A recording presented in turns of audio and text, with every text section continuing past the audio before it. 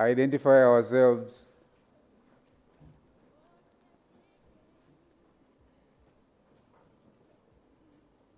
Yeah, that is just a stretch to identify ourselves because we are also online, that we are present and ready for today's. Now you can just welcome the person next to you by a warm greeting, and you tell them to welcome to Cyber Week Africa 2024. Even the camera lady, you're standing next to someone, welcome them.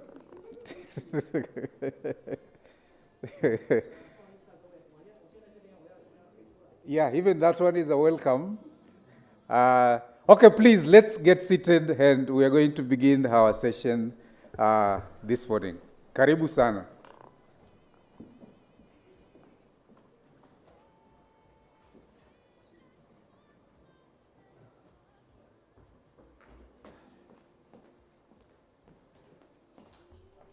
So, ladies and gentlemen, good morning. My name is Dunstan Akwiri, and I serve as the Vice President, CyberPro, the African chapter, and I am honored today to be your event mover. So, cybersecurity is really an interesting discipline, because with cybersecurity, it doesn't matter whether you're in technology or whether you're doing other disciplines as well, but it is everybody's responsibility.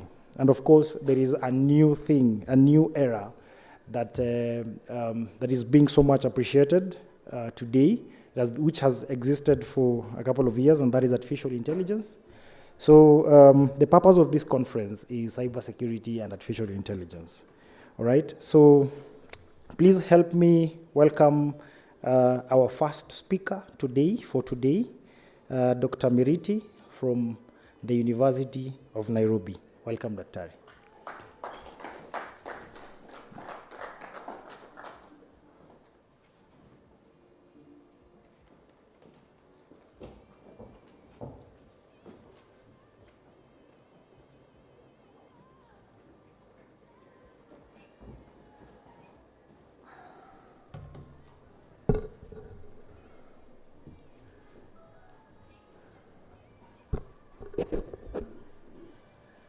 Good morning, ladies and gentlemen.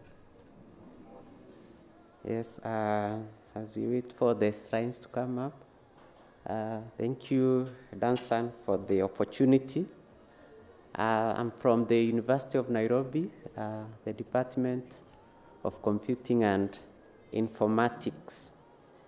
And so my presentation today will center on some research we did with one of my MSc students, and it's really about using AI for cybersecurity.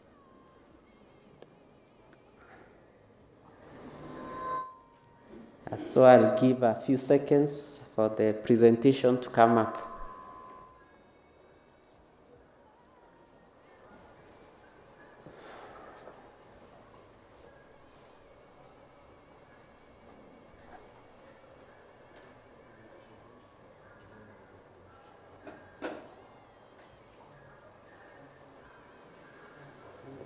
But yes, come.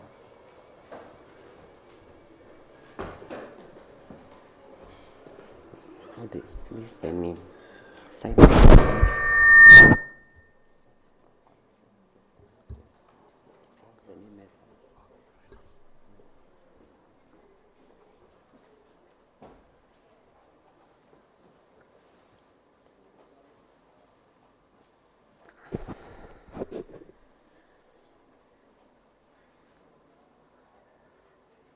As the presentation comes up, I've been thinking about this concept of defense in depth. And we've been urged for the few days we've been here that we need to be implementing defense in depth. Yeah? But we need to realize that to achieve that, maybe we need to know it when we see it.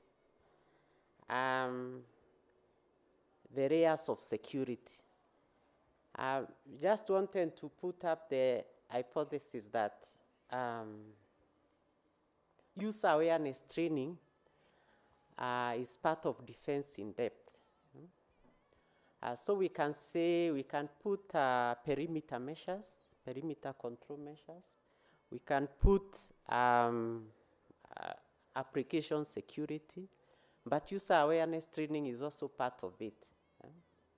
And so as we try to describe what our defense in depth looks like, and you can see all these layers that we can put up, or these measures that we can put up. So this is my presentation, leveraging AI for cybersecurity, and I acknowledge that this is based on the work of one of my MSc students, Elsie Dida. As usual, we begin with the problem, and the problem we addressed in our work was phishing, which we know is one of the main techniques used by malicious actors to try to get into our systems. And we see that according to the IBM Cost of Data Breach Report of 2024,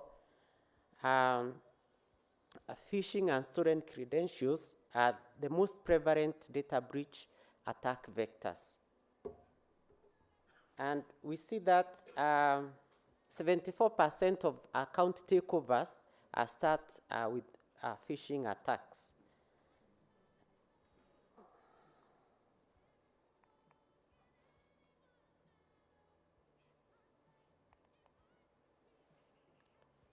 And phishing, I'm sure you've learned it has been defined for you before, but let's just define it since we are starting for today.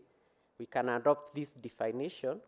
It involves sending deceptive or coercive messages with the aim of inducing the recipient to do what the attacker wants, which is maybe divulge sensitive information, for instance, account credentials, make payments. This could be the account department can receive fake emails or fake invoices, can also receive fake payment instructions from senior executives like the CEO, instructing them to pay certain monies to certain accounts. And this starts with a business email compromise. Can imagine with whale phishing, hackers might be able to get the email credentials of senior executives and send emails or instructions pretending to be them. And so we find that these phishing emails may contain links to malicious sites. That's a very common way of doing it for the purpose of harvesting credentials. They may also contain malicious files, which if opened, they will install malware. Yeah? Malware may include keyloggers, again, which can be used to capture account credentials. But they could also be deceptive messages. I'm sure we've seen this, most of us, offering rewards for taking some action, like participating in a raffle and so forth.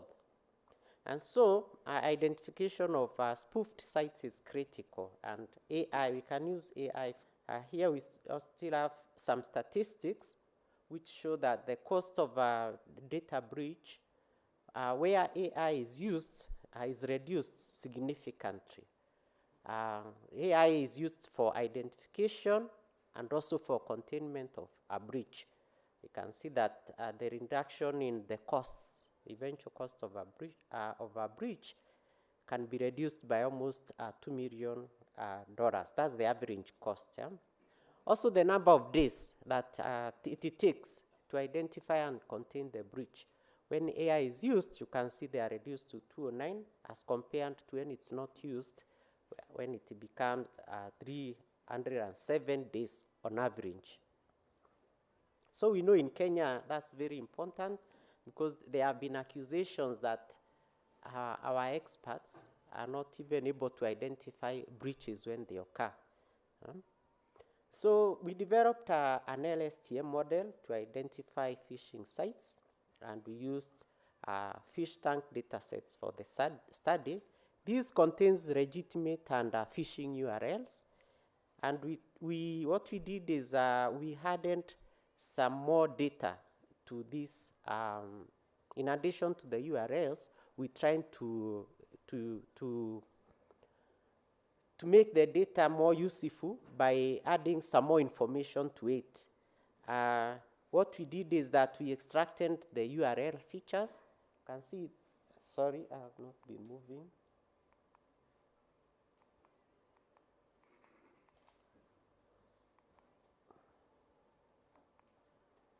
The URL features were URL length, number of dots, number of hyphens, number of phishing ones, like account, login, number of @signs, number of equals, number of underscores, number of percent. If it was an IP address, URL depth, that's the number of forward slashes. Then the additional features we added, we contacted the WHOIS server for domain name information. So one of the things we are looking at is if we were getting any information from the WHOIS server, we're also getting the domain age, also getting the domain expiration period that is remaining. We also scraped the sites using the URLs, and we got information including number of iframes, number of forms, number of input fields, number of scripts, that's JavaScripts, number of external scripts, that's for pointing to external sites, number of internal scripts.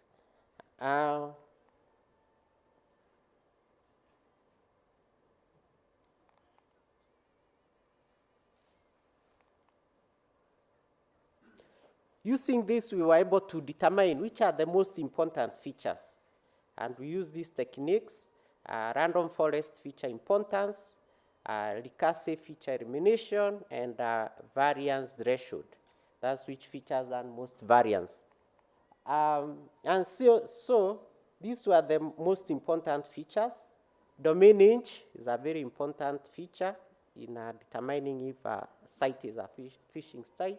Number of scripts, which of those scripts are external, domain length, URL length, if WHOIS returned any information, number of @signs, the hyphens in the domain name.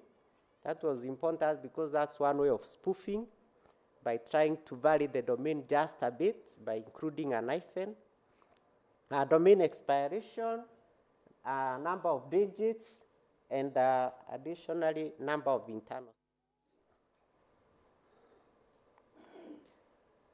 And our model was able to perform quite well with an accuracy, you can see, of 96%, precision 97, recall 95, and an F1 score of 96%.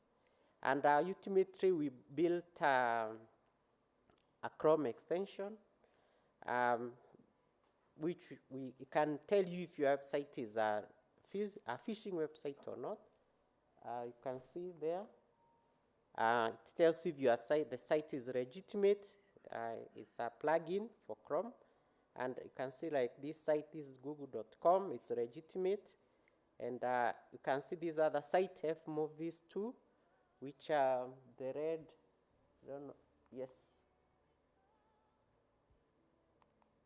The red part there is our way of telling you that the site is illegitimate or rather a phishing site.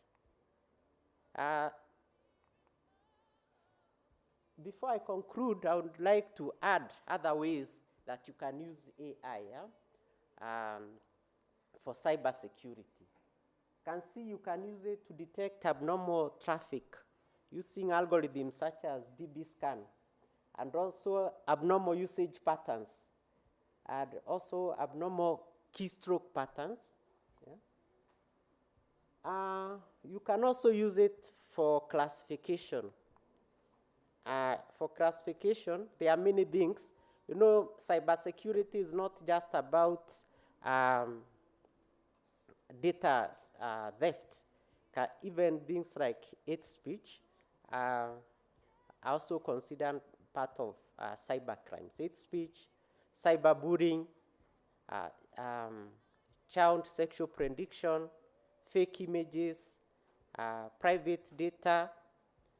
You classify if data that you maybe want to share is private or not, or contains personally identifiable information. Of course, malware detection, we know that, also fraud detection.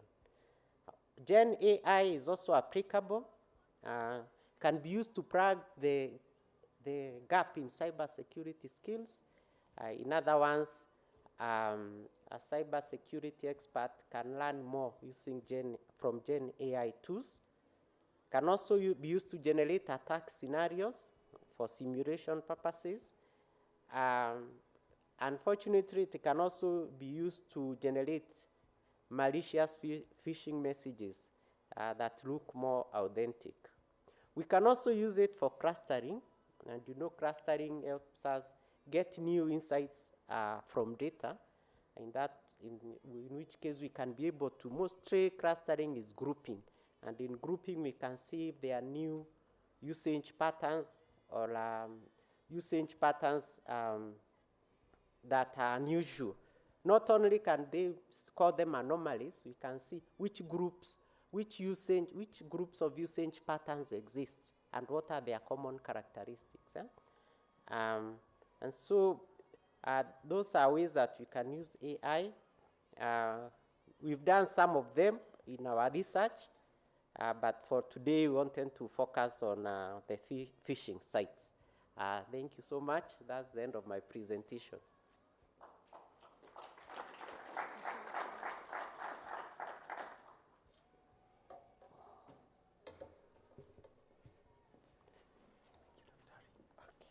So I think we'll pick questions after the second speaker. If you have any questions for Daktari, you can just have them with you. So before I invite the next speaker, let me give you a little bit of insights. So basically, some people think artificial intelligence is robotics, right? You see robots, you think that is just what AI is. Now, robotics is just basically a subset of artificial intelligence. We have got other things. Some of the things that Dr. was mentioning, right? Neural networks, of course. We have got deep learning, machine learning, and other things for that matter. So artificial intelligence is a very broad field that has all these aspects in them. Before then, I wanted to tell you something that has been bothering me. So I was forced by someone to accommodate a pet.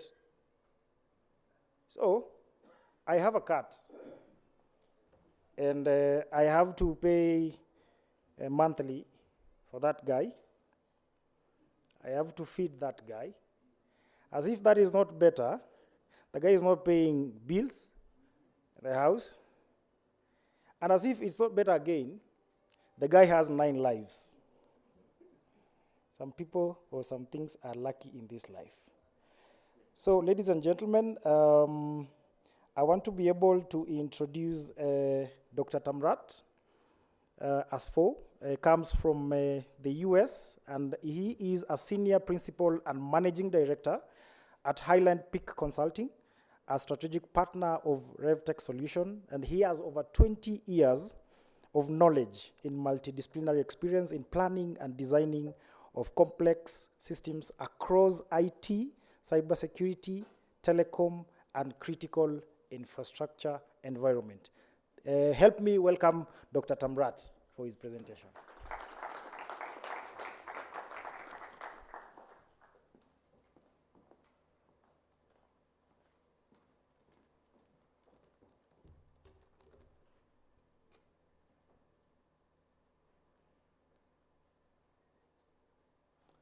Good morning. I see the slides are up again. Thank you. So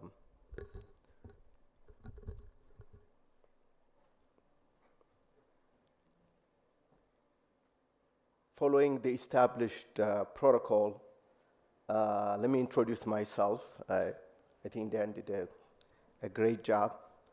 So I think I could skip most of that. I want to thank Cyber Pro and our host, the University of Nairobi, for this wonderful venue and conference. And I'm excited to join, coming all the way from the States. And so, first time in Nairobi, so I'm very excited. The theme of the conference is cybersecurity industry workforce. And so today, I want to provide awareness in one area, specifically area of high-value assets. And the talk is more general concepts. Generally speaking, available public domain information. I'm representing Highline Peak Consulting. No one else. I may refer to some examples from the public or research domain, but I just want to be clear that I am not speaking for the organizations that I may be bringing up. And so if we could go to the next slide.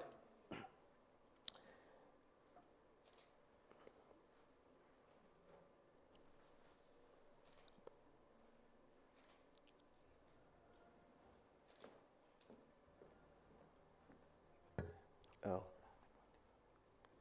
this one? This one.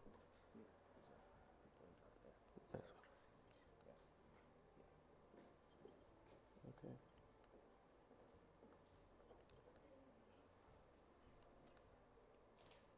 It's not doing it.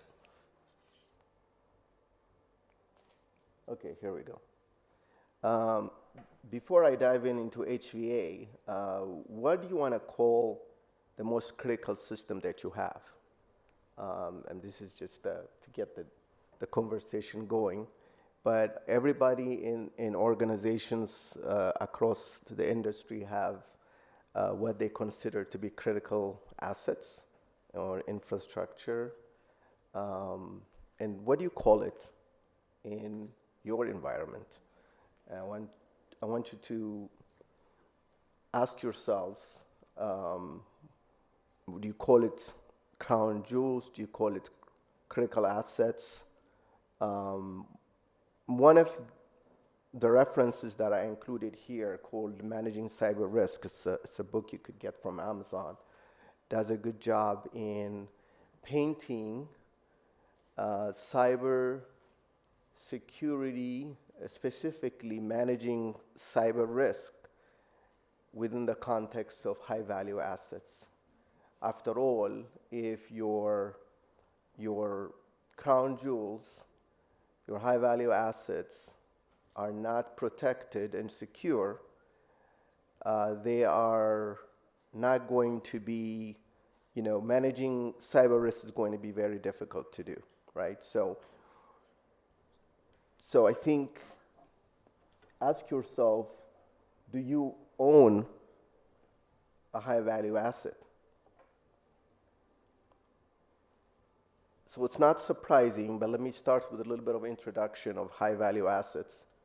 And the best definition, in my opinion, it's not surprising, comes from America's Cyber Defense Agency, CISA.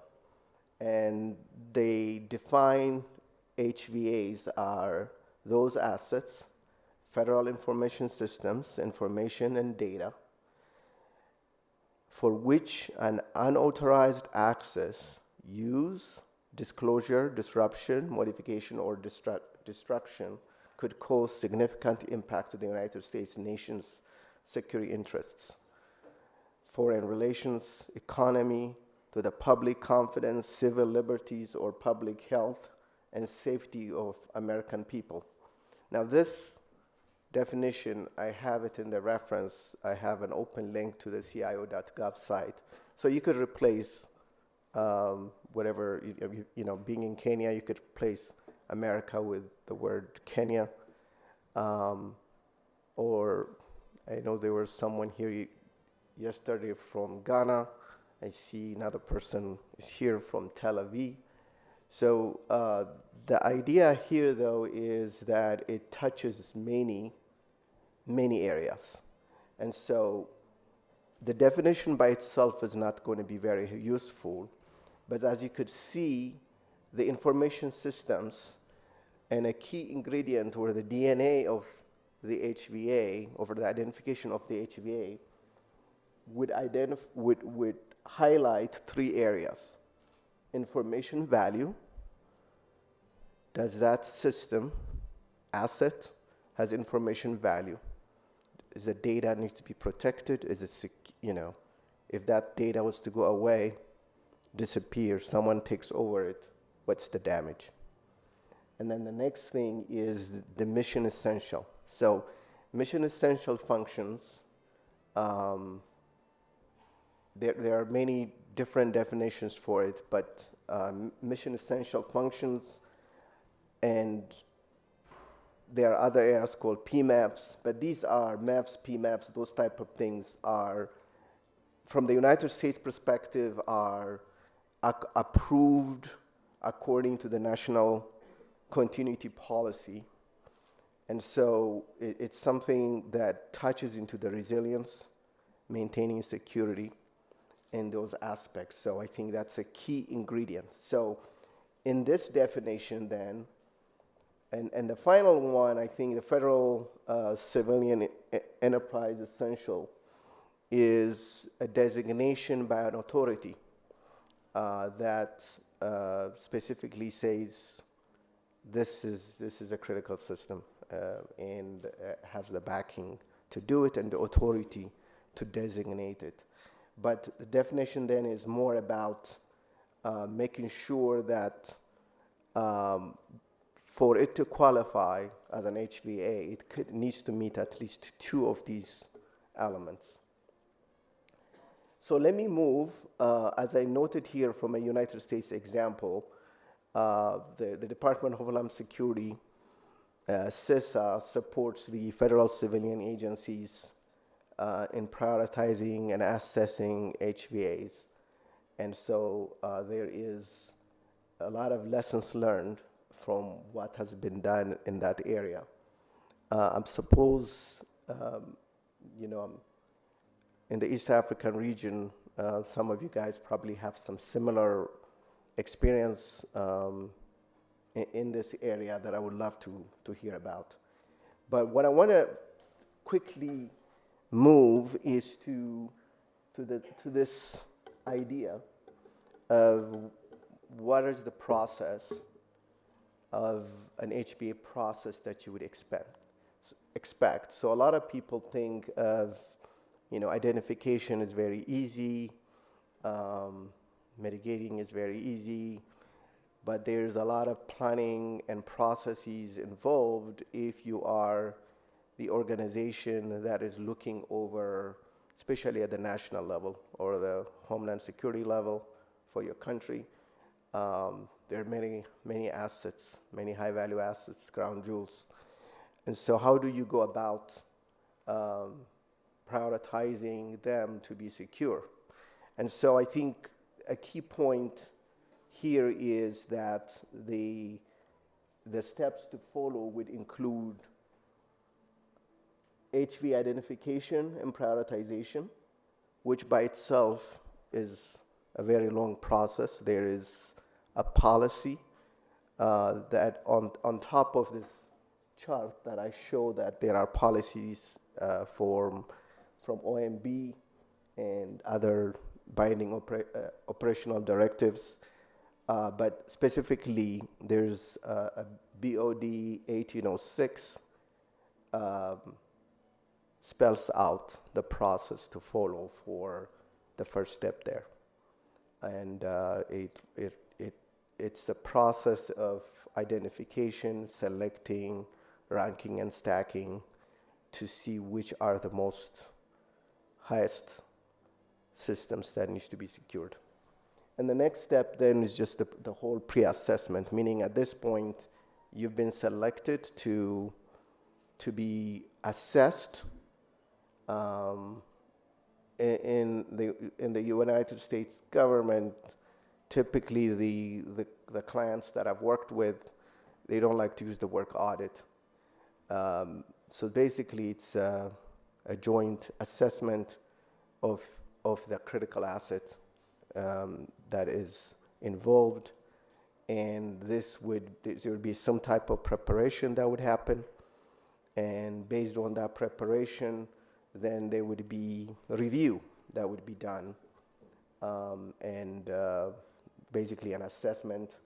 The assessment is followed by a remediation plan, and then one that I threw in is once the assessments come back, there is a level of analysis that could be made not just at the highest level, meaning like system A and how's it doing, but there's also, if the authority is in charge of multiple systems, if there are, let's say, 1,000 systems, if there are, whatever the number is, if you can imagine, there's a lot of data. And so there is a lot of data analytics that would be needed, skilled workforce with, natural language and other AI capabilities, clustering, those type of things would be something that could be leveraged. So those are some of the capabilities that the workforce could put their efforts to. And in terms of enabling services, to do this in a way that the policies that are set out are implemented and done accordingly, it would require engagement. And the engagement could be at a working group level. It could be, meaning it could be across multiple stakeholders, multiple agencies participating together to make that happen. Basically, working directly with the different department agencies is recommended. So let me just, before I conclude, just have a slide on opportunities that I see from in the area of high value assets. Generally speaking, the federal government, or in this case, we could even include the Department of Defense or the equivalent of any country, require private government organizations need a teaming partner. And because depending on how many systems we're talking about, the amount of work is pretty broad, and you want to be able to bring in some private sector organizations with skills in this area. So there are trainings that are available to qualify cybersecurity companies to become quote unquote certified in being able to conduct HVA assessments, and that's available out in the internet. But obviously, some of this may not be 100% transferable. The experience I'm talking about, it's more from the U.S. experience. But there could be some best practices that could be taken. Additional differentiators is if your experience goes beyond, looking at remediations, risk management, plan of action and milestones, that is a plus. And then being able to collaborate with partners to address the full suite of items in the whole IT and OT area, and experience with the architecture of HVA systems. And so appreciate the opportunity to be able to talk to you and share and highlight the importance of improving policies and the importance of HVA, how to secure them, and provide awareness of what HVAs are within your company or in general. I thank you for the opportunity.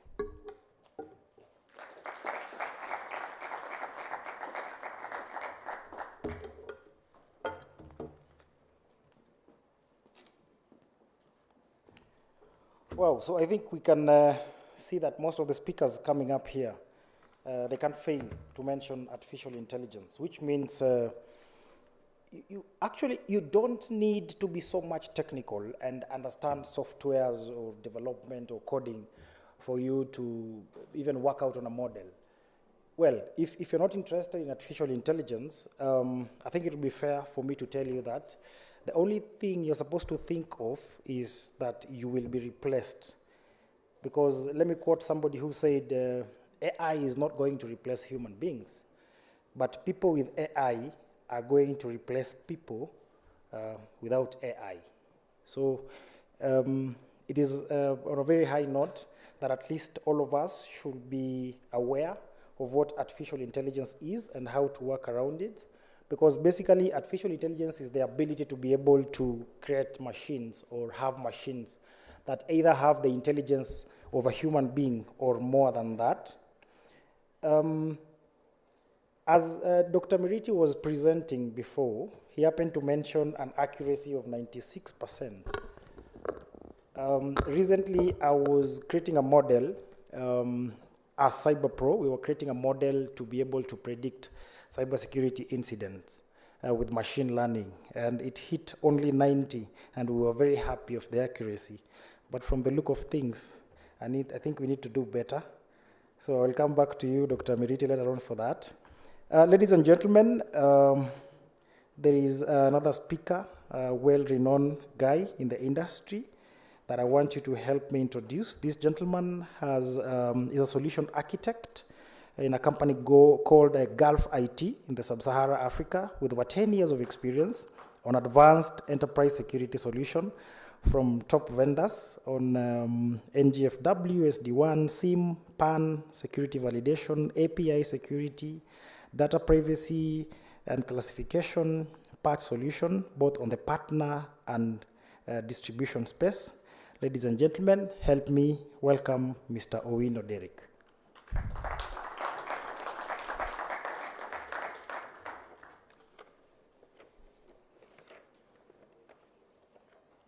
See the way he walks, you can tell where he comes from.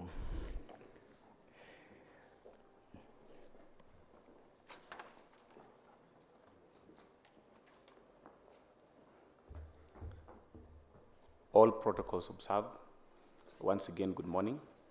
And to the Super MC, you already make me feel like a professor. So as we wait, the slides are already up, thank you.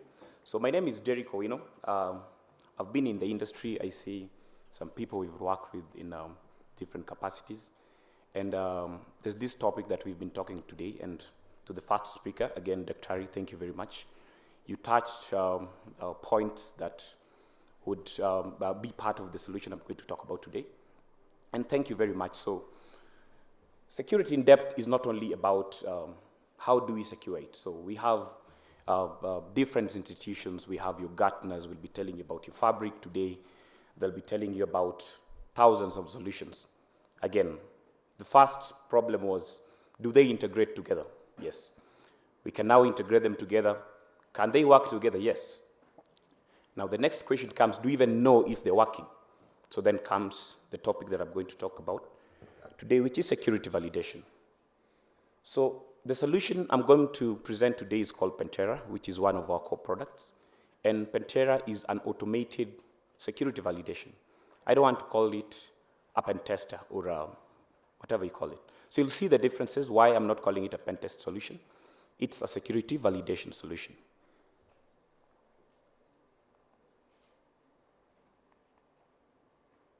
So just give a brief history about Pentera. Pentera is not a very old technology. I call it a Gen Z, so we solve the old problems. So Pantera was founded in the year 2015, and as you can see, Pantera today has already over 400 employees.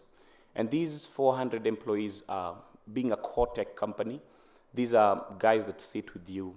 We actually make sure we design these solutions with you and just make sure you get value for your money. So straight away you can see we have like your Blackstones already, we are talking about in trillions of dollar companies already investing in the technology. And we already passed $100+ million in terms of funding. So when I go to the verticals, you see Pantera is in every vertical. Every person that has any technology needs validation. But then how do we do our validation? We do pen tests. And we'll see why the difference. Why do we need an automated security validation tool? So I'll not really dwell on that. And these are some of our key customers. Sorry, I didn't.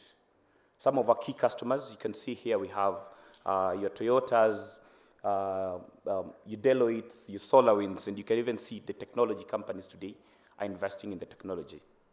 So I'll not really dwell in the customer space. I need us to see the value of the product, and you need to be part of the customer journey that we'll have. So what problems do we solve? We're going to validate your environment, your firewalls, anything that has an IP address, in your physical environment, public-facing environment. But then how? So I have screen grabs that I'm going to show you in each and every category. How do we do the scans? How do you validate the environment that we have in your solution? So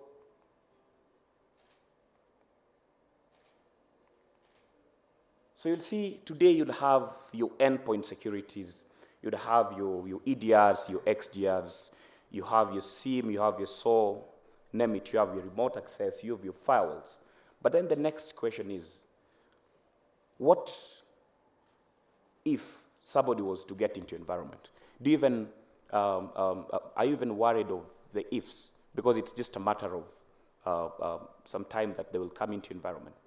Again, gone are the days where only the BFSIs, that is the banking, finance, and circles, where we only see in terms of attacks. And again, some of you will tell me even universities have been attacked, and we saw that in the previous few months or quarters. But then they also do validation. But how do they do validation? You do a pen test. But what is a pen test?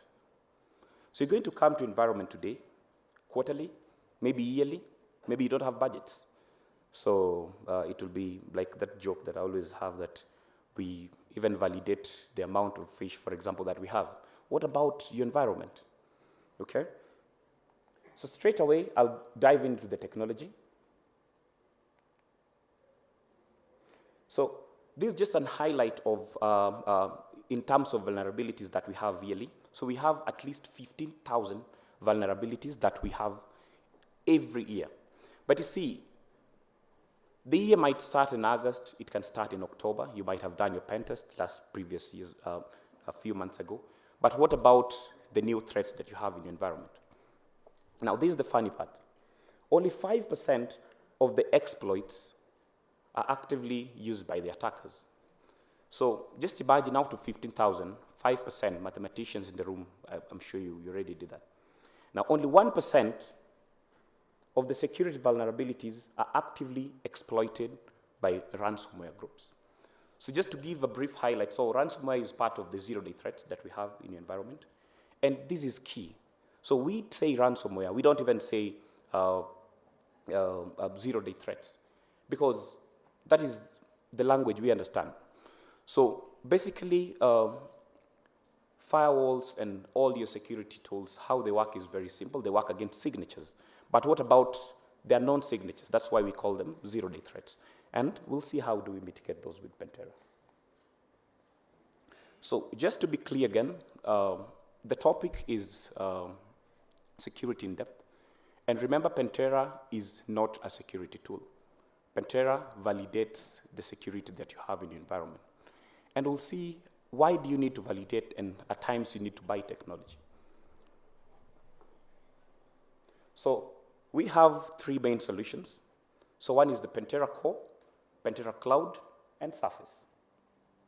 So what is Pentera Core?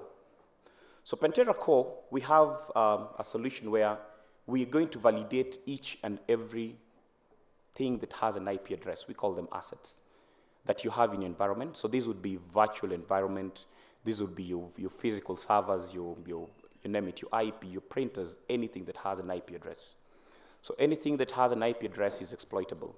And we'll come again to the IoT, which the presenter that we had yesterday talked about it. How do we mitigate the threats of the IoT and the OT devices? So then we have the cloud. So Pentera Cloud basically does each and every thing that you have with the core. So like the core is going to scan your environment, show you the vulnerabilities that I'm going to go to the next few slides to show you a simple scan, how we have something called a lateral movement and a kill chain. Then we have Surface. So Surface is not very new, and some of the technologies are also doing it. So in Pentera Surface, basically, we're going to protect or rather scan and give you vulnerabilities of any public-facing IPs that you have, where we just need your domain. So once we're going to have the domain in the platform, we're going to start active scan. We're going to look for compromised credentials from whatever web we have. Some call it dark web, name it. So all these three solutions have different modules. So we can see, like, one is called the credential exposure. So credentials have become a problem. I think if I can attest, 80% here they only know their Gmail password, where when you lose that device, it asks you for the second device to authenticate. But then how do you authenticate? Credentials are very dangerous to an extent where you're going to share your Netflix password to your friend, to your brother, because he's your brother. But you always forget the password you shared is what you use for backing up your contacts and everything. Think about it.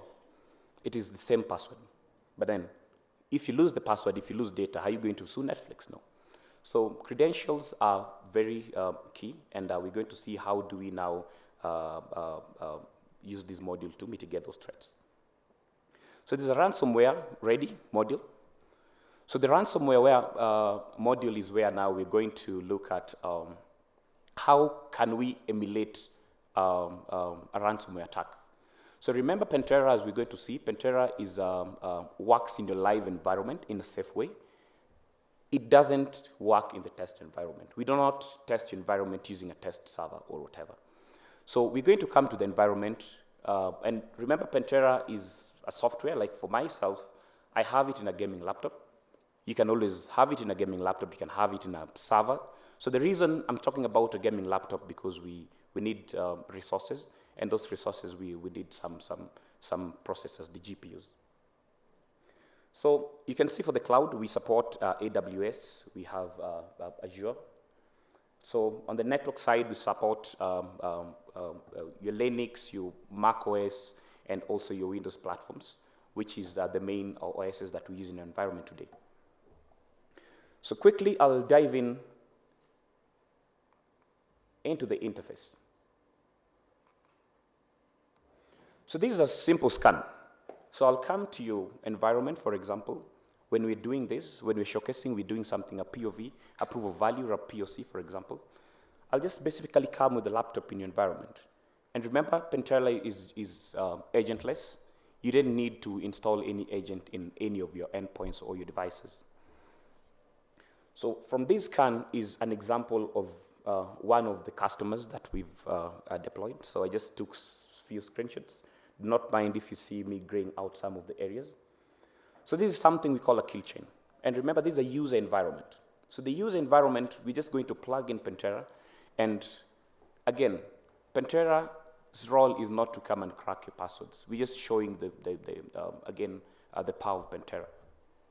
So once we scan your environment, it's going to show you, one, the leaked credentials, that is from the Pentera Surface. And now the beauty, we can now correlate what we have scanned from the Pentera Surface, which are leaked credentials on the dark web, in your internal environment too. So if you look at this kill attack chain, it's a very long, you can see the very many dotted from, it comes from a 1.0 up to by the time it emulates an attack. So just zoom it a bit. So you can see when you zoom it a bit, you can go to exact detail, and Pentera will tell you how did we get into environment? How did we get the password? For instance, in this example, a user was trying to log in via RDP. But what does RDP, when you're doing your remote desktop, do? You're going to enter your domain / your username and password. But what happens most of the time? We never forget our passwords, but we never know whether it's a /, it's a /, name it. But by the time your server will prompt you to log in, what do? You enter your password, say OK, then it will fail. Invalid username or password. But remember, you just entered the right password. So Pentera at this moment can see your password. It will act as a man in the middle. And we have mitigation threats. You can see, now we're going to see how Pentera will tell you how to select whatever server you have, not to have this kind of challenge. Now, Pentera doesn't stop there once it gets your password. And remember, it's not a brute force attack. Remember, we said we're doing this in a live environment in a safe way. So we're doing a reverse hash. So once we can see a hash, we'll do a reverse hash, and immediately we can see the password in clear text. But the Pentera doesn't end there. Now, the next thing Pentera will do, like a normal hacker. Now remember, when you're doing your settings for be it the Pentera Core or the Pentera Cloud, you can have these Pentera act as a very mature hacker or a very noisy hacker where they touch on everything and you see all your security tools will always be catching Pentera trying to do something. But when you have Pentera act very silently, it will be like this one hacker where once we get the password, what do we do next? And on this emulation, you can see the kill chain. It goes all the way until it emulates a ransomware attack. Now, Pentera doesn't end there.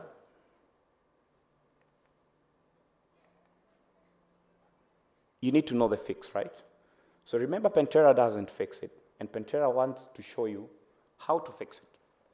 So on this screen grab again, you can see on the top right corner, there's a blue tab called Simulate Fix.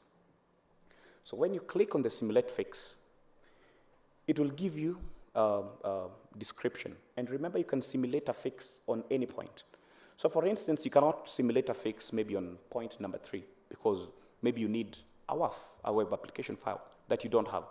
Or you need something on API security, like was presented yesterday with one of our speakers.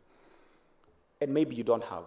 You can go above in the kill chain and see, what if I clicked on 8.8? Like what I'm saying, you see on the 8.8 where, maybe I'll just try and read it out from here.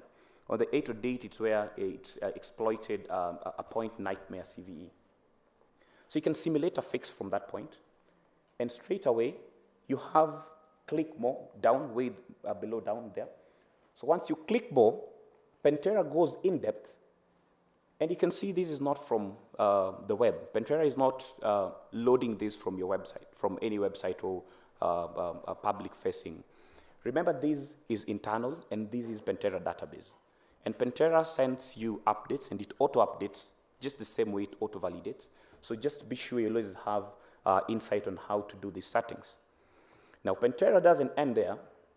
It even shows you screenshots on what you need to change on that server. So remember, Pentera is not changing this for you. And this is an automated scan. So you can have it weekly, you can have it daily, and you see it's bridging the gap between the red and the blue team.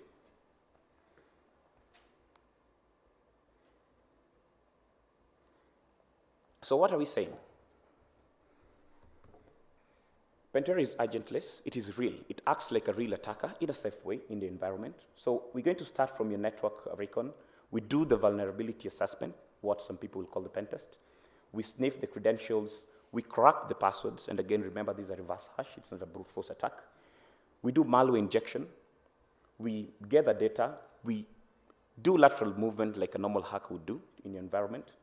We privilege escalate. So for example, on the first example that I just shown you, where Pentera comes into your environment, we got a password, leaked credential, based on somebody that was just trying to RDP a normal user, we look for this user. If it's not, the user doesn't have elevated rights, then straight away we can use the same username and password to find a compromised credential which has elevation. So after we elevate, we can even delete the admin.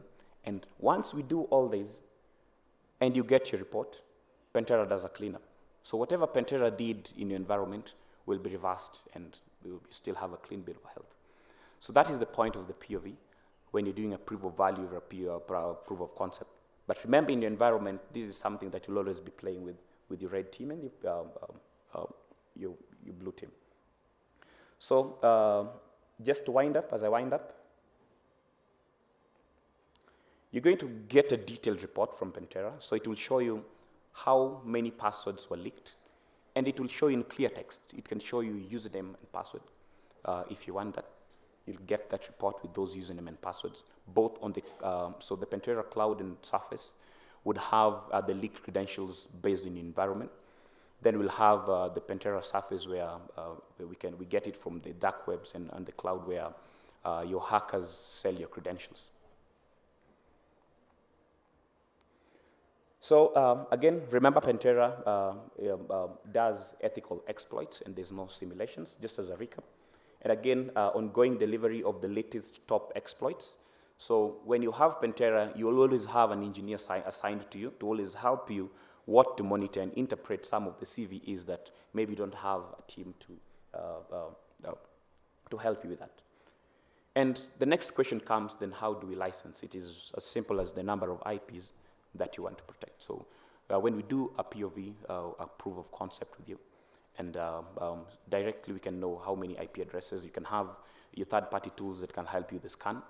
And style, again, you can start with the number of IP addresses, like maybe 1,000, 2,000, depends with what you have in the environment. So again, we talk good about ourselves, like every single person here, I'm sure, says the mother is the best in cooking some soft chapatis. But again, what about the third parties where we have the analysts, we have your Gartners, your Forrester Waves, and all that. So again, we lead in this space, so take your time, read the reports. If you need any information on Pentera, an in-depth presentation you need to see there is work in your environment, please always reach out to our partners, CyberPro, and we can always be very obliged to walk the journey with you. So I'm sure maybe questions will come later, so if you have, and that was my time. Thank you very much.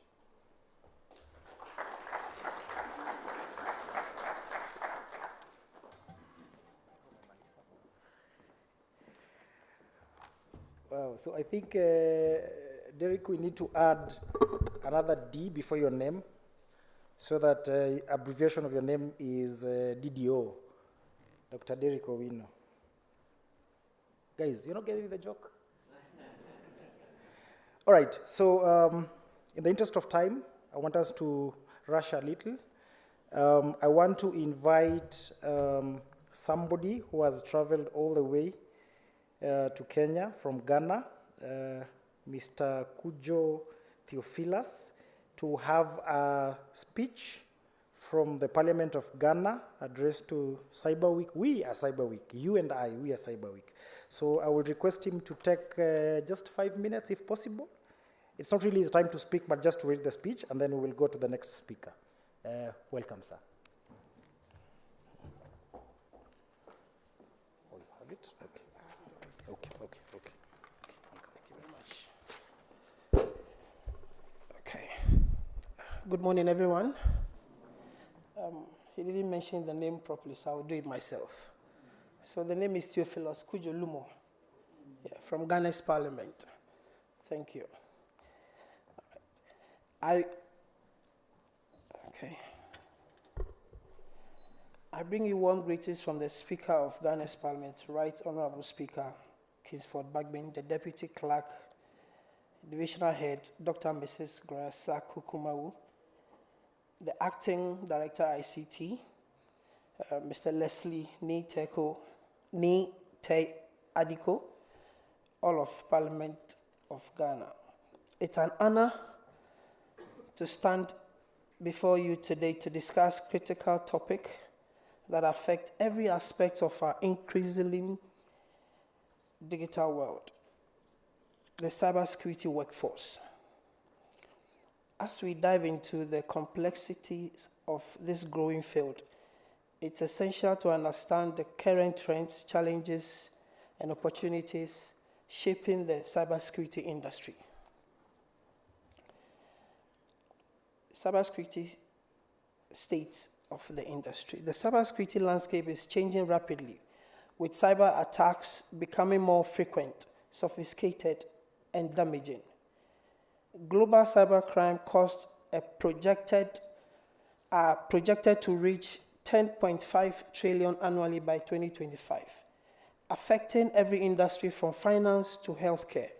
The alarming statistics highlight the urgent need for a well-equipped cybersecurity workforce to protect critical infrastructures. Despite the growing need for security professionals, the industry faces a massive talent shortage in 2023. There were an estimated 3.5 million unfilled cybersecurity jobs worldwide, with demand driven by rapid business digitalization, cloud adoption, and stricter data privacy regulations. Cybersecurity requires a broad range of expertise, and the following roles are essential to maintaining the secure digital environment. Security analyst, responsible for monitoring and responding to security incidents.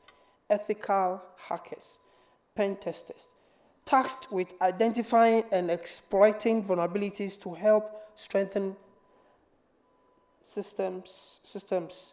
Cloud security engineers, ensure the safety of cloud infrastructure. Threat intelligence analysts, analyze and anticipate emerging threats. Incident response, act quickly to contain and minimize and damage caused by cyber attacks. Emerging roles like AI security specialists and DevSecOps engineers highlight the need for new skills in cybersecurity, integrate deeper into advanced technologies and development practices. Challenges in the cybersecurity workforce. Despite the high demand of professionals, the cybersecurity industry faces several challenges. One, skill gap. There is a clear gap between the demand of cybersecurity expertise and the availability of trained professionals. Graduates often lack hands-on experience, and certifications are critical to advanced roles. Diversity shortfalls. Women make up only about 24% of global cybersecurity workforce, and regional disparities in talent distribution exacerbate the shortage. Continuous learning. Cybersecurity professionals must stay updated on the latest threats and evolving technologies, requiring continuous learning and adaptability. Education, training pathways. There are various pathways for entering cybersecurity field. Traditional education. Degrees in information security, cyber computer science, and network engineering form the foundation. Certifications such as CEH, Certified Ethical Hacker, Certified Information System Security Professional, CISSP, Cisco certifications, CyberOps,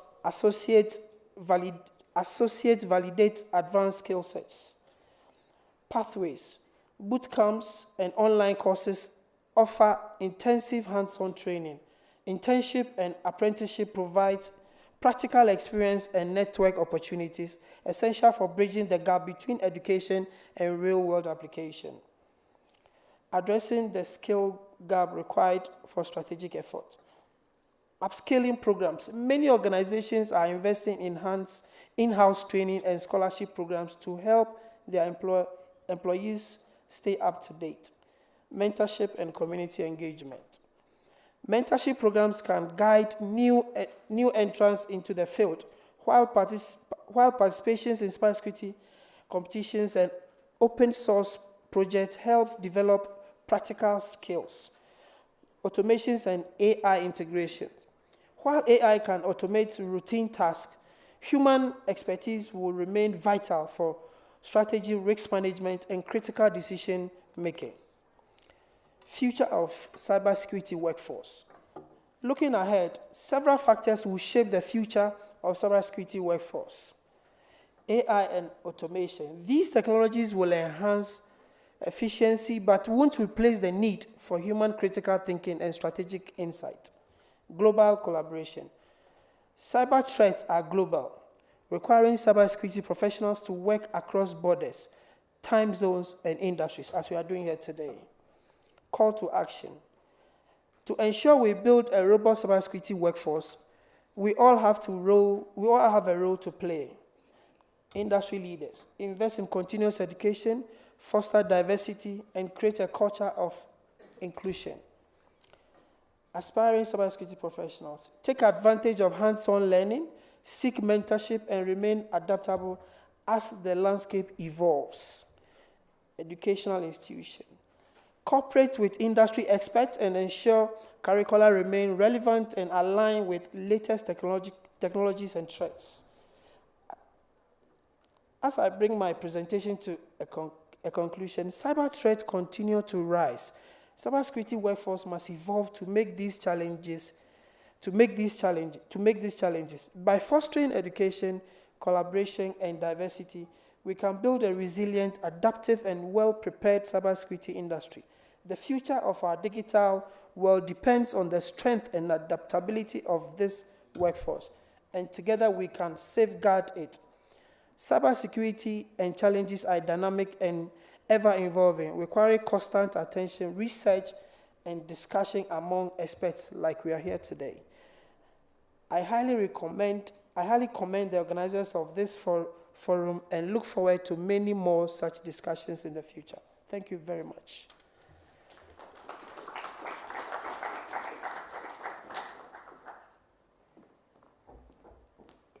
Thank you so much, Parliament of Ghana, for the message. The message is well received, and I'm sorry for calling your name in a wrong way, but that is how I've pronounced it in Kenya.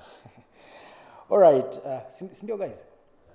All right, so I'm going to take only 2 questions, and then the other questions we can do them later on because we're a little bit out of the time. That is in case we do have a question. Please, let's have a mic here. 1, 2, okay. Mic? Okay. So only 2 questions. Wow, I'm looking at the schedule that we have today and I can only see richness in knowledge and wisdom. And please remind me to tell you why I've said richness by welcoming the next speaker who will be coming on stage. Yeah, first one.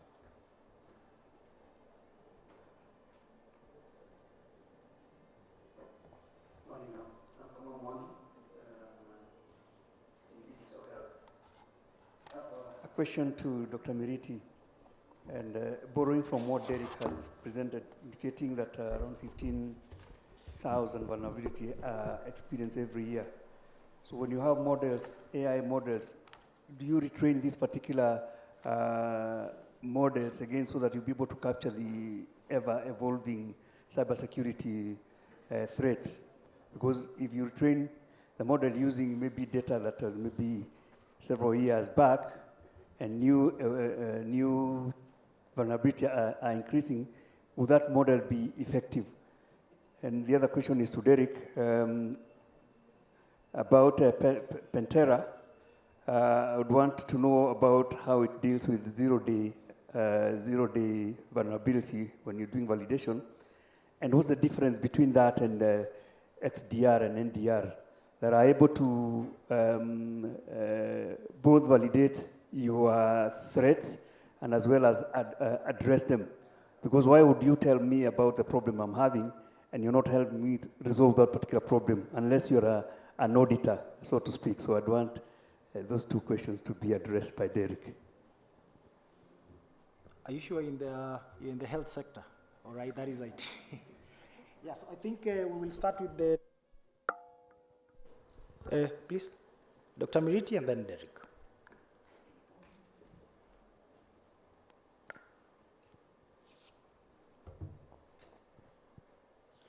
Thank you, Dr. Kamau. As you know, yeah, there's something called concept drift, where the concepts that a model was trained on are no longer valid or are no longer applicable. So, of course, you have to retrain. The question is, where do you get new data? The new data, you can get it, first of all, we can have collaborations where people share data, but you can also have it from anomaly detection. The reason we talk of anomaly detection being one of the techniques is because it's supposed to detect any new techniques that, or any new threats, or emerging patterns that may not have been captured in your previous solutions. So these are emerging patterns. Then you are supposed to decide if they represent new or emerging threats. And this you can add them to your training data. So definitely you need to be retraining, which means that you have to have continuous improvement, as was said earlier. Thank you. Thank you, sir, for that. Derek?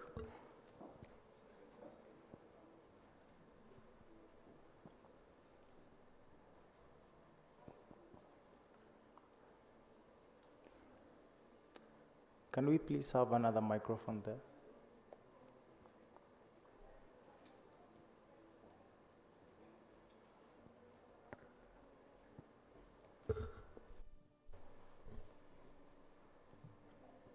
So thank you.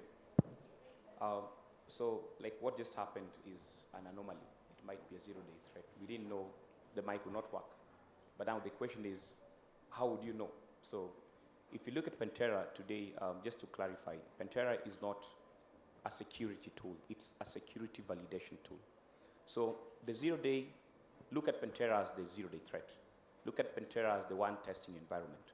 So you have your XDRs, your EDRs, and your firewalls. But the next question is, how do you know when an attacker will come into your environment? Where are you vulnerable? So if you talk about the zero-day threat, we'll act as a red team in your environment, and we're going to put your environment into test. So I don't know if that answers the question. Okay, thank you so much, Derek, for responding to that. Now, in the interest of time, I want us to go to the next speaker, but in case you have all the questions, just have them with you. We will be able to have another session for Q&A, and I'm sure the speakers will still be around. So, ladies and gentlemen, remember I told you to remind me why I said richness. So I'll not say the name. I will start by, he is the Deputy Director, Cybersecurity, that is the CISO at the Central Bank of Kenya. Yeah, you remember richness. He was previously the head of cybersecurity at Safaricom PLC, and prior to that, he held various leadership roles within cybersecurity in the same company for over 12 years. He's a seasoned IT leader with a wealth of experience in providing thought leadership in cybersecurity risk management through strategic thinking and decision making. He oversees the cybersecurity division and plays a lead role in the delivery of the bank's cybersecurity strategy while driving the operational capabilities to protect the Central Bank of Kenya. Now I have to say the name. James Yogo combines strong organizational management and leadership skills with a high degree of technical knowledge and hands-on information security experience. He holds a master's degree in computer science, of course, from the University of Nairobi, and has several professional certifications and currently a PhD student at JKUAT. Ladies and gentlemen, help me welcome James Yogo.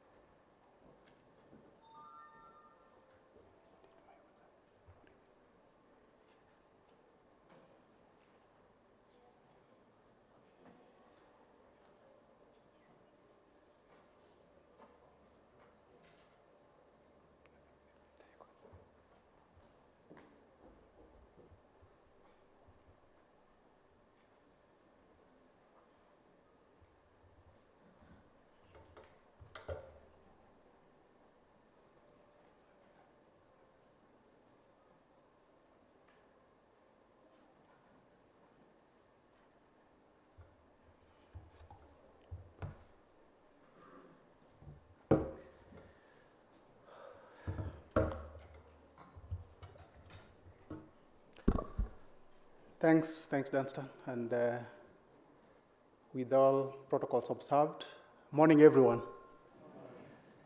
Yes, so we'll just quickly start. I think they were testing my BCP, and I can tell you I was ready. I was just counting on my SLA. Then I kickstart the discussion without that, but thanks to the team.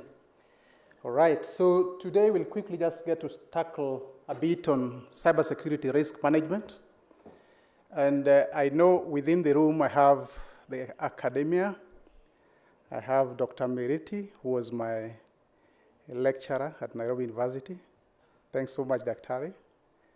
I would like to inform you that I'm right behind you, closely following in your footsteps. Yeah, and sooner or later, we'll be there, right? But today, I think my presentation is more inclined towards industry.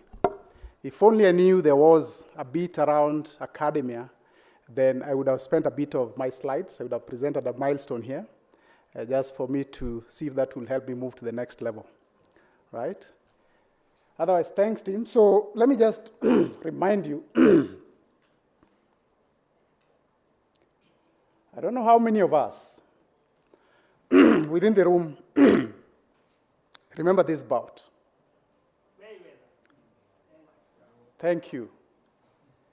The reason why I choose on this specific bout, right, is that it was the most paid bouts in history. And as he said, the contestants here are Mayweather versus money, right? It was a serious one for those who watched, right? And we are saying from statistics that one of the fighters here was an offensive monster, right? And destroyed legions, right? And others, and the other was a defensive genius and ended his career undefeated, right? We are again reminded that Mayweather, for that specific bout, right, landed 34% of his total punches versus 18% for money, right? We are told, right, that his power shots were less frequent but very effective, right? Reason for that is that he ducked and dodged everyone who posed a serious threat to him, right? That was Mayweather, 50-0, right? So one of the things we pick from that, as we speak, when we look at the wider cybersecurity landscape, right, and digitization or digital transformation, right? From where we sit as cyber specialists, it's more or less a cat and mouse game. It's more or less a cat and mouse game.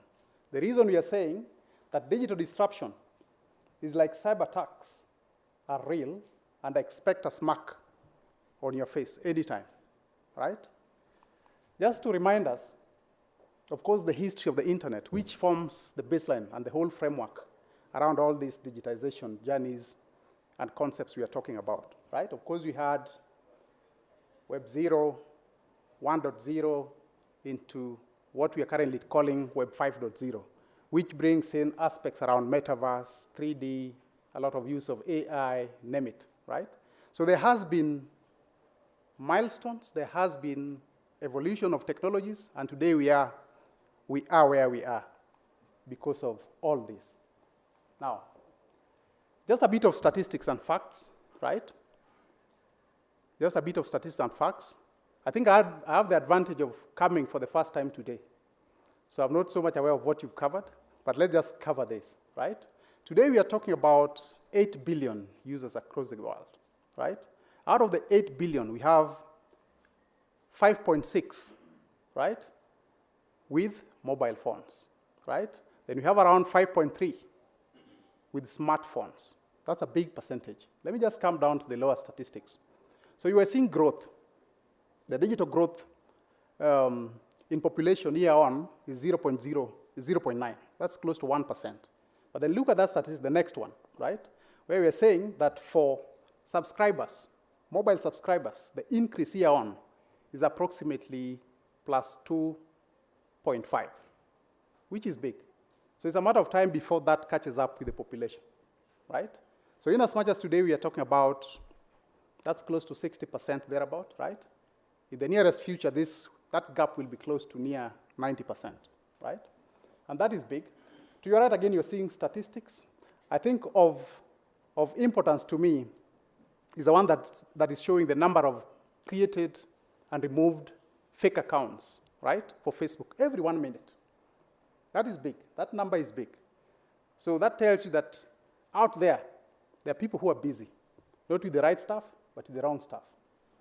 Okay? Now, 3 main technologies that actually have catapulted digital transformation are these. The main technologies that have catapulted digital technologies are the social bit, right? Social media, the aspect around mobility, the aspect around big data and analytics, which is powered by AI, machine learning, which has been talked about here, right? Internet of Things, those are big, big areas around technology. And to an extent, when you look at them, those are the main components that have actually accelerated digital transformation to where it is today, right? And key drivers being user needs, right? Key drivers being internet acceleration, key drivers being the mobility or the mobile device availability and affordability. So that has been big, right? Just to take this specific, the social media aspect alone, right? Today we are told that the average amount of time people spend on the internet, right, is 2 hours, 20 minutes, thereabout, on the average per day. And these statistics are from statistica.com. And it's a research environment or academia, so reference is important, right? And Facebook logins every minute is close to 1 million, right? And still we are being told that Facebook is the greatest, right, world's most popular media owner without any content. Those are big stats as we speak. And of course we are told that what happens in Las Vegas, what happens in Nairobi, right, remains where? Social media. Could be Facebook, could be Twitter, wherever. That's big. Another important and interesting one is that in 1 of 3 marriages, right, a big percentage, the first encounter was on social media, right? The first contact, I can see some of us smiling. True or false, right? Let's be free. Yeah, that's a big one. So much to the Gen Z, and even other generations as well. And that is important. Social media is key, right? Most of the purchases online are influenced, right? Are influenced by what your counterparts do. Today, if I see Dunstan, for example, get to buy something online, for sure I'll get that confidence, and I'll go for the same, right? So the aspect around social media is big, and it has driven us to where we are today with digital transformation. Mobile, very important. For some of us who work, right, it's approvals on the go, right? It's work while you're on bed, right? It's work while you're on holiday, right? So that is big as well. And one of the key strategies that is leading this, because of user requirements, because of user journeys, right, we get to adopt mobile-first strategy for most of the apps that we get to have. To make it easier for that user, from wherever he is, he should be in a position to push business. He should be in a position to work. If it's a class assignment, that student should be in a position to continue and go ahead. All right? Then we have big data and AI, right? Which I think has been spoken about. It's a big area. AI for good, AI for bad, big, big area, right? But the for good aspect is big because it propels analytics, right? It gives us that ability to get to have better decision making because of the reports, because of the insights, and so on and so forth. And this remains big. It's being said that at the beginning of 2020, the number of data bytes in the digital universe, right, was 40 times bigger than the number of stars in the observable universe. Quote again from World Economic Forum. All right? Then we have the other big one, which is cloud. Whether multi-cloud, whether single cloud, it's big, right? And for sure it has brought stability. to some of the key services that we have, right? It has brought a lot of stability.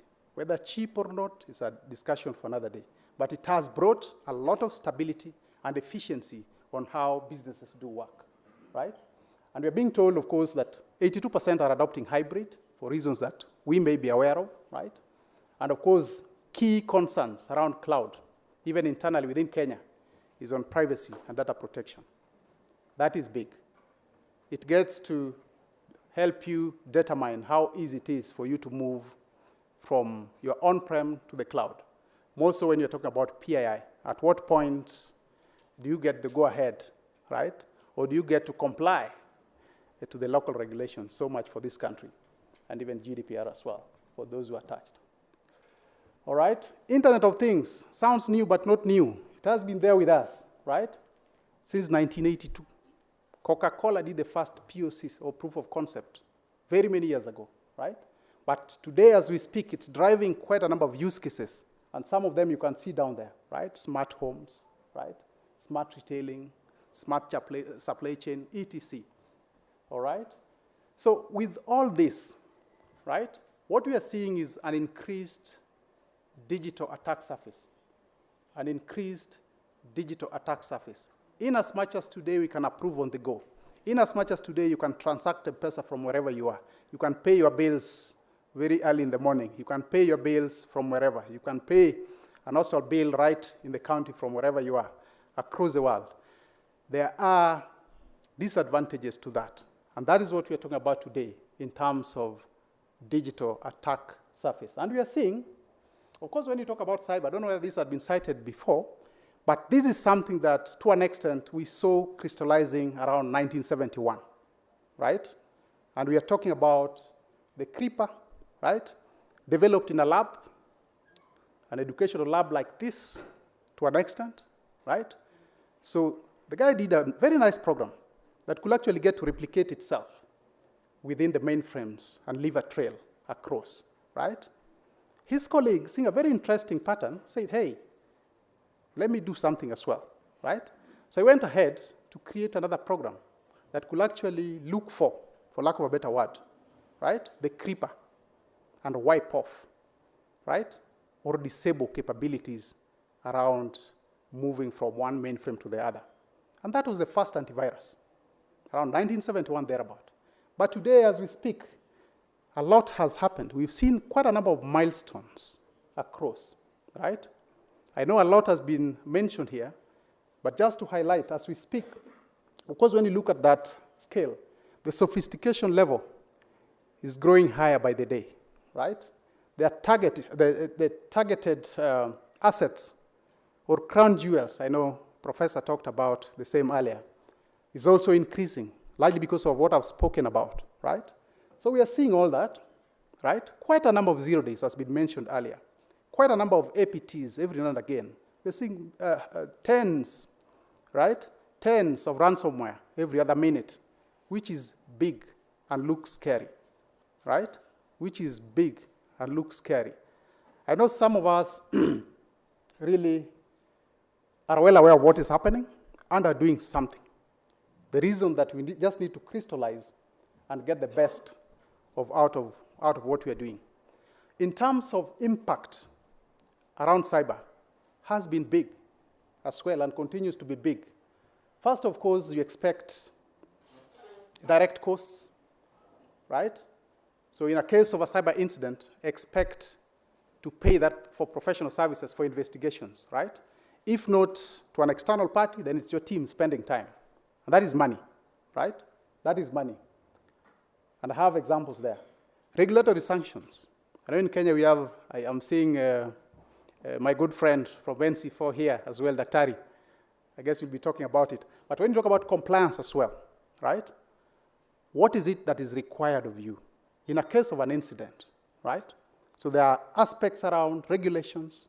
Sanctions may come into place because of this as well, right?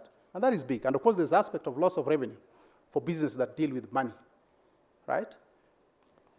We have indirect costs as well. Increased cyber insurance. In case you are on an insurance, just like any other insurance type, right? In case of an incident around cyber, the expectation is that in the next renewal, that should go high, right? Because you're vulnerable, you are exposed, and you have to get to counter that before that comes down. Customer fraud, another big one. Yeah? Class action lawsuit is another big one as well.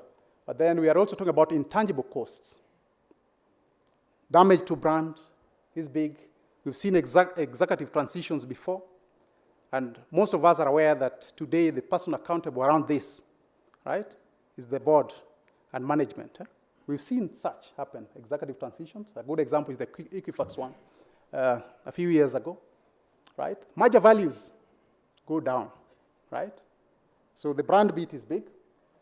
And just for me to quickly close on that. Now, for us to close in, for us to really get to close in, resilience is needed, right? And for us to bring the aspect of resilience, just key concepts or key areas that should be key to us. The first is on governance, right?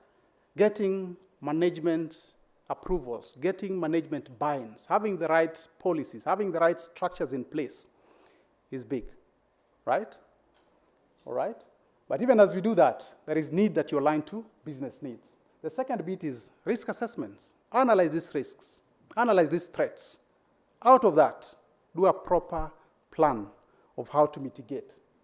But then again, another key concept that needs to be taken care of is integrating security with resilience, right from a process perspective, technology, and people. And so might the people bit, very important, right? You can do everything you can with money. Buy all the technologies you can. I know one of us talked about defense in depth earlier. Buy all the technologies you can. The board can approve the money, right? But if you don't work on the people, then that remains a very, very big loophole. Okay.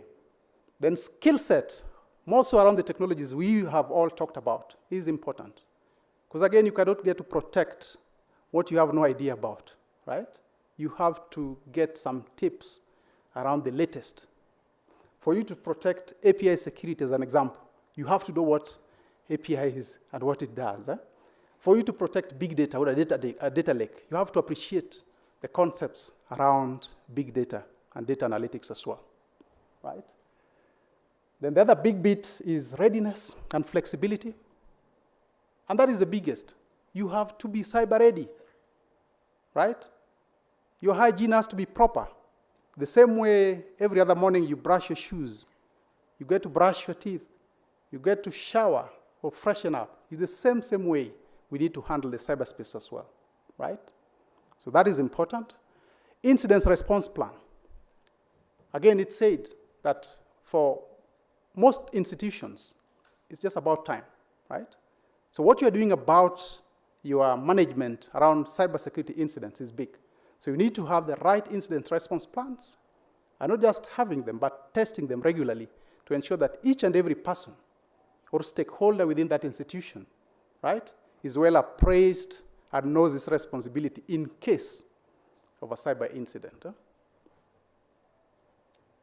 Then cyber assurance is very big as well, because again, from a level perspective, you can only get to fully counter cyber threats when you kind of take a three-tier model of sorts. So you have the cybersecurity teams taking in level 1, right? Then you have the risk management team coming at level 2. Then you have the third level by internal audit, which can play into external audits, which can also play into third party or independent audits, just to give you that fourth, fifth level of assurance around your deployments. Okay? Then intelligence around cyber is another big one, right? You cannot protect what you do not know. You have to get to know that there is a loophole within that crown jewel, right, that was talked about earlier.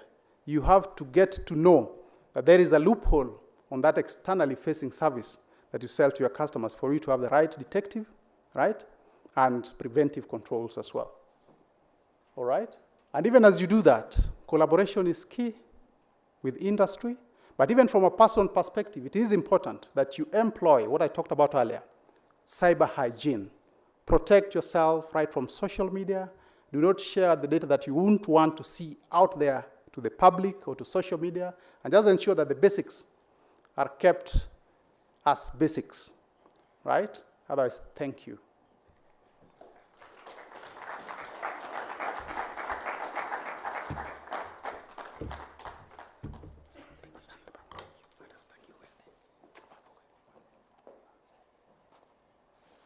Thank you so much, JY, for that. His close friends call him JY. So please allow me to call you JY for the amazing presentation. Now, I want us to have one more item, and then we can break for tea, just one more, in the interest of time. I would like us to have a panel discussion on cybersecurity industry workforce. And the panelists, we have Mr. Patrick Keegan from the judiciary. Please welcome to the stage. We have James Yogo, of course, karibu for the panel. We have Dr. Tamrat, please welcome for the panel. Mr. Wanjala Bairam, if you're around, please welcome to the stage. We have got, now I'm afraid of calling that name, the Parliament of Ghana. Please welcome to the stage. Derek, DDO, I'm manifesting for you. Mr. Wino Derek, please welcome to the stage. And finally, we have Dr. David Njoga. Please welcome to the panel discussion. And last but not least, I want to welcome the moderator for that session, Mr. Mwendo Benjamin. This is the last item, guys. Then we break for tea. Microphones? Can we please have microphones for the panelists?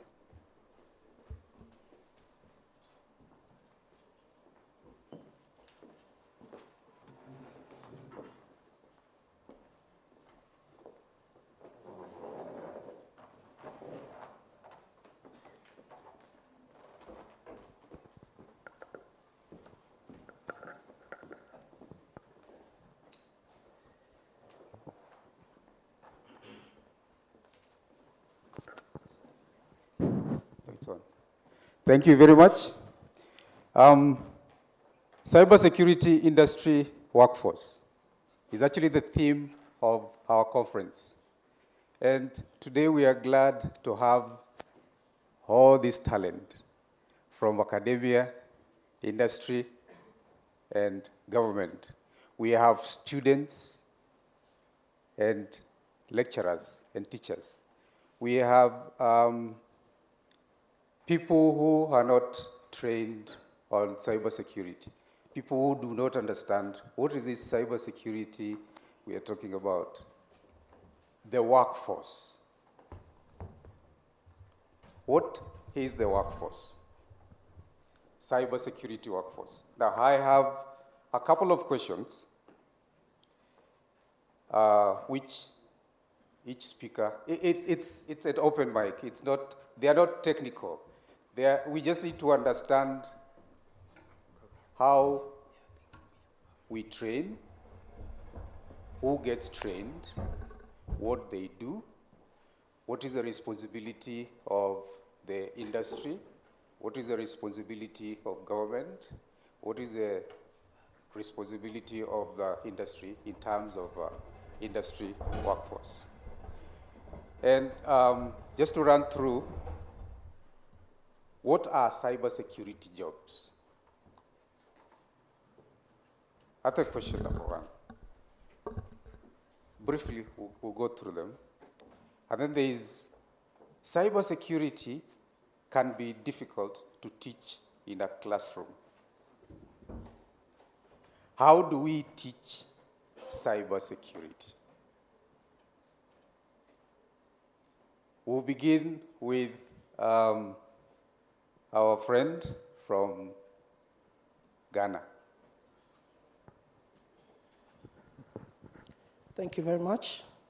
I think that to understand the cybersecurity, you first need to understand the space you operate, the security that required you to get the space secured. If you have these focal points in mind, you will understand what the cybersecurity is. And then the training. There are a lot of courses out there. It depends on your interest first and what you intend to learn. if you look at cybersecurity today, we have a lot of people doing so many things, dependent on the interest you have, the background you have, and then the understanding. If you are into network security, there is an aspect for you to venture. If you're into application, there's an aspect for you to venture in terms of cybersecurity. So you can't have one person doing a whole lot for himself. You have to define your role, define your specialization, and then you build a skill set on it. Thank you. So, morning once again. So, on this question is a bit tricky, and I have different opinions on how to just answer this. So, one, if you're asking about how to train and what kind of, looks like what kind of a course you should be doing. So, one is training is broad. We do trainings, again, as vendors, as partners, as technology partners.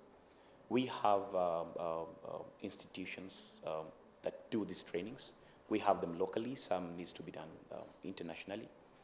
Again, we have on the go where you invest in a technology, you do the in-house training, then straight away you can come up to speed. Now, coming to that, that is always of interest to me has been, how do you advise somebody? I've got this question many times. My son needs to do IT, what should they do? So honestly, I would say our universities and learning institutions, thanks to Nairobi universities and all the mainstream universities that we have in the region. So they're now introducing a few curriculums like certification courses, which again, it doesn't end there. Like today, I will not say there's anybody in this room that would say they were born a security engineer. That would be a lie. So either you are the best networking guy then, or you are sacrificed by your company to do this so-called security job. Some, we would call ourselves security engineers, and the more you think you know, actually you notice you know nothing. So I'll always say, first of all, they have to pass through the learning institutions, have the common knowledge, know your ports, know the general security. And slowly by slowly, you can now then understand what you like. Some people would go into applications, some people would go into networking, which definitely security will be unavoidable. And gone are the days where I get calls from home. You're in IT, they send me a phone that is broken. Myself, I have a broken phone. So yeah, so I think it's a wide topic, and as we go step by step, we always need to have more of these forums, thanks to CyberPro. So this kind of forums is where they need to get the directions, the kind of vendors that we like to. Thank you. Okay, if I would give my voice to this discussion, I would slightly give a divergent opinion to what has been presented by the first two colleagues. I look at cybersecurity training slightly different. One, it is really understanding the technology platforms that are used to manage that information.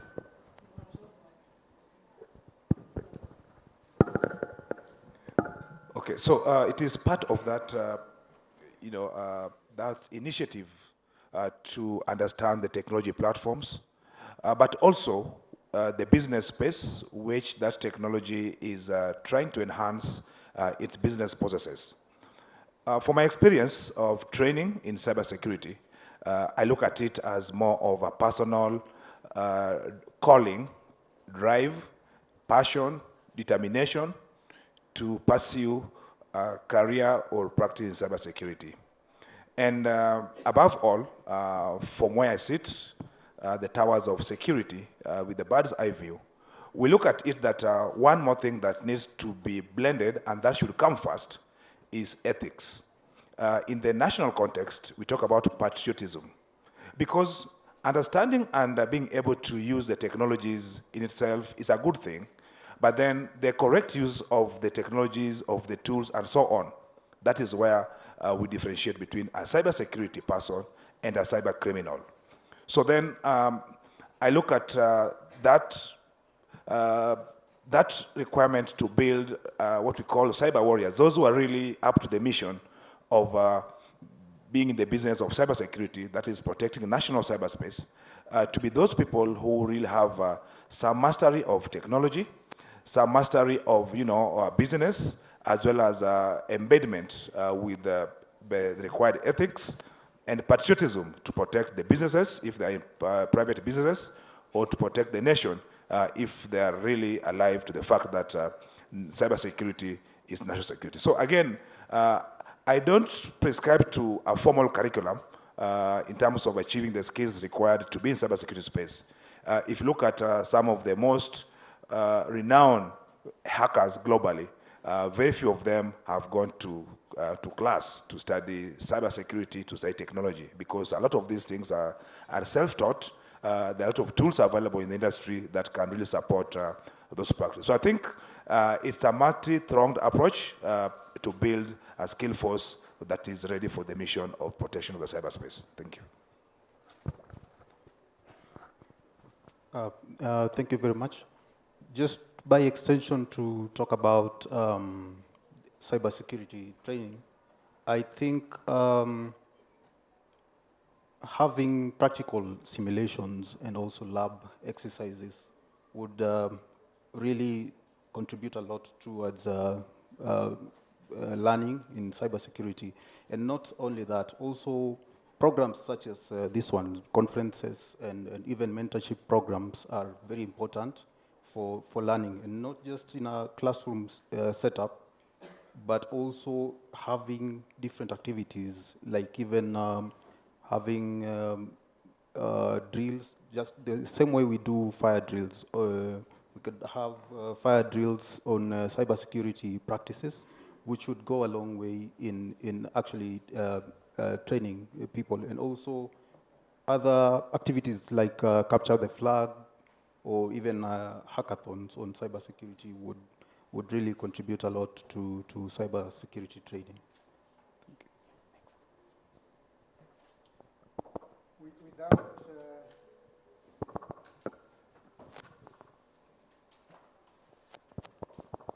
Without belaboring any point,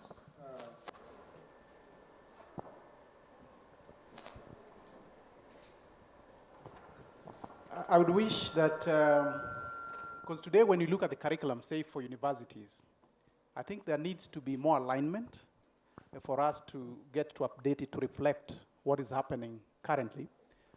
Of course, we appreciate some of the base units as an example, but I think there's room for alignment so much when it comes to what's happening in industry. That's one. But then secondly, when you talk about data sets, I know that's a big, big one, right? When you look at countries like Israel, for example, right? The universities that they have actually have tried so much to ensure that data for research is available. One of the biggest issues we have currently is on data set around security, right? For you to get the appropriate data for your models is a big one, right? And of course, those which are publicly available, but you may want customized data to answer to different use cases. So that is an area that I think will actually get to enhance our learning. Because what we are seeing, still case in point, Israel as a case in point, most of the research items, even from undergrad or masters, are propelled to industry. And that's the reason why, even early 2020s, you could see, or mid, around 2018 thereabout, in terms of startups, right? In terms of startups, when you looked at the NASDAQ stock exchange, Israel was high up. Why? Because some of the items, some of the research items that they get, students get to initiate are propelled, right, and pushed to the industry. And that's a big one. So those three key points to me, I think is big around learning. Thank you. So without being too repetitive, I think from cybersecurity, from a workforce perspective, the way I see it is, first of all, the mindset of the cybersecurity engineer, or it could be the architect, whatever that may be. The mindset is very important. The mindset. I know we're all in the area of cybersecurity talk about how we're securing things and we're limiting access and whatnot. But really, when you look at it from a broader picture, think of digital transformation across an organization, across the enterprise, and then you could also go across government and whatnot. Cybersecurity needs to be an enabling force. It needs to be secure, but it needs to also enable the right systems to, function, the right people to work and be productive. So I think that's one area that, from a workforce perspective, that's someone, we need to look at. But broadly speaking, I think a multidisciplinary approach, I think, is becoming very important. Now, I come more from the United States, so what I'm seeing is that, the person who is in the field may also be dealing with data analytics, maybe also dealing with, programming, be able to understand, machine learning techniques, to be able to analyze, get insight from the data. So I think I'm more of a, let's take a multidisciplinary approach. I think from a training perspective, certainly the memberships, conferences like this, as well as I think, we had speakers, the leadership yesterday from ISACA and the Kenyan chapter, and the actual certifications, I think, take people the long way. But ultimately, I think organizations, government and private sector, we need to be able to find a way to get people involved early, workforce involved early to participate and get their hands dirty, so to speak. Thank you. We are going to get 3 questions from the audience. And any panelist can be able to answer any of the burning questions. Yeah, that number 1.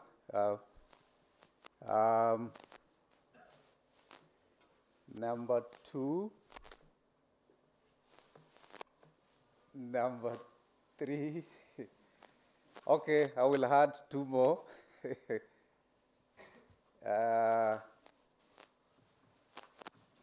You spoke. I'll pick the other one behind you, who has not spoken, and yes, sir. I will still get back to you. Please, panelists, just listen to the questions, and anyone can respond to the concerns or questions.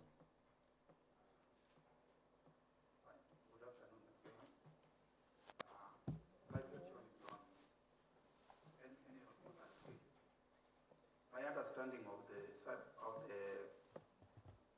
cybersecurity is that it entails technology, processes, and people. And what is coming out from this discussion is that we put too much emphasis on processes and technology, leaving the people. I understand that the people is actually the weakest link in all this. So what is the academia, the government, and the industry doing to address this issue? Because we need to bolster the human firewall as well. Thank you. Next question. Yeah, here. Yeah, please. Thank you so much, moderator. My name is Samuel Obiero, and my question goes specifically to the speaker from Central Bank. One thing that has come out from this conference is skill gap and skill flight. So would you share with us what Central Bank is doing to ensure that potential cybersecurity experts are trained and retained? Thank you.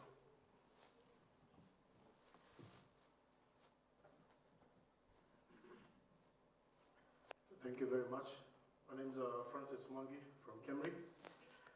And my question would be, should we be completely irrational in regards to cybersecurity to avoid being predictable? For instance, should we open source threat hunting? And should we crowdsource it and open source it in such a manner that every student from junior high school all the way to PhD, they will not be prosecuted for any vulnerabilities, and in case they went ahead for each vulnerability and documented how to exploit it, could that go into a database, for example, for the NC4, such that you have the vulnerabilities and you have a documented exposure, and you will not prosecute those individuals? Thank you. Next one. Excuse me. Yeah, up. Okay, thank you. Thank you for the opportunity. My name is Justin Kusira. My question revolves around governance.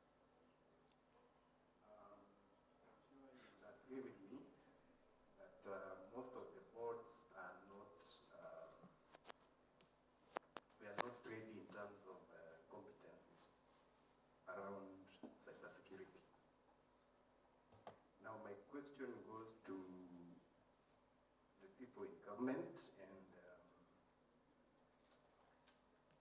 the approach they are giving this in terms of ensuring that boards have that competence, because most of the cases you've deployed the technologies, the best technologies, you've worked on the processes and the technology bit of it, but when it comes to decisions to secure the cyberspace, you'd find that there is a gap there. So most of the proposals that are being submitted to boards are struck down based on budget cuts. So you find that there is a big challenge there. Thank you. Yes, sir. My name is Anthony Kamau. I'm a recent graduate from USIU, and my question is in relation to the curriculum.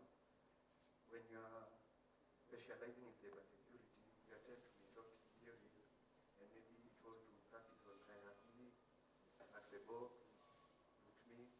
So what would you advise as the government of Kenya, for example, for real work experience studies that actually don't have walkthroughs on the internet? Thank you. Speakers, kindly respond just to one question each. It's random. It's yes, sir. Okay, let me start. Let me start it off. I know there's a question directed to a central banker. Let me just take that. But I think for the sake of this discussion, my response in any way will not reflect on the position of the bank, right? It's purely my perspective based on my profession, right? So kindly accept that it is not the position of the bank or any government entity. Now, in terms of development, I think that is big because, again, as has been cited by the speakers and even by you, I know really for you to consolidate security programs, the people bit is very key, right? Both from staff perspective, board perspective, EXCO perspective, all these cadres needs to be trained appropriately for them to understand risk, with the end game of each and every one of them being a risk manager, right? Because as we had said earlier, board and EXCO have the accountability around cyber. So that training needs to go down, and that risk needs to be highlighted to them. And that is when you make it even easier to motivate budget. Huh? You cannot get into buying technology without the buying from board, without the buying from management as well. So that awareness around risk or cyber risk is very, very critical. Now, when you get to actual staff training within the cyberspace, it is important that you map those roles, again, based on structure, based on business objectives, do a training needs analysis, and ensure you get to develop staff for them to be in a position to perform or to deliver on their assigned roles. That is big, right? Because unless you have red teamers trained on red teaming, then you can be sure that you will not deliver 100%, right? Unless you have blue teamers trained on the technologies, right?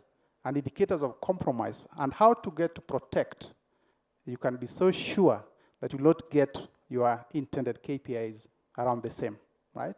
Now, once you have trained and your people are able to deliver on job, right?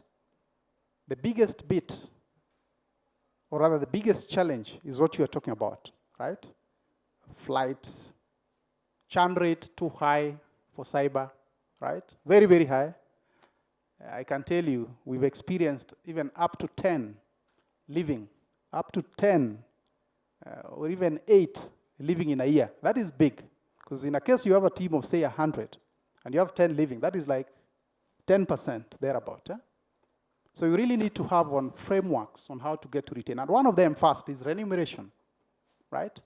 Just like emerging technologies, guys who are specialists in the area, big data, AI, are well paid, right? Cyber guys also need to be well paid, right? So you need to have proper retention programs, right? From remuneration, right?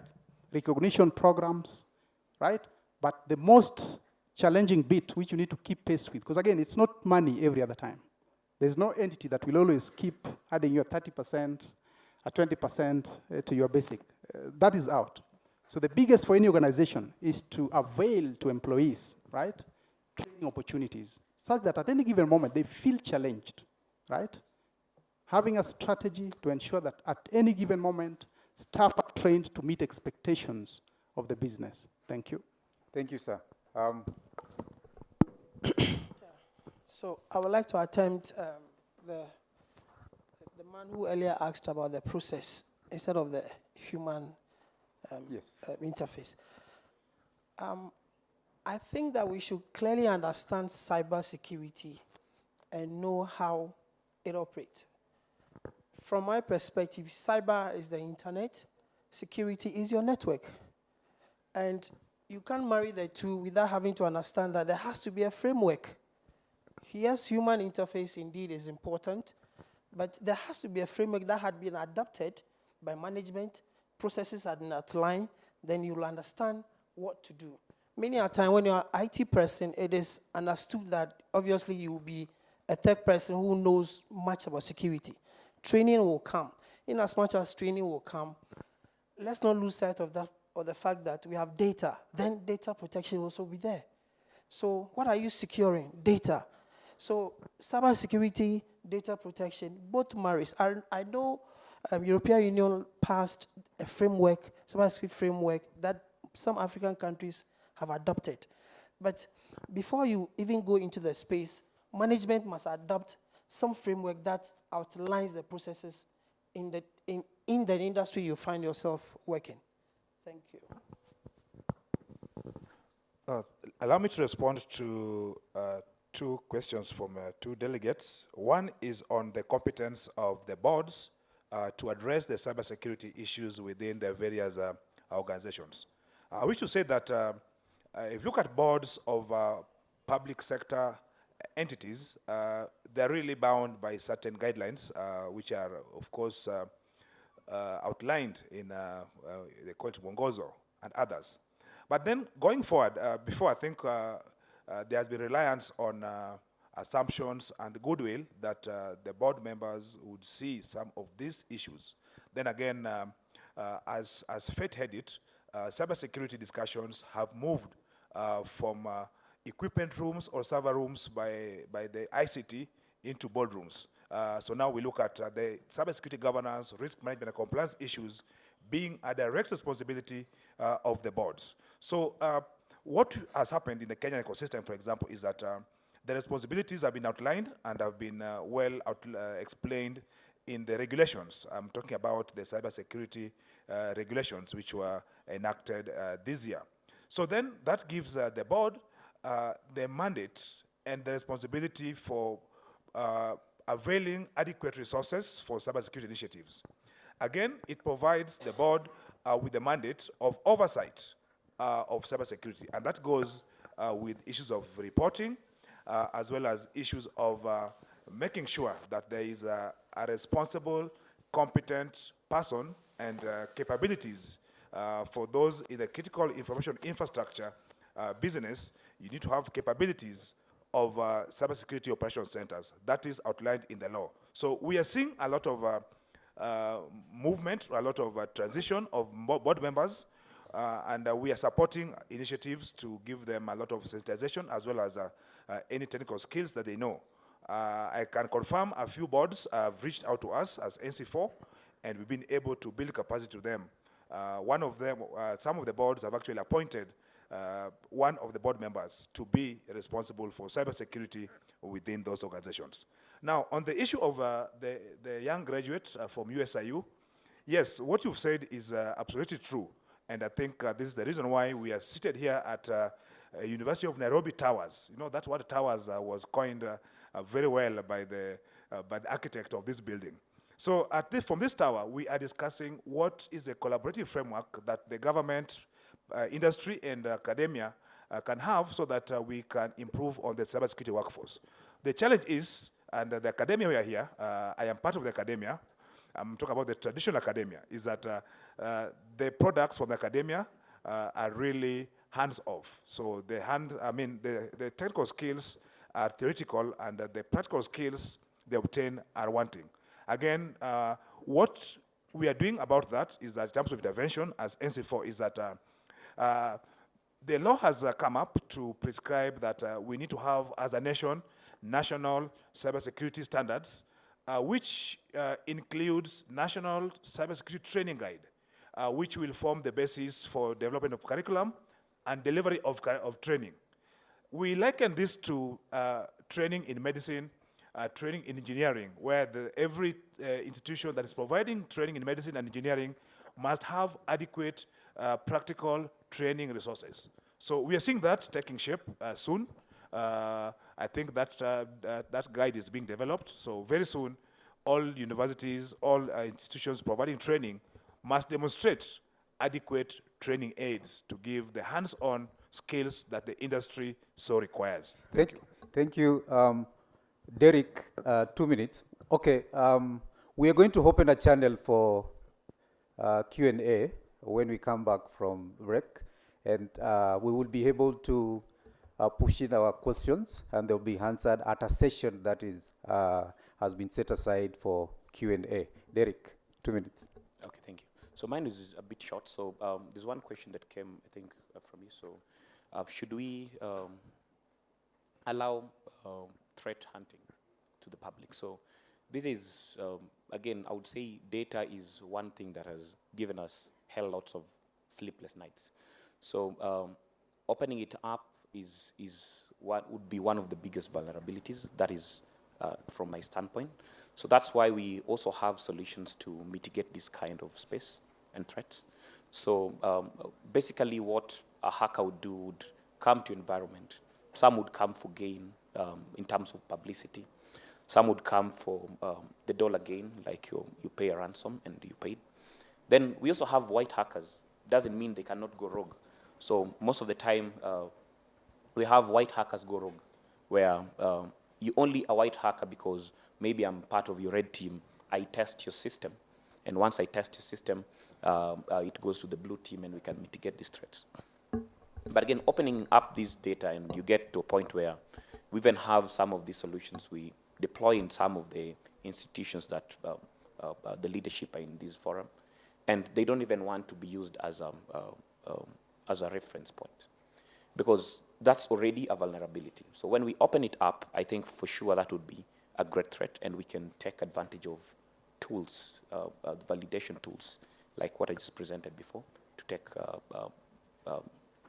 caution of that. Thank you very much. Sorry. I'll yeah. just wind up on Kamau's from USIU. So on that point of training, I think that's a space that's always very confusing. And again, from a vendor and technology perspective, I would actually want us to alliance in terms of the university, again, with CyberPro 2. We can always avail ourselves some 2 hours, 1 hour. We can always go through sessions. We have those labs that we give for free. We have technologies that we have interfaces that you can play with the technology and can give you more hands-on experience. Thank you. Thank you very much. Let's give a loud clap to our... That's just a sneak peek of the skills. Your questions will be answered. Any question that you have on cybersecurity, industry workforce will be answered. Thank you very much.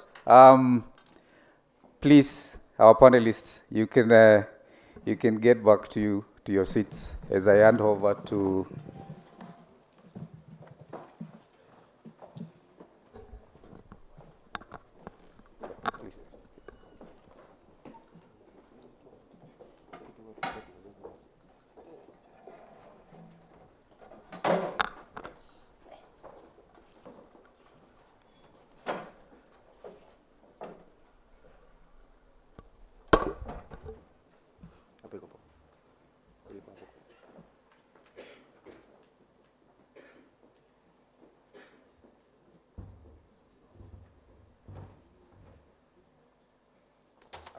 Thank you so much.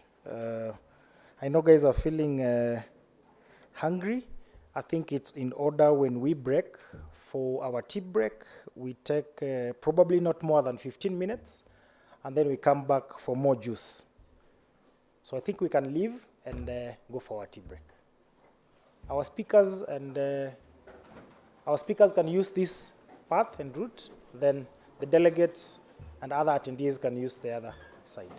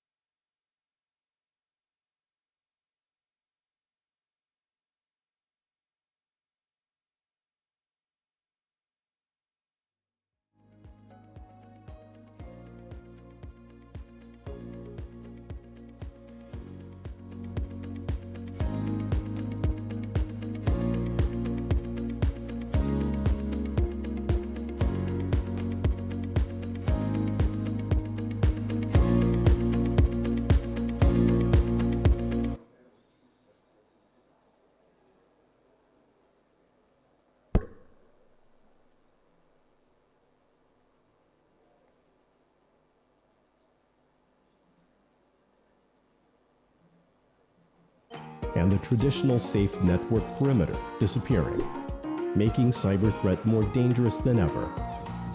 Threats come from external, internal, and unknown sources.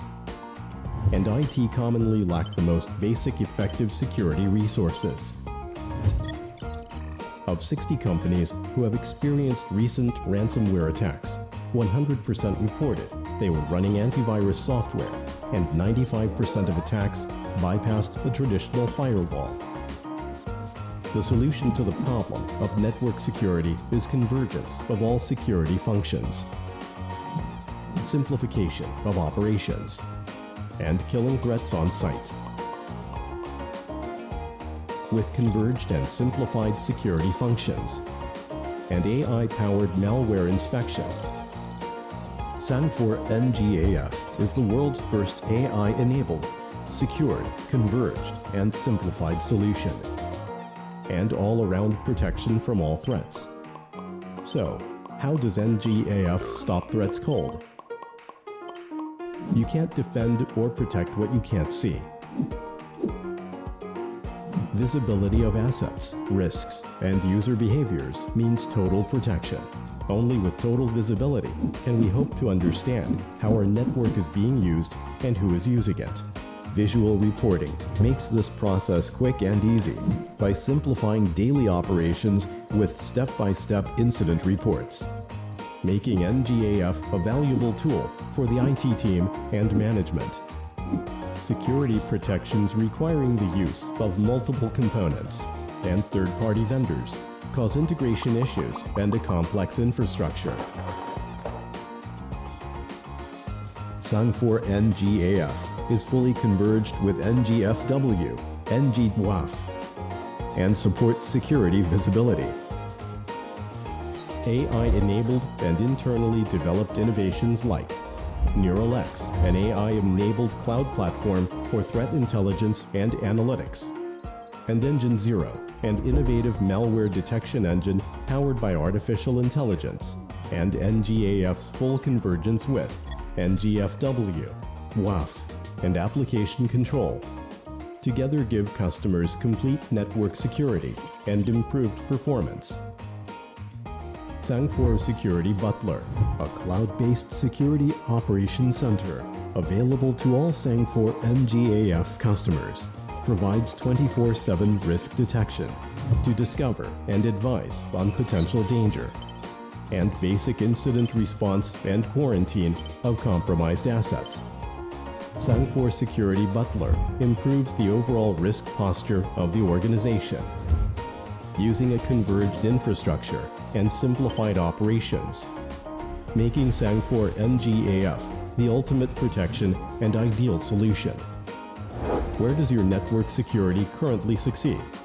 And where does it fall short?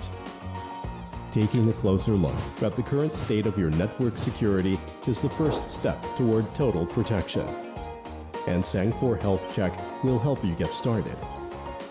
SANFOR Health Check uses specially selected threat samples to imitate the attack lifecycle and give you a broad spectrum report on the security of your network. Email or visit our website to learn more about SANFOR NGAF and the evolution of network security. SANFOR, your one-stop solution for network security and cloud computing.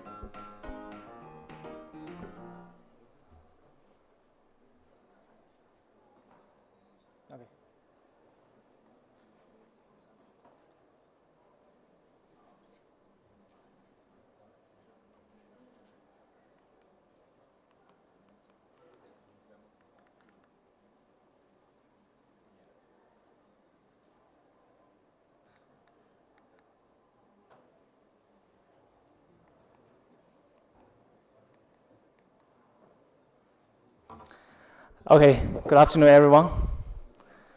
Good afternoon. So I hope everyone gets some refreshment from their tea break session. Okay, so I would like to start the first session of the afternoon. Okay, so we're basically for the afternoon session, myself, we are going to give you our overview, the broad introduction, also the profile, introduction of Sound4 technology and what we offer for the latest technology and what we are helping to address somehow the latest, the technology like AI or the big data analysis into the security products. Okay.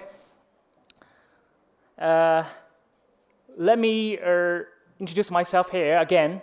I think if yesterday some our guests are coming yesterday, so you will get to know me. So my name is Feng Yang. So I'm working as the managing director for the whole Sound4 Middle Eastern and Africa region. Okay, we are based in our HQ based in the UAE, Dubai. So hopefully that now everybody's ready. So I would like to continue my session now. So as you may aware of that, so Sound4 technology, we are originally Chinese brand, Chinese the vendor. Okay, we started in 2000, and this almost 24 years old company now in the whole global market. And globally, we have around more than 65 plus offices across the whole region. And it's a public listed company. Okay, you can search all the Sound4 the information from the website. And we are more than 10,000 employees, the global company already. Okay, so this is somehow the background about Sound4. And let me just continue my slides about today's the topic here. So the first slide is about how the Sound4 as a group company, our business infrastructure and architecture here. So basically Sound4, we are working in 3 domains, okay? First is cybersecurity, and then is the cloud infrastructure and also the IT infrastructure. IT infrastructure, to be honest, is our newest the department. Okay, and also definitely as a group company, I will actually also give you some information about the Sangdri. Okay, is our sister company providing the Wi-Fi, apps and the switches and the routers. Okay, for the infrastructure solutions also. And recently, we can see starting from the beginning of this year, so we are now partnered with StatPro and also Mr. Joe here. So we are coming into the Kenya market. So this is our, very good start journey here. And later on, after this one, I will come into somehow give you some overview about the major solution of what Sound4 providing, okay, in the market, and also I will give you some idea about what this solution does, to help you to optimize your enterprise network management. Okay, good. Let's come into the first product. It's called we call it Internet Access Gateway. Okay. So this product is in best-in-class secure web gateway security solution, SWG solution, if you heard about them before. So that controls access to and from the internet by preventing all the unsecure traffic from entering or leaving the internal network and of your organization, and by monitoring and controlling their behavior of network and the users' superior and in-house development, and also their designing, provide unparalleled visibility in all user identities, applications, and protection of their all network users. So we have listed down some of the major features of this solution. Okay, so it can help you to meet all the compliance, especially for all the public sector, even the enterprise banking sectors. You have the compliance for internet users, right? So this solution can be you can see help you to managing your network properly. I just give you an example, like in China. So basically, all the public sectors, they under the compliances, right? So all their data, for example, in your network, if you're trying to send some sensitive data, maybe some comments or some illegal information you want to post on their website, or you're trying to use some social media to post it, some anti-country or this kind of, the words there. So you will be easily found by we call the network department, the police. So they will find it easily. So this is a solution. You can see this IAG is you can see 100% deployed in all the public sector for any department, can help you to meet all these compliance. Even there, for example, in the education sector, for example, in University of Nairobi. So now you can see here, I think the schools also providing the Wi-Fi, I mean the education Wi-Fi, and they're, from maybe software telecoms, they provide Wi-Fi for education sector. So all students, they will access the internet to, freely if there's no control. Like if there's like a free, or like an illegal website or some, improper website. So for this device, it can help you to control in a proper way, okay? Then the second product is about our next generation application firewall. I think this is also from the IT industry, especially from the cybersecurity industry. You must know this product, of course, right? Firewall. Who does not know, right? So for SOUND4 side, in the next generation firewall, this is one of the, the very, very, you can see a good, the world classes the firewall in the overall the world. So this is our next generation application firewall, and it's truly innovating product. Okay, so since it's the worst, we are the world first AI enabled next generation application firewall.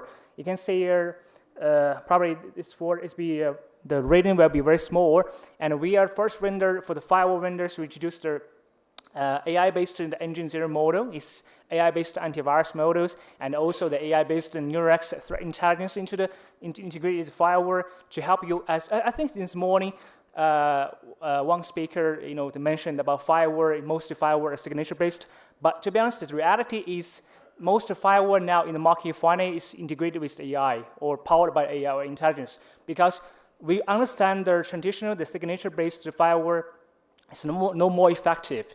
Okay, so you need to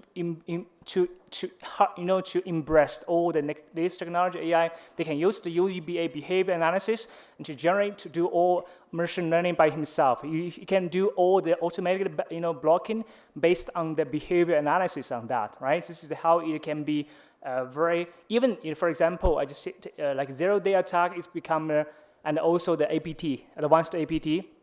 Attack become a very serious now, and easily, because every second, even like today, it's more than maybe thousands of the new viruses coming out, right? If you're relying on your traditional firewall, perimeter-based firewall, definitely you cannot secure your network 100%, right? But with this new, we understand this new threats and advanced and also the disadvantage from the traditional one. So that's why we bring all new technology here. And also you can see here, SOUND4 firewall, we are a well-recognized product in the market. Okay, like in Gartner, I think because I think most of our guests today, you're from this background, IT background, or you're from the IT industry itself, right? So for Gartner, I don't want to mention too more, but it's US-based world famous, the tier one, the third-party the analysis agent. They do all the latest technology reporting, or also the analysis for that. Okay, so SOUND4 firewall is next generation firewall has been in the Gartner for more than 8 years, consecutively. Okay. And we named it as a Visionary Quadrant since 2022 as a Chinese brand from there, okay? And the then coming products is SOUND4 the endpoint security. So endpoint security is, to be honest, is a must for all kinds of the organizations, right? It doesn't matter you're from a new startup or your education sectors or your private sectors. When you're considering the security in your environment, the endpoint security must be there, right? So because it's the gate for protecting all the entry point. Okay, like maybe you don't have server in the beginning, but you must have laptop. Okay, so laptop will become entries because all your data, your employees, you store data in the laptop itself, right? Because data is become very expensive now. If you lose your data as a startup, you will lose everything, okay? Especially in the very fast commercial market. Okay, so from SOUND4 endpoint security itself, it's a combination. I'm not sure if some of, I guess you read about the Gartner latest report about endpoint security, the trends. So they mentioned the EDR is no more. So EDR maybe is a famous name for you, but EDR is no more the future no more the wise future for the future. But now they name it as EPP solution, endpoint protection.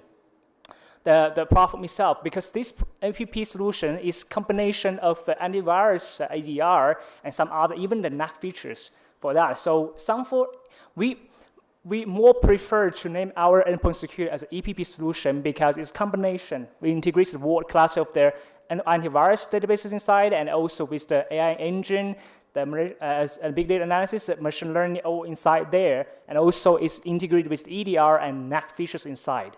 Okay. And also, the big difference between SOUND4 endpoint security, other than the market, the solution you get from the market, like is Kaspersky, you name it in the market. So our endpoint security is it's also have a unique, strongest part in the anti-ransomware protection. Okay, we have honeypot, deception, every features inside that to help to provide you the anti-ransomware protection solution for that. This is a very good one, and we last 2 months, and 2 months ago, we launched a new version. Our R&D claiming that to the public sector, to the publicly, so that we can block the ransomware in 1 second. So this is our commitment from SOUND4 itself. Okay. And the coming is Cyber Command. Cyber Command, the name probably you may, as name of this one, Cyber Command, right? Commander, is especially in the military sector. Commander means it's more intelligent, it has all the information. So our Cyber Command product is we locate it as a NDR solution, Network Detection Response solution, okay? I don't want to mention more about NDR, what it does, but for NDR itself, it can help you to firstly provide threat detection, okay, to help you to detect all the traffic inside the network, not only in the north to west, west to north, the north to south and the east to west traffic. You can gather all the traffic inside. It doesn't matter, from anywhere from the VPN sector. It record all the raw data from your core switches and all from your security component, the equipments, okay? It can also do threat hunting and through threat response, okay? And according to the Gartner report, and the SOUND4 Cyber Command is the top 5 NDR vendor, talking about revenue-wise, okay? In top 5 globally. Okay, this is somehow the big strength of the SOUND4 NDR itself. It can also integrate with our firewall and endpoint security, and also it can integrate with third party. Okay, the most famous vendor in the market to give you the correlation and also to collect all the information provided intelligence. And then it's coming for the Zero Trust, SOUND4 Trust. Okay, so SOUND4 Trust can, it's the next level of the remote access. Okay. I think most of our guests, if you're from their enterprise level, you must use the VPN, right? VPN, it doesn't matter, it's some SSVPN or IPsec VPN or standard. Okay, so the Zero Trust can protect the security of the business access and the business system, with a very new higher level. It can help you to identify all identity of the access person. I think in the morning. We mentioned about the multi-factor authentication and even the biometric authentication now. So the Zero Trust itself, it can integrate all those kinds of authentication, parameters authentication, and also it will give you fully visibility of the application level traffic. The VPN, you imagine it, the VPN as a VPN, what you can get from the logs from the system, you can only see which user in which time log in, right? Log in and log out. That's it.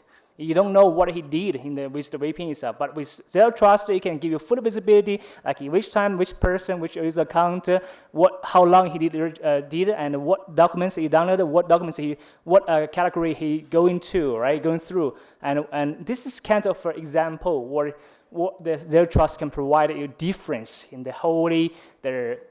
the remote access, okay? This is a very good, to be honest, I can see this is a must now for all, especially sensitive sectors, the critical infrastructure sectors, like banking sector, telecoms, and even government sectors, right? Okay, they can be a next alternative for you to upgrade your VPN solution, okay? Then coming for is for the Sanfor HCI. So I think must be some guests now. You be familiar with the virtualization, right, and cloud solution. The Sanfor HCI, the full name is Hyperconverged Infrastructure. This is a star, the products for us. And I just give you an example. And in Italy, in Europe, okay, Italy, and also in South Africa. So I just mentioned Italy first. We sold to more than 300 customers just within 1.5 half years to all the customers, including telco, banking, healthcare, hospitals, and also the manufacturers. Okay, Europe is the backyard of the American products, right? I think all have a guest from US, so you understand that. For Chinese products, if you can enter in this European market, means that you have really, really strong points, can convince them to get these products, no matter technically or other perspective. Okay, and we also build in a lot of cloud solutions here. Even in Kenya, now we have our cloud. We have partner here, so they build their cloud, the small setup cloud here using our Sanfor HCI and plus cloud platform here. Okay, so basically, let me just give you an idea about what does the hyperconverged infrastructure does. It can, basically in the IT world, right? You have in the data center. What are you usually going to do? You have the server, right? Physical servers and disk, storage and network switches, routers, right? Even definitely you need to. In a data center, you have to have security components, no matter firewall, endpoint security, or NDR, you name it, right? This is all the solution there. But with Sanfor HCI, we can help you to provide fully completed software-defined data center. It means we can virtualize you in the compute, like CPU, memory, all those, storage, and the network, and the security can all be achieved and virtualized in the platform itself. You can imagine that one box can provide all the features, especially for the small to medium-sized business. You can have 2 server, 3 server maximum. You can have everything inside, fully integrated. You can easily, dramatically simplify your operation in the CapEx and OpEx. It's considerate, right?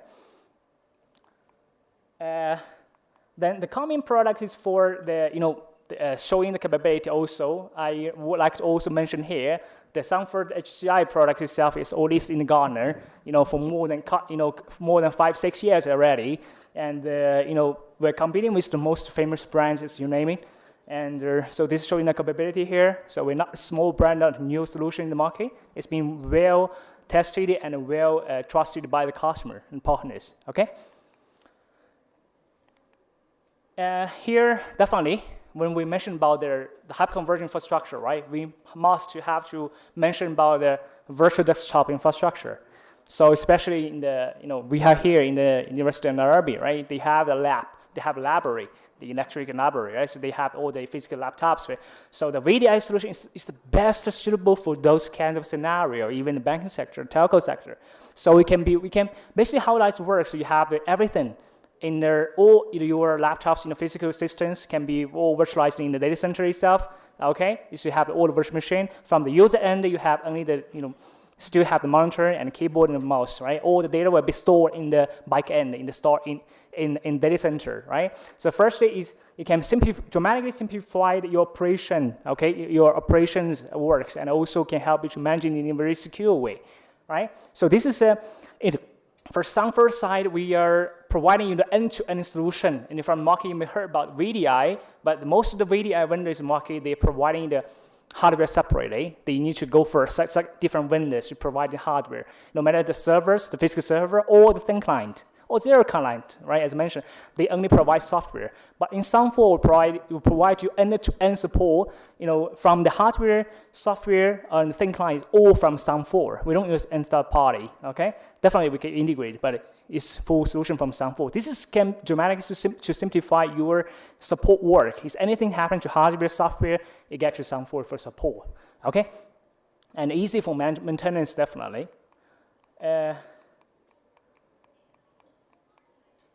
Okay, so the next one coming to is I want to show you that recognition is about, what, I just mentioned about some major products listed in Gartner, right? But majorly, I can say we have more than 6-7 products listed in Gartner for many years already. I just will give you an introduction. HCI is just now we mentioned about hyperconverged infrastructure. IH is our internet as gateway, and then it's VPN, our one optimization, SSVPN, zero trust, pop from the category, and then the one optimization load balancer. AD is our application delivery controller, is our load balancer. Okay, and the NG firewall and SSVPN. Okay, this is showing that as a vendor itself, we are quite competitive in this market already. Okay. I think this is also the firewall showing for the firewall, the visionary recording for more than 8 years in the market already. So I think that is all for my brief introduction of the company profile itself. Okay. That's all from my side. Thank you. Yeah.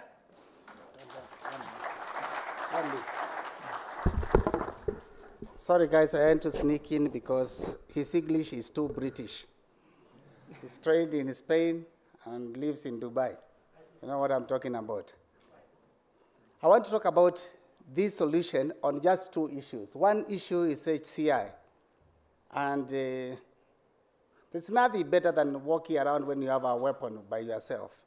For those of you who are techie or you are making decisions for solutions on cybersecurity, on hyperconvergence infrastructure, SANG4 is an equal opportunity solution. And why I'm saying that, Gartner cannot list you if they don't know what you're doing. If you have a phone, just pick up and open Gartner and do something called compare. And all of you know which firewall you're using in your office or in your workplace or wherever you are. Please compare SANG4 with 3 other options of firewall. I traveled to China to go to the hardware where they manufacture the product, and I didn't know whether it was good. Until I went to Dubai and I found that the products we are using in Africa are not even used in Europe. They're not even used in Europe. Africa is the place whereby they do the testing for the products they do the selling and distribution of products which are not on the top range.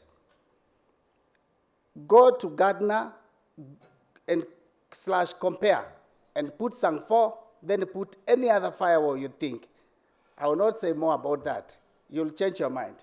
Another thing I want to say about this firewall is not even the firewall, the solutions they have.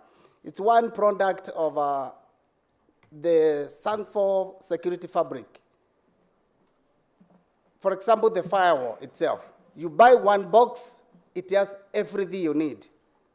You don't need Wi-Fi, you buy another box.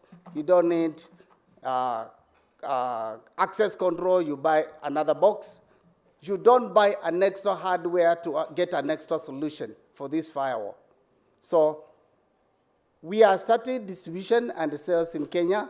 For those who want to register or see sample tests and run products in the office, will be available. You can register with us and we can walk through the journey with you. We are starting a support center in Kenya, and I'm working closely with him. He's based in Dubai, and this distribution mostly is Europe. It took me a lot of time to convince him there is opportunity in Africa, especially in East Africa. But I told him, this is how I got him. If it gets into the Kenya market, it has gone to East Africa, around 5 other countries. So most of the support you need is from the people who have had it right from the spot.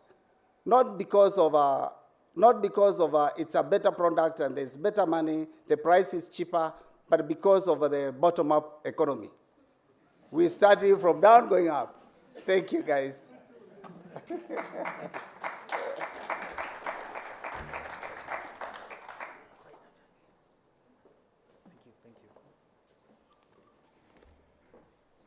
Bottom-up economy, wow. So thank you for that wonderful presentation, SANG4 team and John. So I will not talk much, but I just have one question, and then we can proceed to, as Mr. Meru Ronald is preparing for his presentation next on stage. Why did, I have a joke, that is a joke, guys. Sometimes I have to, put a disclaimer so that you find it funny. I'm working on that. Why did hackers move to Africa? Mics? Weak security. Wow, the guys are still not getting my joke. Okay. Any trial? Very fast? Yeah, the microphone is there. Anyone who wants to try? It's just a joke, guys. Yes, please, mic here.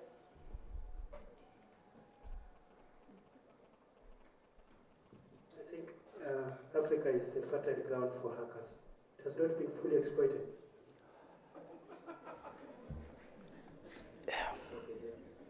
Okay. Oh, okay. Because marathoners are in Africa.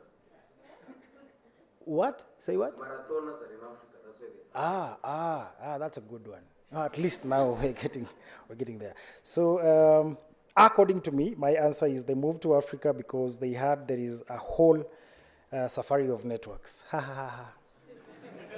So I think we can have Ronald next on stage. Please, ladies and gentlemen, help me welcome Ronald on stage from KNCCI.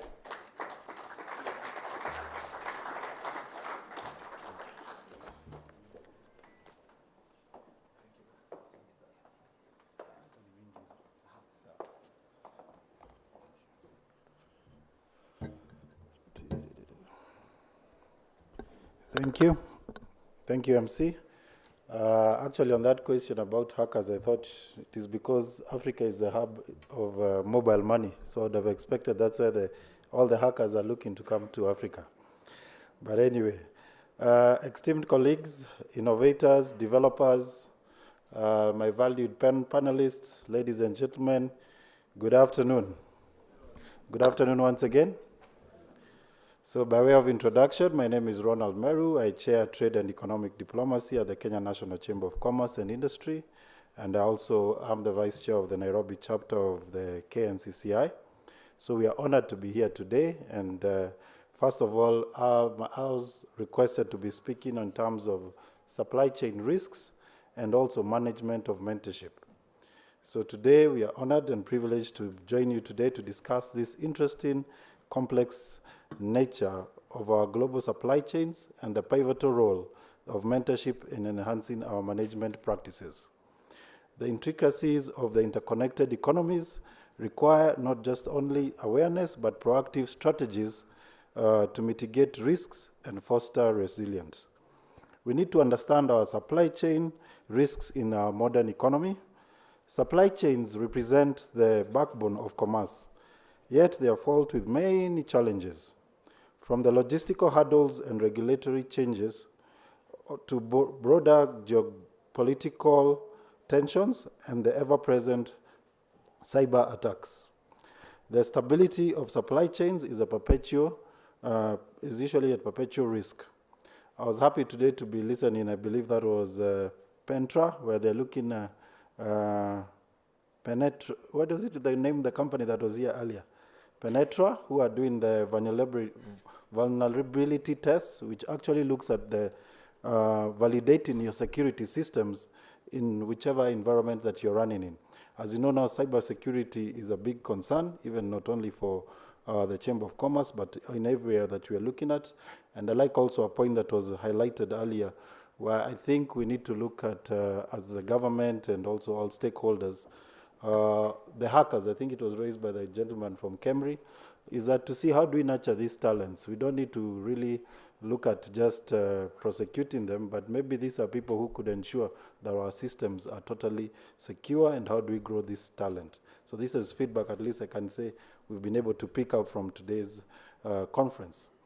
So the recent global trends and events include pandemics, including the pandemics and technological disruptions have only highlighted these vulnerabilities, showing us how critical and robust this management is.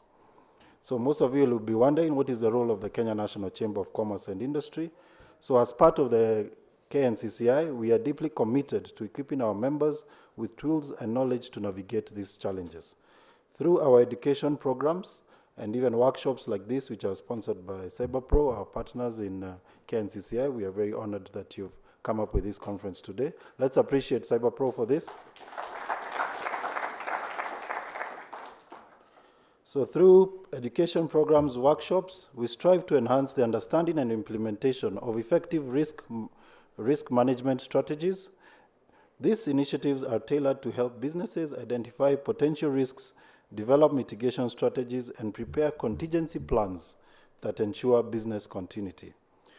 On my next point in terms of management mentorship, so mentorship stands as a cornerstone to strengthen our strategy in supply chain management. By connecting emerging businesses with experienced professionals within our network, we facilitate transfer of knowledge. This is both locally and internationally, where we not only give skills development and knowledge transfer to our local enterprises, but also to international and global expertise. Whenever we have our trade missions, we also have expertise in terms of ICT and cybersecurity. We'll be inviting you to attend most of these trade missions, even internationally, and also foster a supportive community. The success stories we've witnessed within the Kenya National Chamber of Commerce and Industry community underscore the value of sharing experiences and solutions, helping the newer companies thrive even when they face a substantial supply chain disruptions. Enhancing resilience through innovation and technology. Moreover, we advocate for adopting of cutting-edge technologies, as it was mentioned earlier, artificial intelligence, blockchain, machine learning, analytics tools, the BI tools that we are all aware of. These tools not only bring transparency and efficiency, but also greatly enhance the ability of supply chains to adapt to changes and recover from the shocks. It is through innovation that we can build supply chains that are not only efficient, but are also resilient. Ladies and gentlemen, so our call to action to strengthen collaboration. As we move forward, I urge all businesses here today to engage more deeply with industrial groups and to collaborate broadly with your peers. It is through collective effort that we can tackle the challenges that lie ahead. By sharing our knowledge, resources, and innovation, we can transform our supply chains into models of sustainability and resilience. As I close, I want to reaffirm the commitment of Kenya National Chamber of Commerce and Industry, unwavering commitment to support all facets of supply chain management. Together with the education, mentorship, collaboration at the forefront, we are setting the stage for the future of our supply chain. Our supply chains do not only survive disruptions, but thrive in spirit. Allow me also today to just to let you know that the Kenya National Chamber of Commerce and Industry won the bid to host the World Chamber Federation Conference that's going to be held here in April next year. So we'll be also inviting you as developers, people in cybersecurity to come and explore and exhibit what you're able to do for the global market. We're expecting over 4,500 international business community coming here, and this will be seeing more of this information, and we welcome you to this. Thank you for your attention, and I look forward to a productive discussion and fruitful collaborations that will stem from our time together here today. Asanteni sana.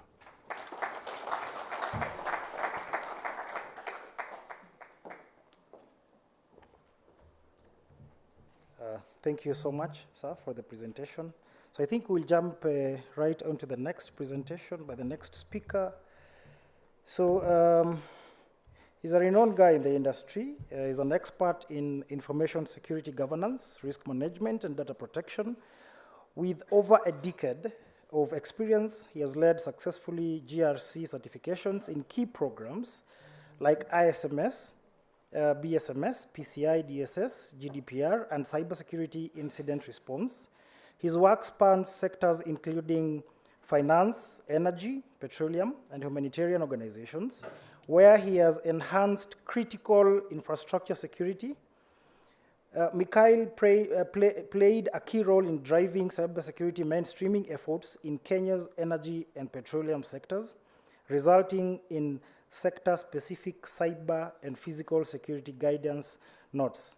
I'm hoping after this we can get a voucher for fuel. Ladies and gentlemen, please help me welcome Mikhail Mugotitsa. Round of applause.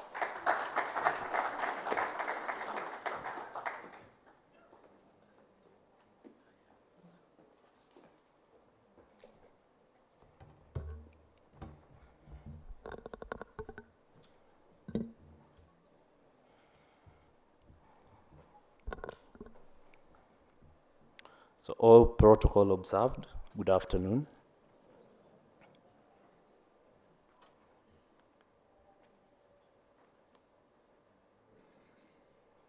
So he has already covered most of this. You see some resemblance there. So I like to think of myself as an agile, transformative leader. And that, of course, depends on who is asking and also who is responding to that. Beyond that, as is stated, I have experience in different compliance portfolio. And I've been able to implement successfully different programs, PCI DSS, PIN security, ISMS, business continuity management system, incident response, and data protection. So that's a brief about me. Of course, we all have our LinkedIn version. It's different from what I just said.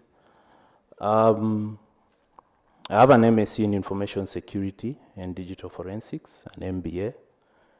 I have a bachelor's in Information Science, and I'm currently a student at the University of Nairobi, undertaking Bachelor's of Law. Besides that, I have very many certifications. As Daktari said,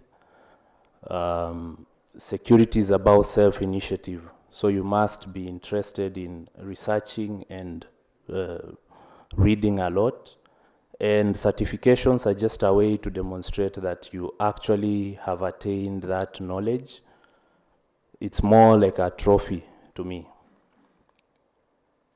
So this will be the roadmap. We'll cover cybersecurity challenges and then talk about frameworks and strategies, and then look at the priorities for 2025. Then also just ask ourselves, why are we playing catch up as it relates to cybersecurity? So they say a problem is halfway solved if you are able to write it down. And this mostly usually makes me think of the cybersecurity challenge. So are we talking about a zebra? Is it a giraffe? Is it a donkey? And that is what really, when we think about cybersecurity, that's what comes to our mind. So I'll take you back to the trenches. I'll try to simplify it as I can, to ensure that first we understand the challenge, the value for cybersecurity to the business. There's a gentleman who presented here and said that cybersecurity is an enabler. So what cybersecurity does, we enable the business to meet its objectives while keeping the risks on acceptable levels. So that is really what cybersecurity is about. So part of the challenges is that data breaches have become a constant thing. It's a reality now. Today, if you Google, there is a cyber attack that has happened somewhere. Then no one wants to be the next cyber breach, especially leadership. I've interacted with many leaders. They don't want to be the next cyber breach.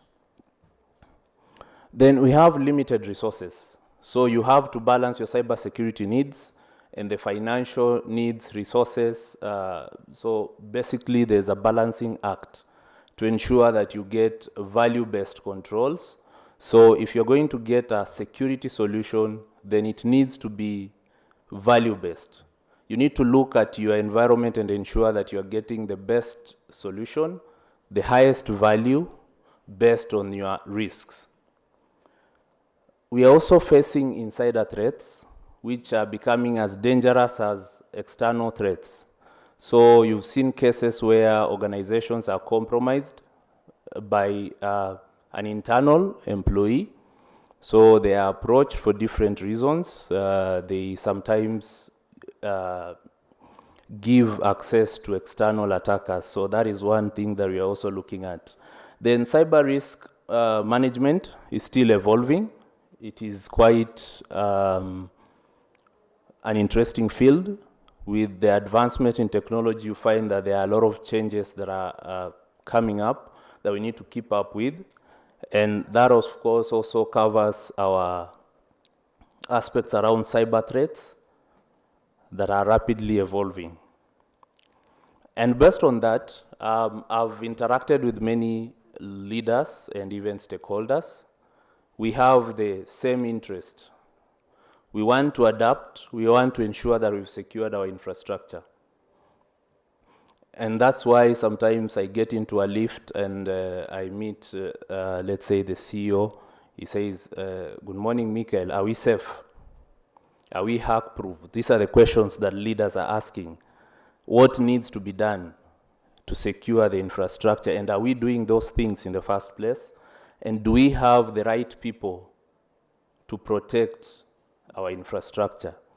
And that, of course, joins into the aspect of workforce within our environments. So think of it, sometimes you have your car and there's a funny noise that the car is making. You know there is something that needs to be done about that noise, right? But you're not a mechanic.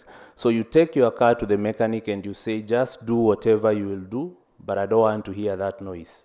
So think of that as the other stakeholders who do not know much about cybersecurity. They know there's something that needs to be done, and they rely on the cybersecurity experts to do this.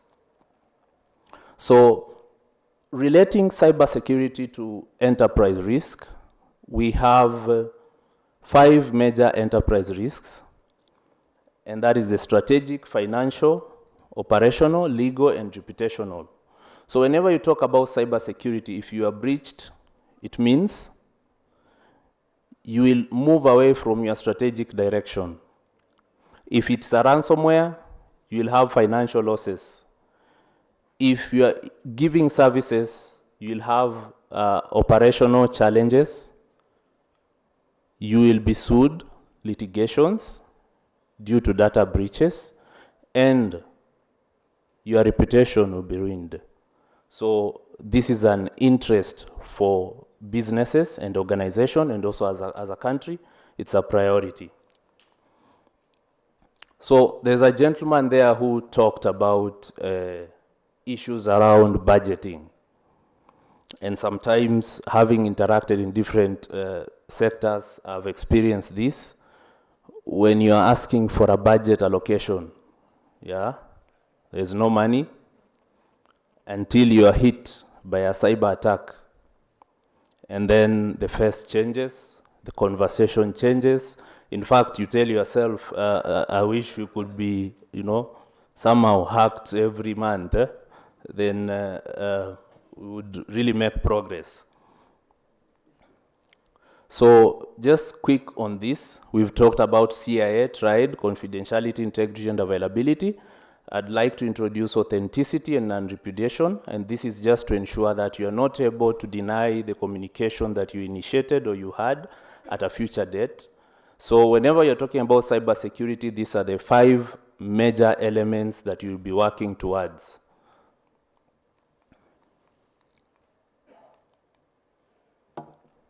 So, for those who do not believe in cybersecurity, whenever I think about that, this is what I see, right? So you deliberately decide to, just operate like one of those guys. So you really need to put some thought to it. Finally, I'll cover something here on that section, on cybersecurity frameworks. So as we said, you have to get some direction and treat it as a program. So we have control frameworks, we have program frameworks, we have risk frameworks. So think of control frameworks as a recipe, right? You have your ingredients, you need to prepare some things, a meal. So a control framework will tell you what ingredients you'll put into that pot while you're cooking. For instance, CIS control frameworks. Then you get to program frameworks. These are things like ISO 27001 NIST cybersecurity framework. That is your menu. So when you go, you check the menu, it will tell you what meal is there, and then what controls you're putting in place, which are your ingredients. And finally, risk frameworks. Remember we said that cybersecurity is an initiative towards managing risks. So risk frameworks are such as ISO 27005, Mighty Attack, and so on and so forth. So whenever you think about security and a program and a strategy, think how you've married all these aspects together. Then that brings us to governance, issues around governance. This is the structure, strategy, policy, standards, and processes. And the idea is to ensure that we have a strategic alignment, risk management, and compliance. So I'll move fast because I think we are limited on time. These are some of the principles in cybersecurity that we've talked about: defense in depth, least privilege access, separation of duties, security by design and privacy by design, and keeping it simple. When you're talking about cybersecurity, try and keep it simple so that sometimes you find there are experts who put in controls that are very complex, that it's easier for the user to bypass the security controls than for them to comply to the security controls. So that's a major aspect. You need to always think that you are actually enabling the business. So you don't need to be a bottleneck within the organization. You need to collaborate, work with all the stakeholders to ensure that you're driving security. And that is how you'll also build a security culture. Now, this is just an example of defense in depth. It is a concept that we replicate it in our real life. For instance, in a castle, you'll have different levels of protection. Then I'll mention something on cloud and on-premise before going to the priorities. So, of course, there's the discussion around what is more secure, what is cheaper. For me, I always say cloud is someone else's computer. Just, yeah, you should always have that in mind. So, and when you're talking about cloud, there is the shared responsibility model. Whenever you are planning the migration, think about it. So if you are on premise, it is your responsibility. Cyber security, information security is your responsibility all the way. Infrastructure as a service, it means you've now hired the infrastructure. You've given up that responsibility. Then you move to the platform as a service. As you see, the blue demonstrates how your responsibilities are reducing. And then you get to software as a service. Still, security is your responsibility. So in as much as you are moving to cloud, remember you still have to ensure there's security, because you see information, data, device, account identities, identity and directory infrastructure is still your responsibility. Now, there's someone who talked about technology, people, and processes. Those are the tools that we have as cyber defenders. On the other side, the attackers have the tactics, techniques, and procedures. So think of it as a chess, those who play chess, a game. So whenever there's an attacker who tries to phish, to trick users, that's a social engineering. So that is a technique or a tactic or procedure, TTPs. We have to counter that with technology, people, and processes. And so in the process, we'll implement email filtering and then do security awareness. And that is how the two relate. So, having said that, there's the priorities that we need to look at, and there's a list of many things that we can do, good things, but we have to select a few that will have the greatest impact. Remember, we said we need value-based controls. So we need to ensure that whatever decision we make will have the greatest impact in our infrastructure to protect our cyberspace.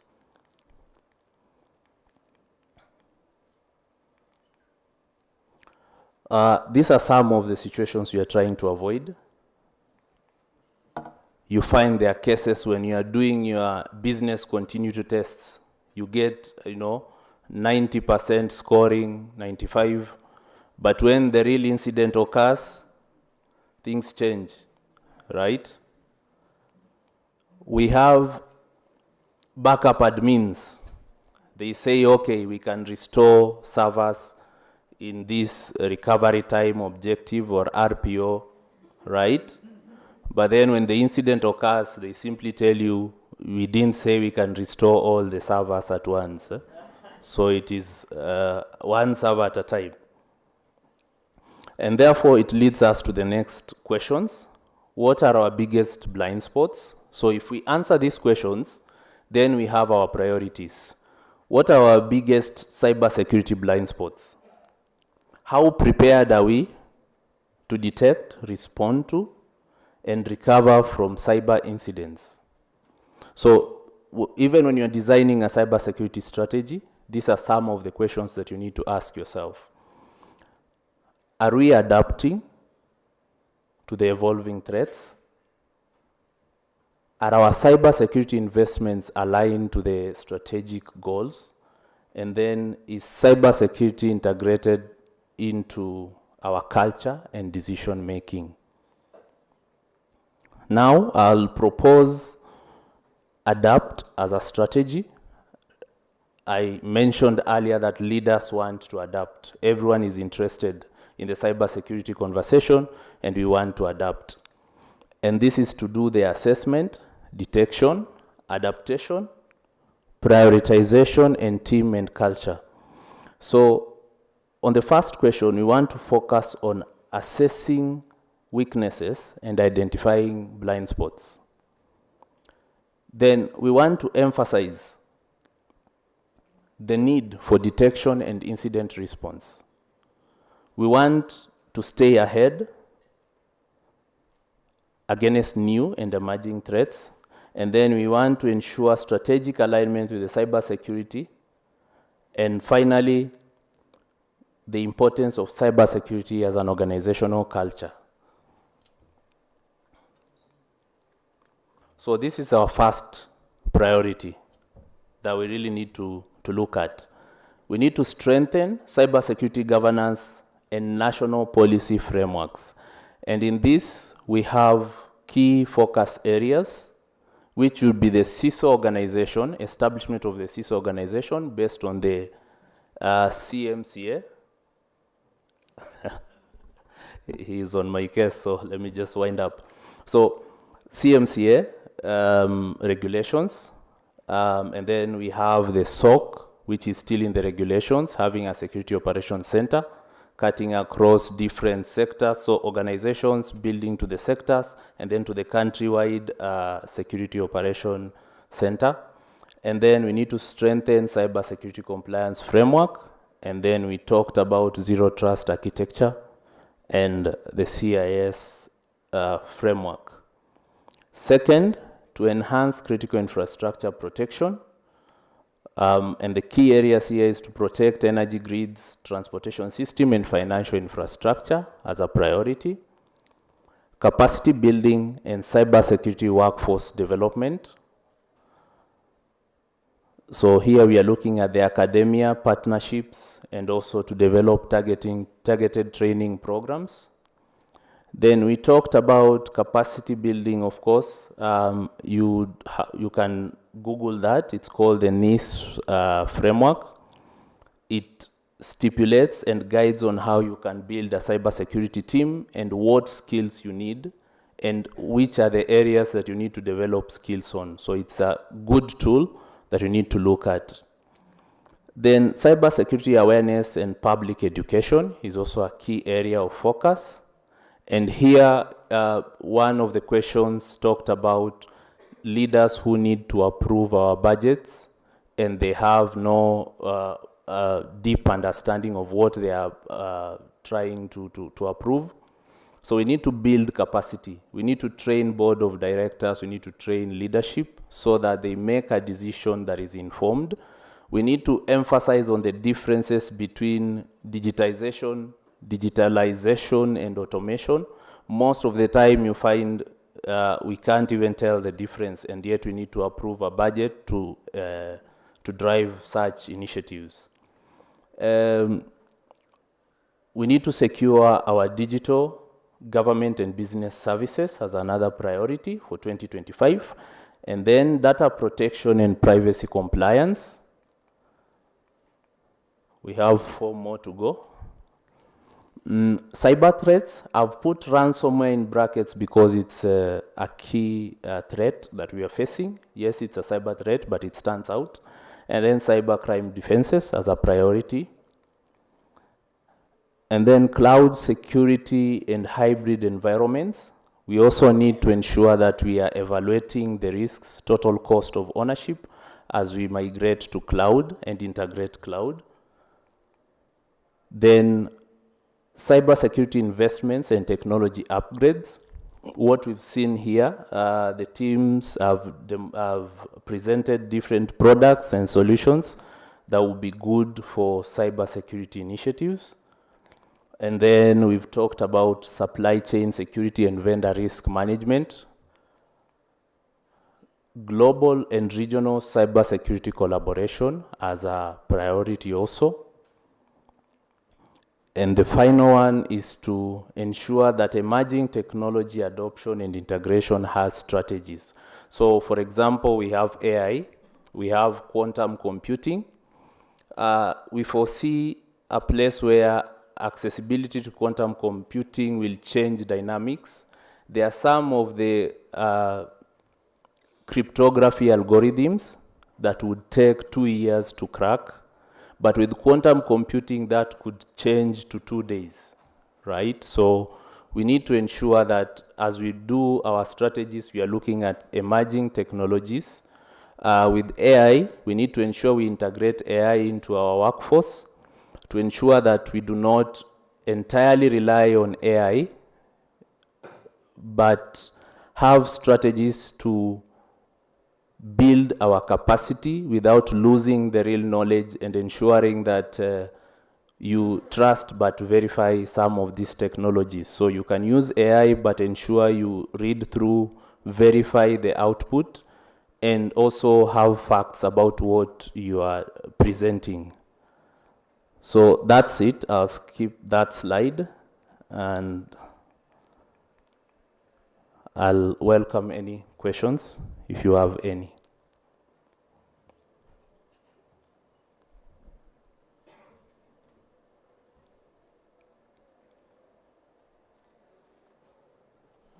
Either the presentation was very good or we are hungry.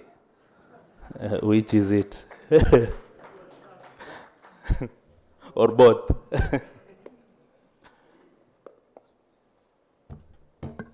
Okay, thank you very much for your attention.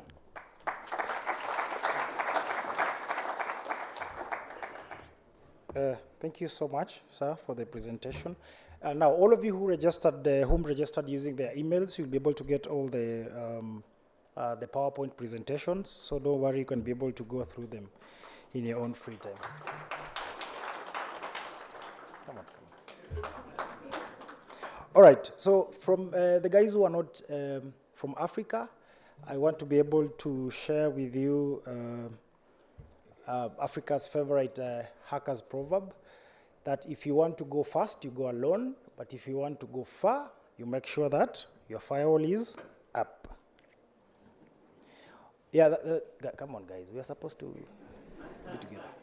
Now, just, I know you guys are somehow tired kidogo, but we're just finishing up. The one more speaker for only 15 minutes, and then we can go for lunch and come back. So speakers, please don't leave. We have your gifts There is a closing ceremony in the afternoon, so please don't go far away. Plus, we also have a Q&A that we have not done with the audience. So, ladies and gentlemen, please help me welcome the next speaker on stage, who is Gowi Odera. Round of applause.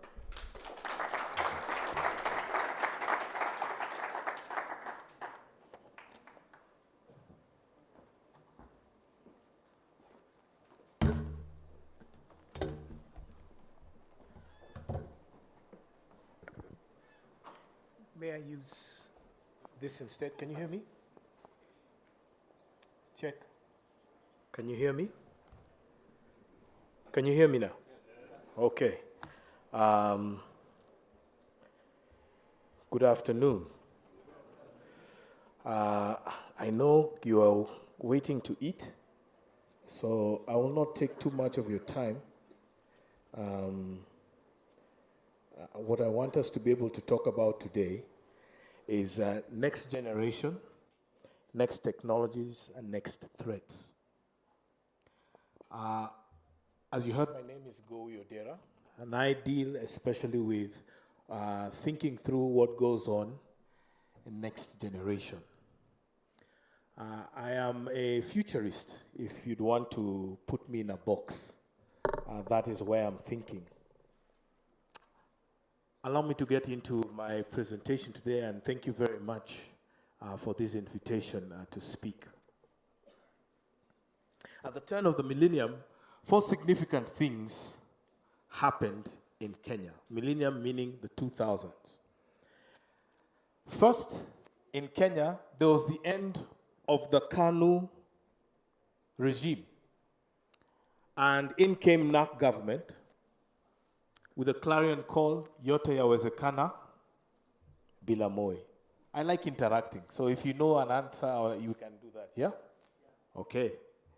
The new government led by Mwai Kibaki focused on 4 fundamental things. One was promoting democratic space, investing in critical infrastructure, full adoption of information and communication technology in all sectors, and the introduction of free primary education. As a result of this, ladies and gentlemen, more civic engagement happened that was unprecedented in this country. It had a multiplier effect with business and commerce. Local and international investors grew in confidence exponentially, according to the Kenya National Bureau of Statistics research that they did. Between 2003 and 2012, Kenya's economy grew on an average year-on-year basis of 7% GDP growth. While this was happening, critical infrastructure was being buttressed with local financing. Instead of seeking foreign direct investment, which Kenya had been starved on, the government divested ownership of state corporations through initial public offers. For those of you who are old enough to remember, KenGen, Safaricom, Kenya Power, just to mention a few, public were allowed to, for the first time in Kenya's history, Wananchi.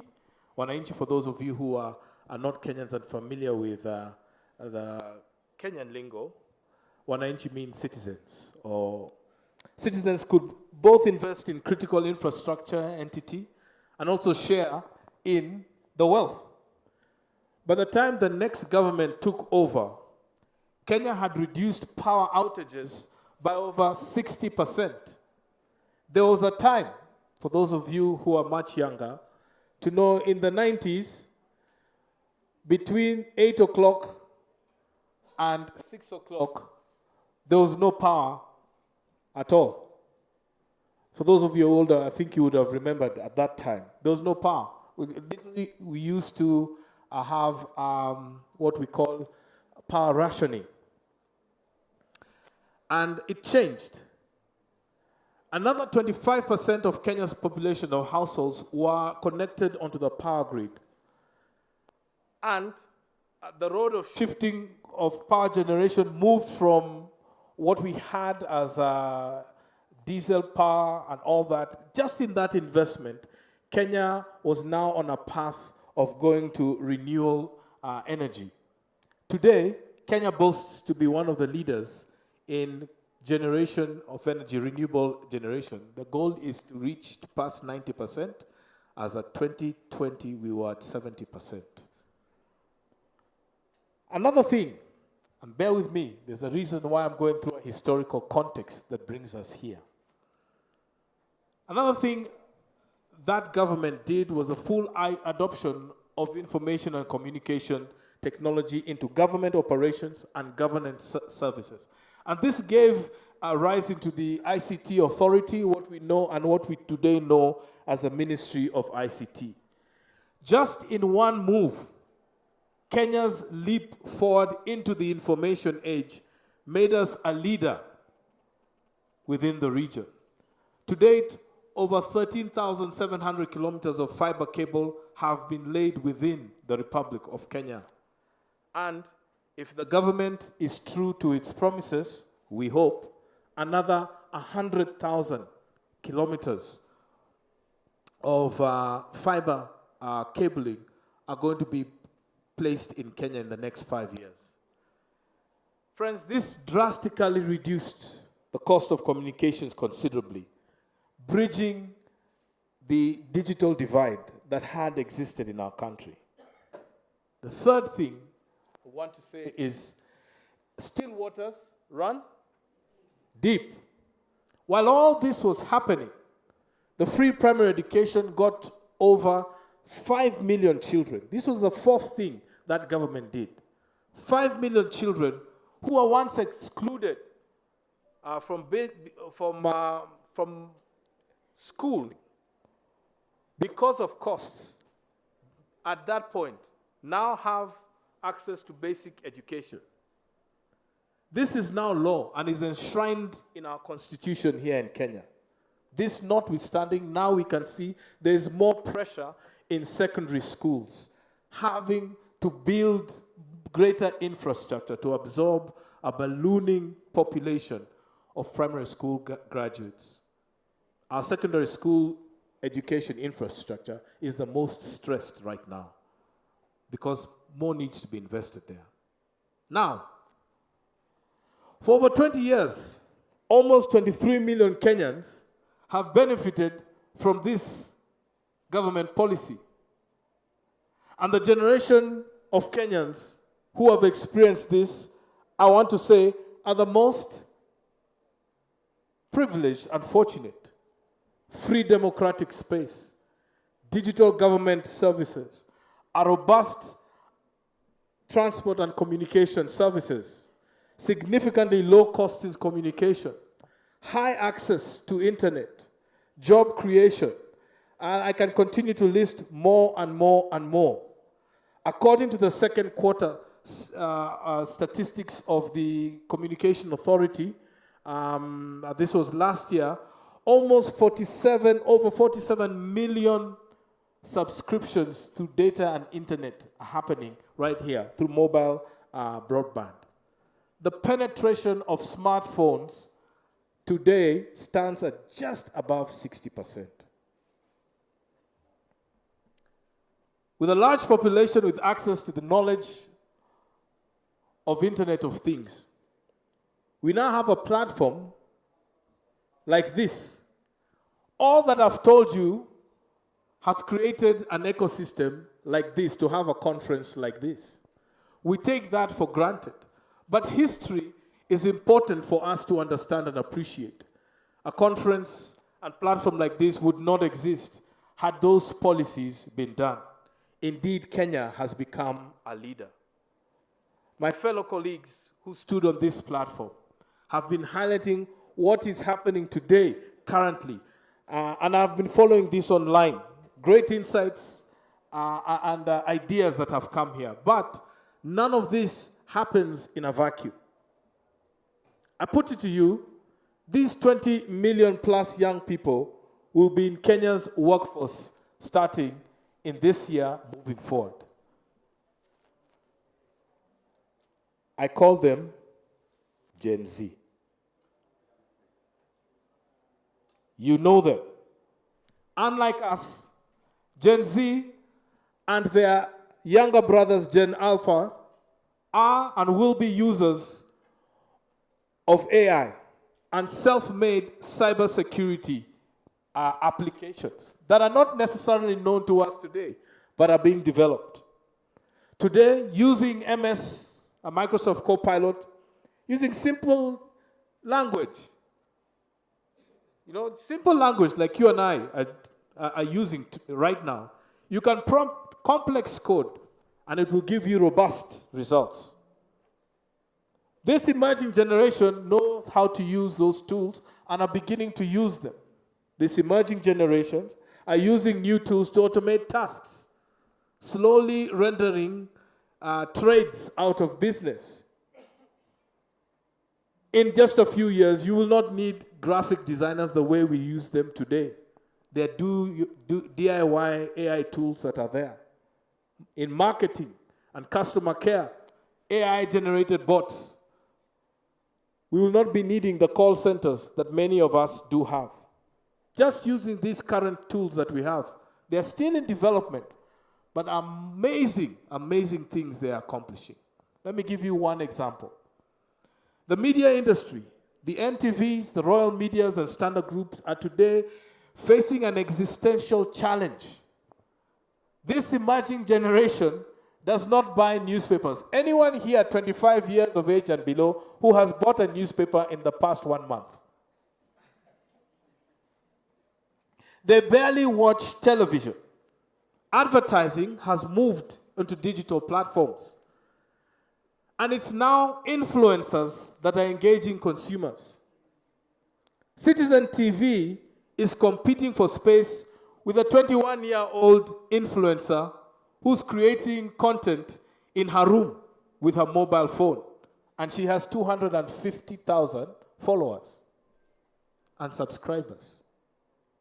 Traditional media as we know it may not exist 10 years from today. It will have to adapt.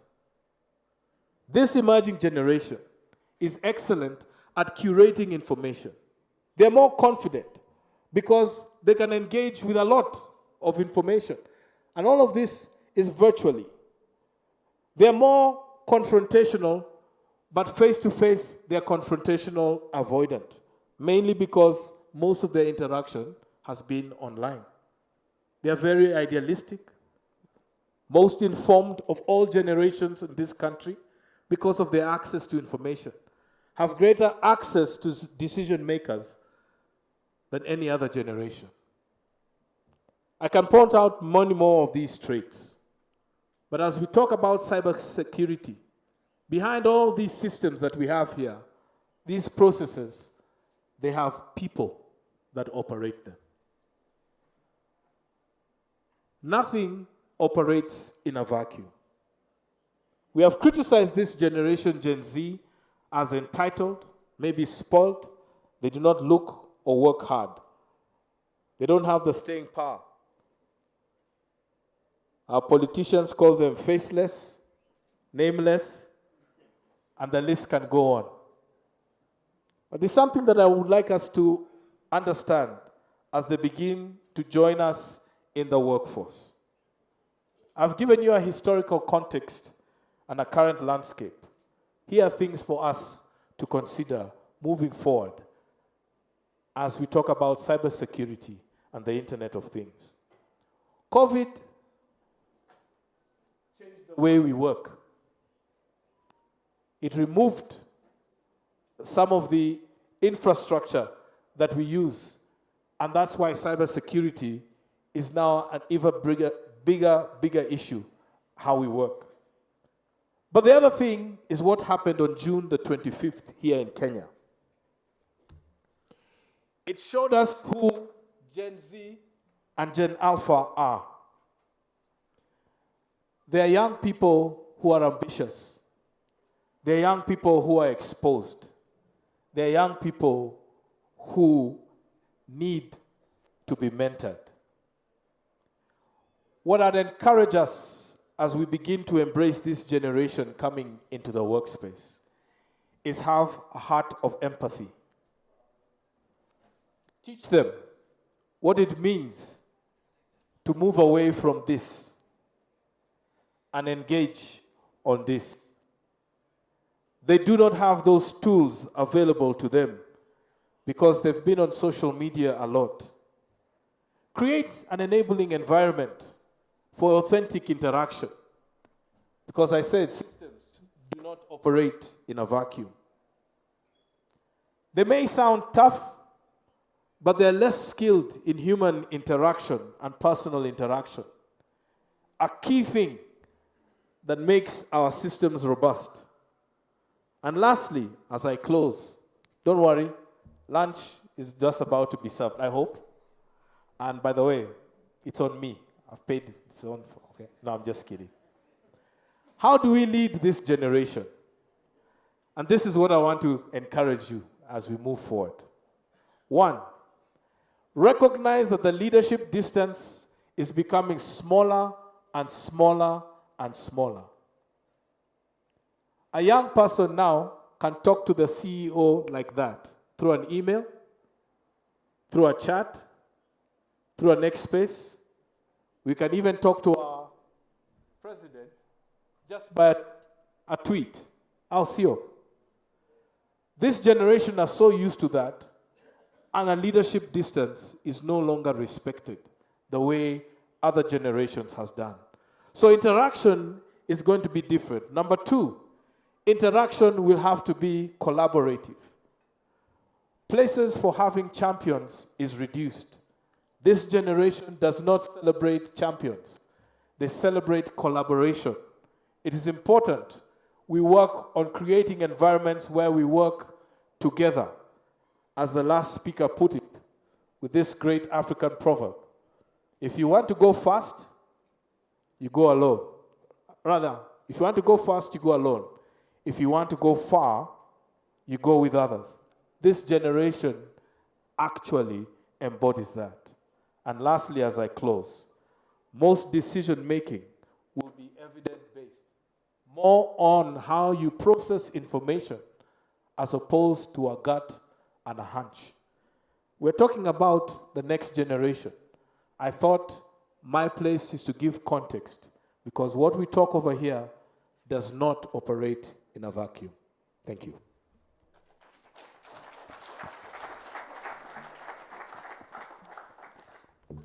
Thank you so much. Now, before we head for lunch, there are two announcements. One is from the Kenya School of Government, requesting to meet all public sector attendees at the corner there, as others are joining lunch hour. And then there is a ride shop tomorrow for those who want to register. They can be able to get more information on the Cyber Pro desk on the 5th floor. And I think we have a desk on the 6th floor as well. So thank you so much for the time. Let us take at least 30 to 40 minutes for lunch and then be back at 2:10. Thank you so much. Public sector, don't forget.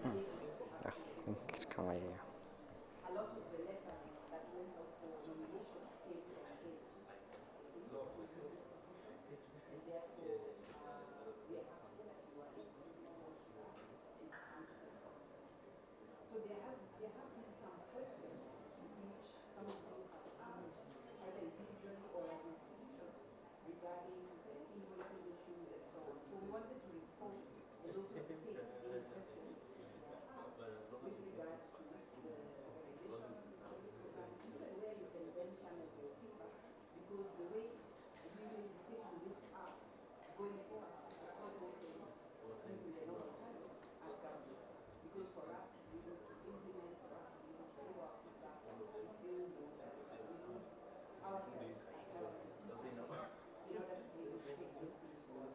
So just wanted to be sure that we were identifying ourselves as KFG, who we are, some of the partners for this program, and also to assure you that going forward, the school is ready, and the school seeks to work with all of you as public servants in order to take these conversations forward, and also implement some of the things that have probably crossed your minds, so that you can also give us feedback as a school as what we can do in order to fast-track the improvements and changes that we want to make in the public service, because this is our responsibility, our collective responsibility.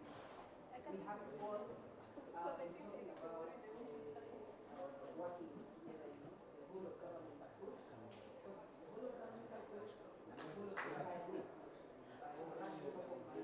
how do we move together with that whole of government approach? So I'd like to invite my colleague, to then give responses to some of the questions that have come through. It won't be long, we're not really long. And then, yeah, we take it from there. But as I said, this is a unit Dr. Crystal Wood. I work at the Kenya School of Government.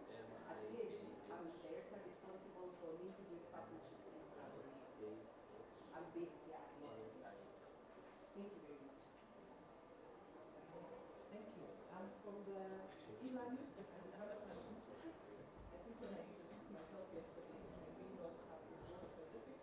But we are the institute that deals with ICT, e-learning, and knowledge management within the school. Not many people have heard of us, but we are the champions for that. I just wanted to assure you, one, we got a lot of emails. So even if you don't receive by any chance, they give you out of the mailing list for the content, we'll make sure that you get it. We think it's important for you to have that information, and also some of you, I think, are required to make bank presentations or to do presentations when we go back. So that information is very critical to you. So we want to make sure that you get as many of the slides as possible. Those people who give speeches, it might be difficult because they give the speech and come back with it. So that might be a bit difficult to get. But for the rest of the content, I believe it will be well. I believe that will be well. And then going forward, I think you will see us also more active in this space for cyber security and also for ICT. So going forward, even next year, we will take quite a leading role in the conference. So please also plan for next year. Also bring your colleagues. We will have a video conference for cyber security, possibly as government move it to KSG so that we have a section for students and another section for professionals. So that as they are addressing it, I think for the first year, last year and this year we've been mixing it. I think this now and the way we are going, we want to be able to split it so that when you are addressing questions, now we are addressing it together, and then we are able to have the feedback. So we hope that will be agreeable. Well, that sounds much better, so that we separate the two. Now, I don't know if there are any questions also about the billing. One of the reasons we have decided not to do the beginning is because we know for many people we require the invoice after the event or the last day of the event. So we will be able to raise your invoices today. We should be able to get them tomorrow. I don't know, we'll use your registration details that have come, and also for those who want to ask directly. I think it's KAA, Kengen, who gave us the list of names. There are a few people who gave us the list of names, so now we'll be able to be appropriately. You know, conferences can be tricky because you build and then people don't show up. So it's always good to do it upon registration. So that is, I think, what we wanted to raise. If there are any questions concerning the conference, anything you want us to address, any clarification, please let us know now or in the future so that we can address them as we come to close. Yes. My name is Evans.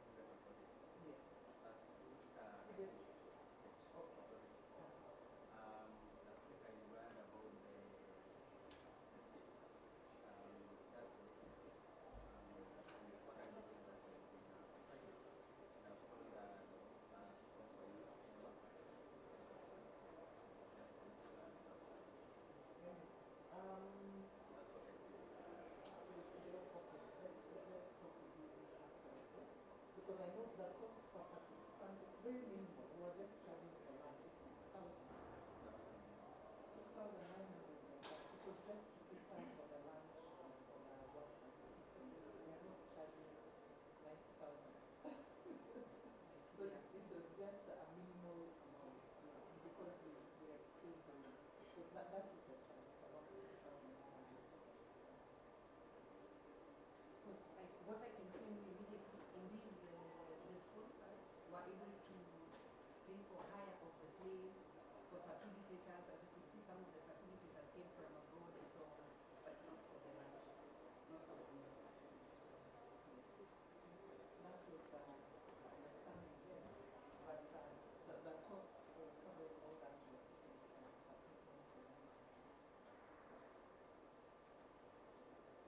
any other clarification? That seems to be okay.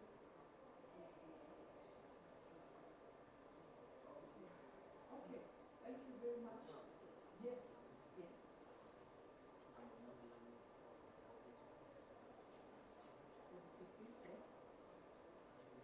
Next time, try and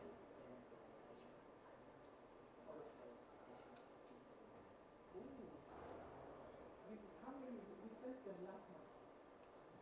Yes. We sent them last month. In fact, I think not the last month. This is September. Yes. We sent them. If you check the date, but we will send it at least 2 months. At least because the date will be clear, so that you can plan. And the good thing is now we have your emails. We can also be able to send to you a copy, an advance copy, before it gets to your single. Yes. Yeah, my name is Patricia. So the about the program, the build education. My desire is that maybe during the invitation, we can have a program so that we know how we feel. Like on Monday we came, and then we realized that our students is, and then we had to go, and some of us don't have an glory. Yeah, so we didn't know what to do. Then the second thing is I've talked about separating the professionals from the students so that we be comfortable. Because now the catering have to keep for a long time when it comes to that. Yeah, we feel like they are our children, we don't want to compete with them. We want to give them an opportunity. Let them eat well, and let us also respectfully put in the yeah. And then like trades, they didn't have any workers and so on. Hospitality, yeah. There is a way you just feel at a certain age. Yeah. Very kindly. Thank you for raising this up. And so that's one of the reasons now that we are saying I think it would be good for us to just separate it.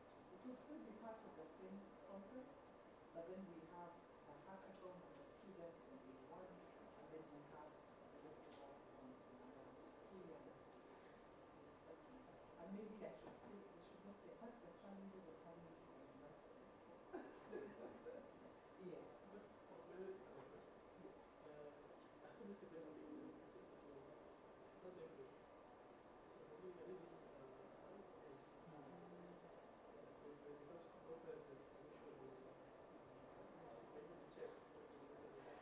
So for the, I think for the hackathon, it was for those who were interested in participating at least for job alliance. And hackathon. It wasn't only for the students. Anyone that was try. You might think that you're up to date where the hackathon thing is going to go back to class. Yeah, so we're about to do the presentation. And that was also part of this event. Make it more interesting. Maybe we could have a hackathon for us. Manalo to see. No, it's this people Oh, wow. because this guy is learn from them. But I participated in it. And very good. Yeah.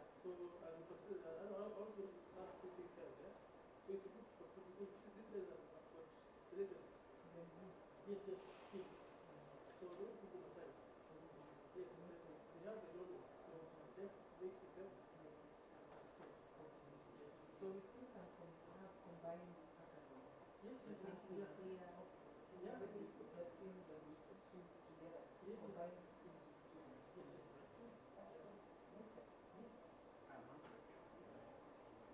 Yes.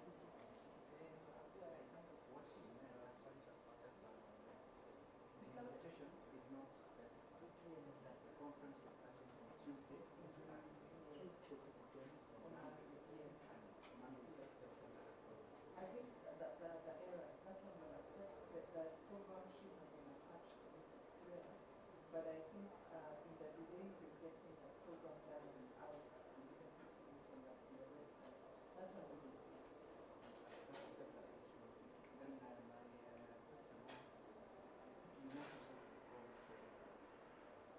terms. I just wanted to know if this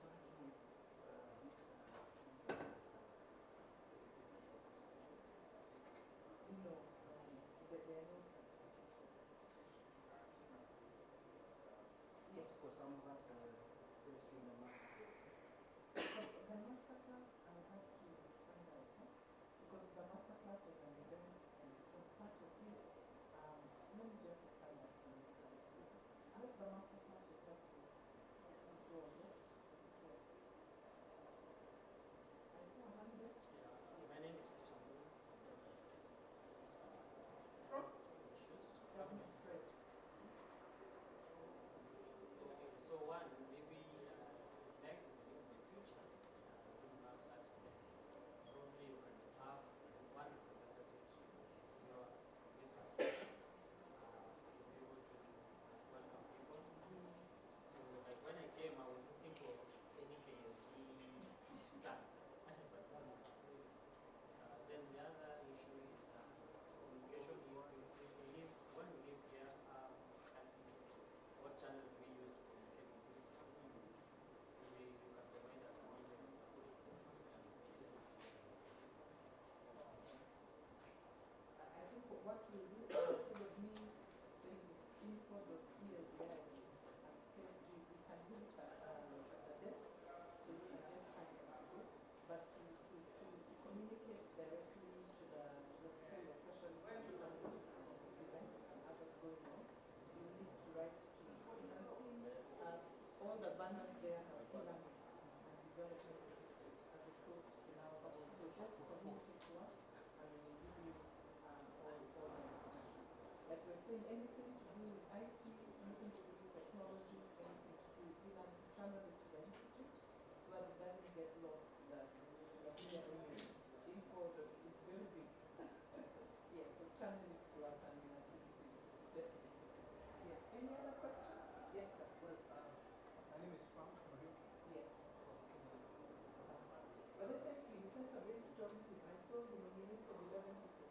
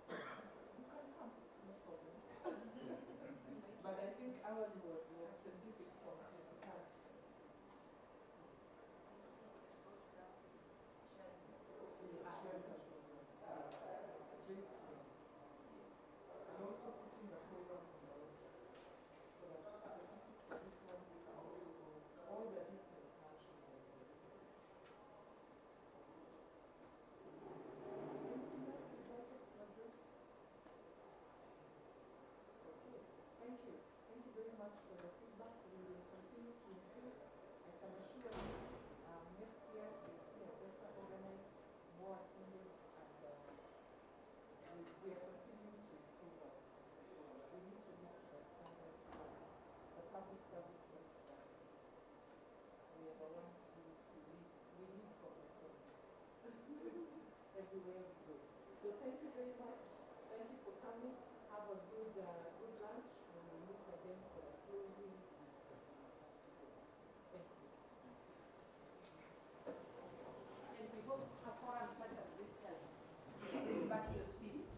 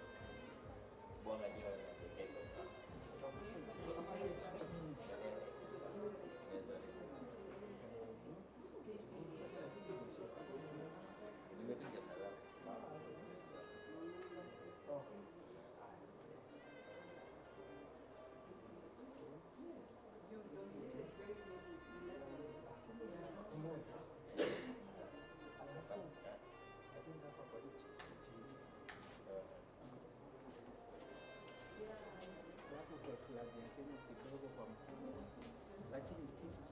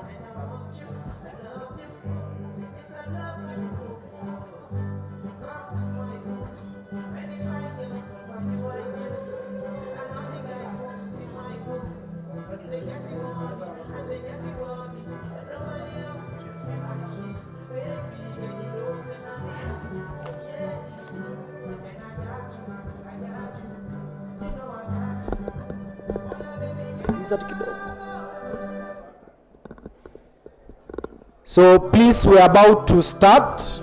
We're about to start.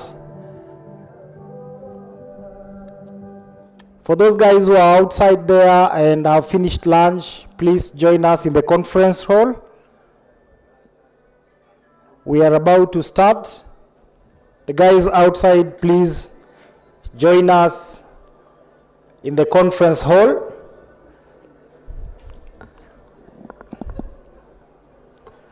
We will be starting in the next less than 5 minutes. So please, the guys outside, join us in the conference hall.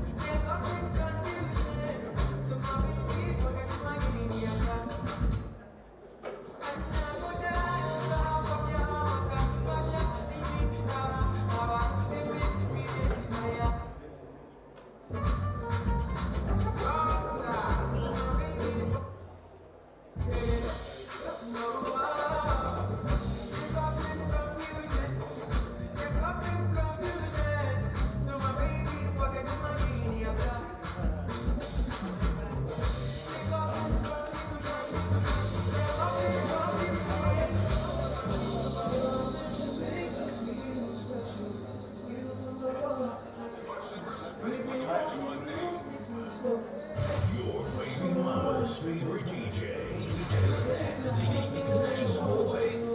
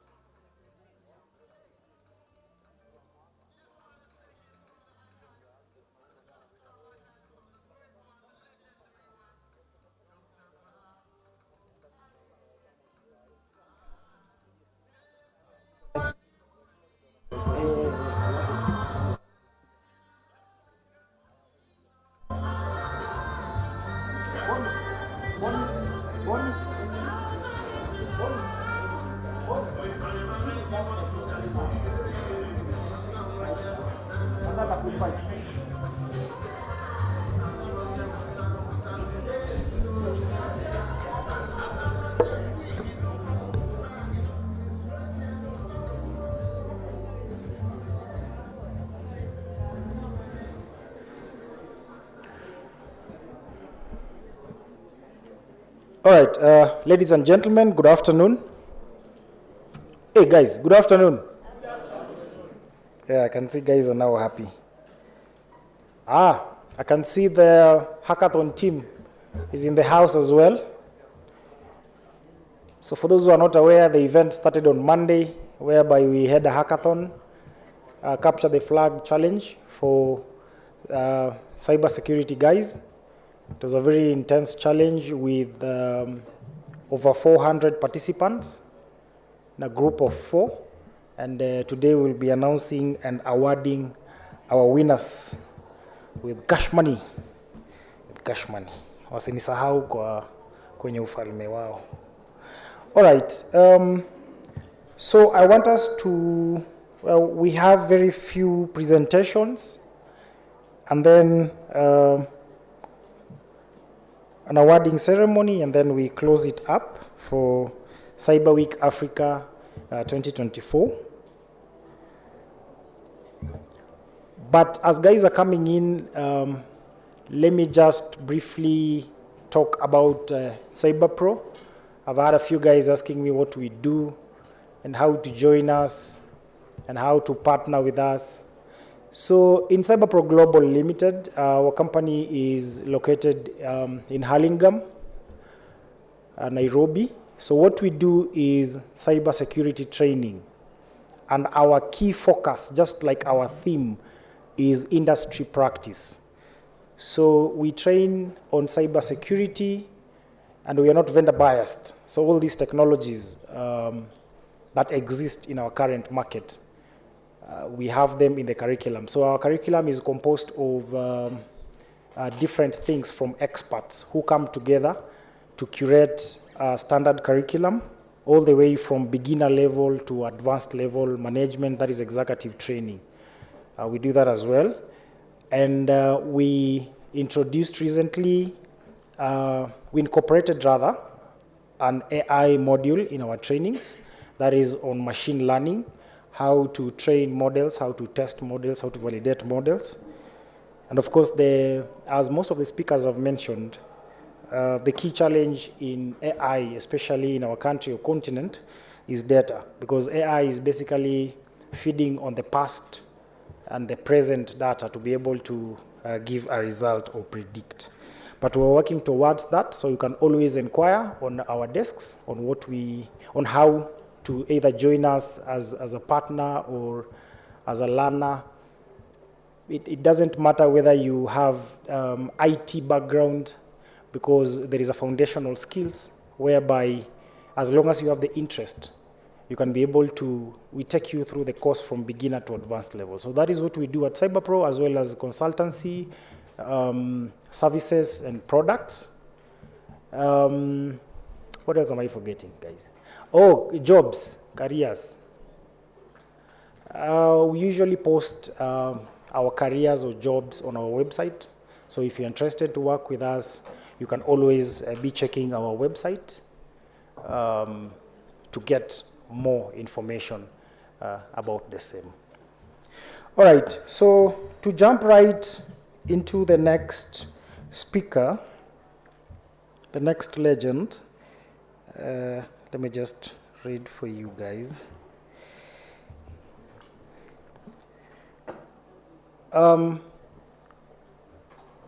We are honored to host a gentleman called Mr. Were Timothy, who is currently the Director of ICT at the State Department of Trade. He was posted from Kenya's Ministry of Information, Communication and Digital Economy.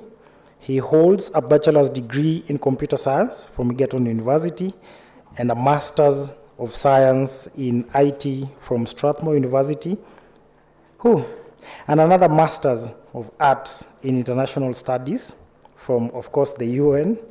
He's a National Defense College Kenya graduate, of course, with a course number. So it's a very comprehensive, very long bio. Oh, I think I should, it's my time now to brag. I also hold an MSc, by the way. All right, so ladies and gentlemen, help me welcome Mr. Timothy Were to have a presentation with us.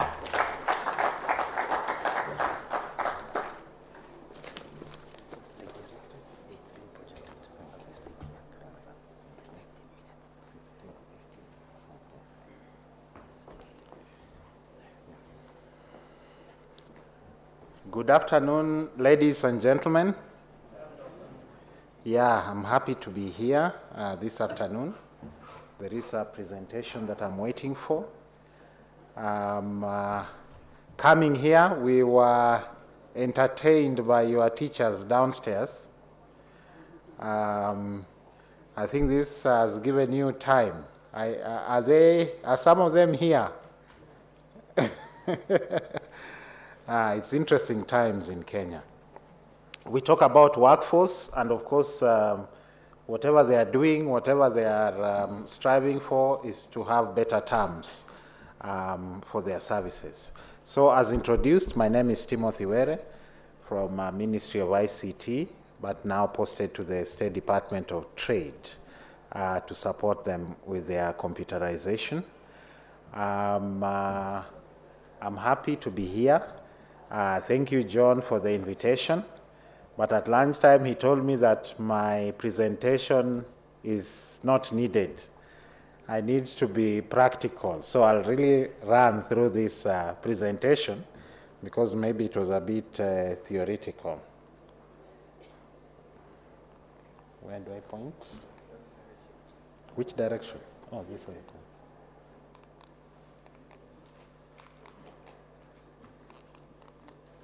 Sorry? Oh, it's moving. Yes. So this is just to give an idea of what is happening as far as government is concerned. I know my colleague, Dr. Kimuyu from NC4 had spoken of this. Unfortunately, I wasn't in that presentation. So if I repeat one or two things, bear with me.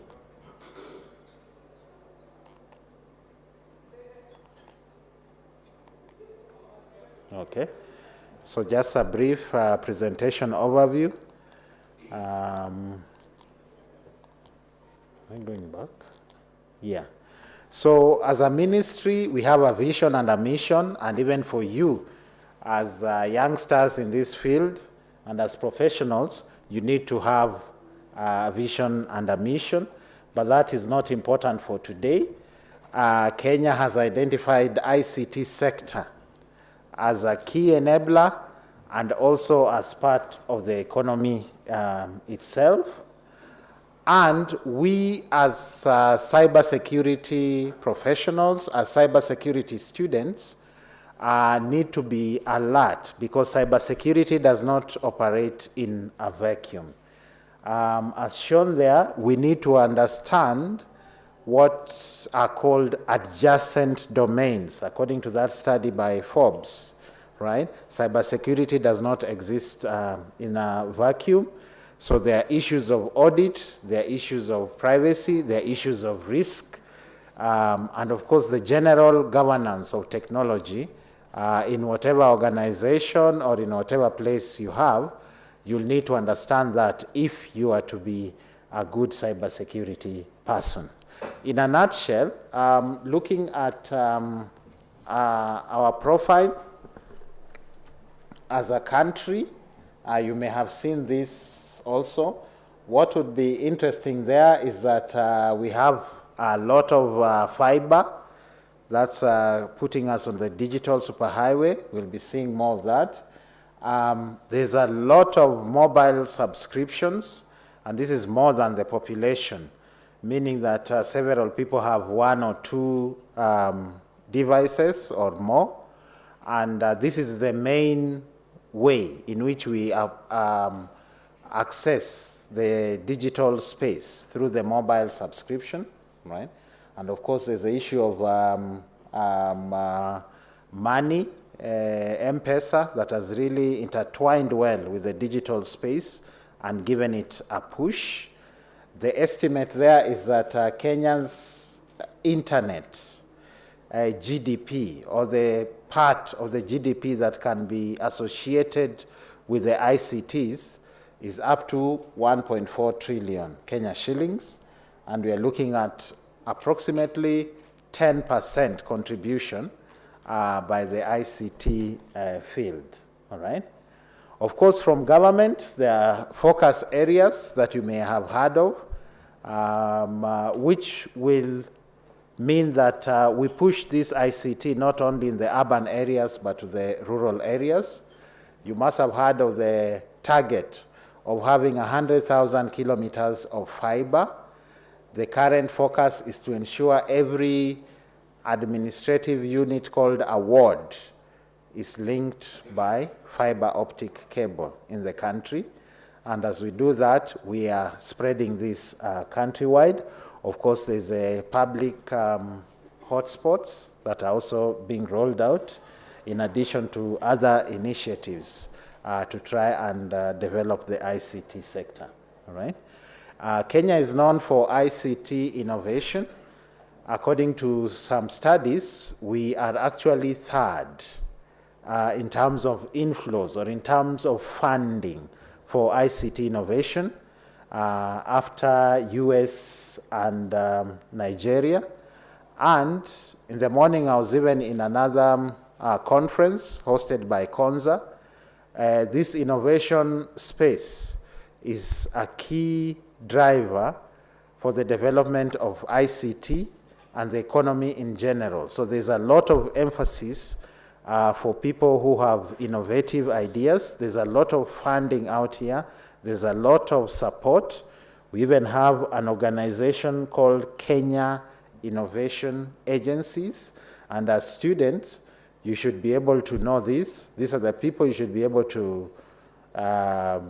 get in touch with if you have an idea that you think should go to market or that should be developed further. It's a full parastaton, all right? Now, looking globally, the World Economic Forum gave some study, and they were looking at the risks, the global risks. And amongst the top 5, 2 of them touch on technology or IT. You can be able to see that we have number 2 as AI-generated misinformation and disinformation. And I think that's an aspect that should be covered under cybersecurity. So that is touted as the second most serious risk globally. And then number 5, we are talking about cyber attacks, as we shall be discussing shortly. In Africa, you can be able to see that Kenya is a target. If you look at that map of Africa, we get so many attacks from the global players, as you can be able to see there. And according to Seriano, we lose over $4 billion because of cyber attacks. And this could be directly through fraud or indirectly through disruptions and disturbances. In terms of cyber governance and our commitment, we were rated 5th a couple of years ago. We are still trying to see if we can be able to improve that, all right? So the cyberspace, as you know it, is evolving. Everything now is digital. Everything now is online. So it means everything is susceptible to being attacked, right? Before, you had cars being mechanical devices. Now they're basically computers on wheels. And it means that somebody can be able to attack, just as they attack a computer, they can be able to interfere with your vehicle. We have logistics companies that rely on ICT to be able to do their work. We have IoTs in our houses, right? So it means that ICT is a weak point, if not safeguarded, if not secured, it will be able to bring down a nation, it will be able to bring down a company. So that you must have heard somewhere that nations like the US are now looking at cybersphere as the fifth domain, right? Where they have land, water, air, and space as the four other domains that are run by the military. Now they are including cyberspace also as a domain that needs to be looked at by the military, all right? Is my time up? Almost. Whoa, okay, fine. So, of course, you are aware of new technologies that are coming up. Kenya has got a lot of critical national information infrastructure, right? For a moment, think of what would happen if M-Pesa goes down, as an example, right? That is a national infrastructure, all right? And there are many other infrastructure that are ICT controlled. The electric grid, there are ICT systems that control that, all right? We have the banking system, the payment system. If that goes down, then we have a problem, all right?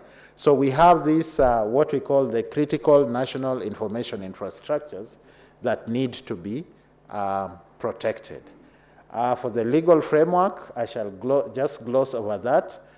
We have the Kenya Information Communications Act, and this is what formed the Communications Authority, and it gives them a mandate over ICT and cybersecurity.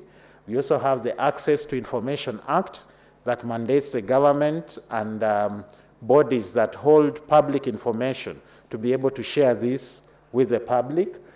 We have the Data Protection Act that formed the Office of the Data Protection Commissioner, given that we now give much value to data. Of course, we have the Computer Misuse and Cybercrimes Act. I've seen my colleagues from the NC4. I'm sure they've talked about this. And of course, there's a bill also on critical infrastructure protection. All right, this has not become an act yet, but I think it's going through the motions. So this controls the ICT space. I shall not go through them. We need collaboration. Very quickly, using the European Cybersecurity Skills Framework, we need to have people who are versed in these different arenas. When we talk of cybersecurity, it's not just a block.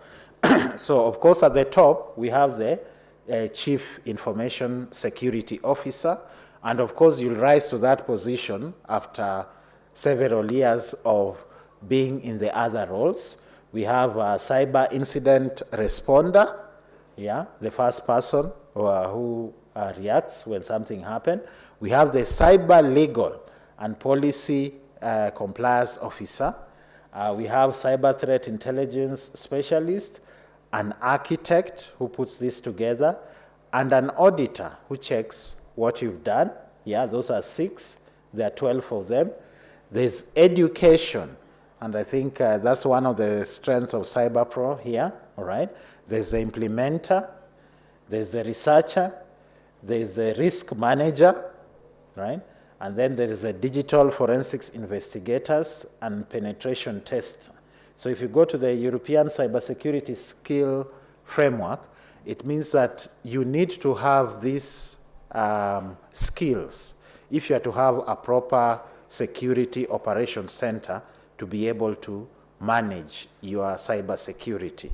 So it is through this that somebody will rise, take on more responsibilities, and become a CISO, all right?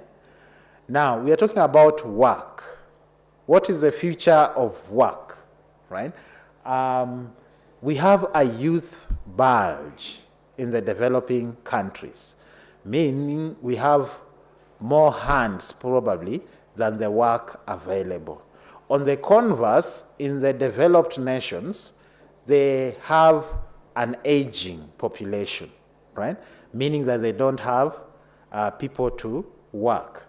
We are seeing a rural-urban migration, especially in the developing nations, where the youngsters are looking for opportunities in the urban centers, all right? And then we are looking at gig economy that has become very pronounced ever since we had the COVID pandemic, so that people are able to work short-term, people are able to do remote work, right? People have short-term contracts that they deliver. And of course, in all this ICT, we are talking of the fourth industrial revolution, that we are looking at the AIs, the robotics and all that, automation. And we may now turn to have an urban-rural migration in the near future if we have infrastructure in the rural areas and people are able to work remotely. That is what it looks like. So for us, the evolving regulatory environment, you can remember there was something on the accreditation of ICT practitioners. The government was trying to regulate and license the ICT practitioners, but this hit some headwinds. It's gone back to the kitchen, right? There's the issue of digital divide, where we are trying to be able to see that the rural areas and the urban poor areas are also enabled in terms of infrastructure. We have issues of cryptocurrency and other emerging technologies. Some of those I've already mentioned. There's the issue of skills gap. Even in the West, we don't have enough people who are able to manage this new digital space, right? We have the issue of jurisdiction. If you can work remotely, if you can attack remotely, then which jurisdiction are we talking about? So there's the issues of mutual legal assistance. There's the issue of funding. There's the issue of techno-nationalism. Because we rely a lot on assistance, you'll find that whoever is giving the assistance wants you to be able to use technology from their country. And this usually creates problems. The government is looking at creating a national, sectoral, and critical infrastructure security operations center, all right? And with this will come centers of excellence and research that will be able to engage those who are interested in this cyberspace. We're also looking at an agency just to deal with cybersecurity and also curriculum development, all right? So in conclusion, we are looking at more investment in research, development, and promotion of innovation. And that's why I had mentioned earlier, we have organizations like Konza Technopolis, we have the Kenya Innovation Agencies, we have this institution and many others that are dealing with different facets of this subject that we are dealing with. We need to ensure that our citizens have knowledge and skills to be able to navigate this cyberspace. So I think I'll stop there. Dansan has been standing for very long. I'll be available for further engagement. Thank you very much.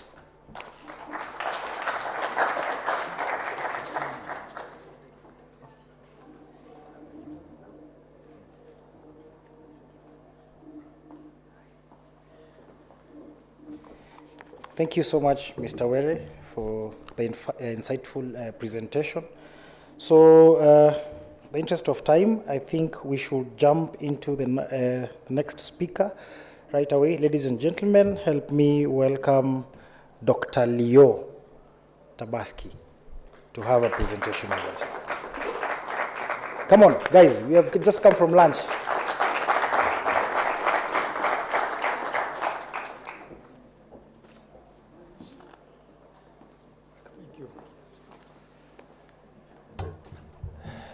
Hello. Good evening, good afternoon, more correctly. We've heard most of the presentation during these days were describing the problems, the challenges, and the difficulties that we are encountering in our digital age. I want to focus on the workforce development issue because it turns out to be not as simple as many people would assume it would be, and it is not going away anytime soon. Now, before we go into workforce, we need to rethink the cybersecurity issue. It's typically people think about cybersecurity as a result of technology, which is, of course, true. Without digital technology, you wouldn't have the problems of securing this technology. However, this technology is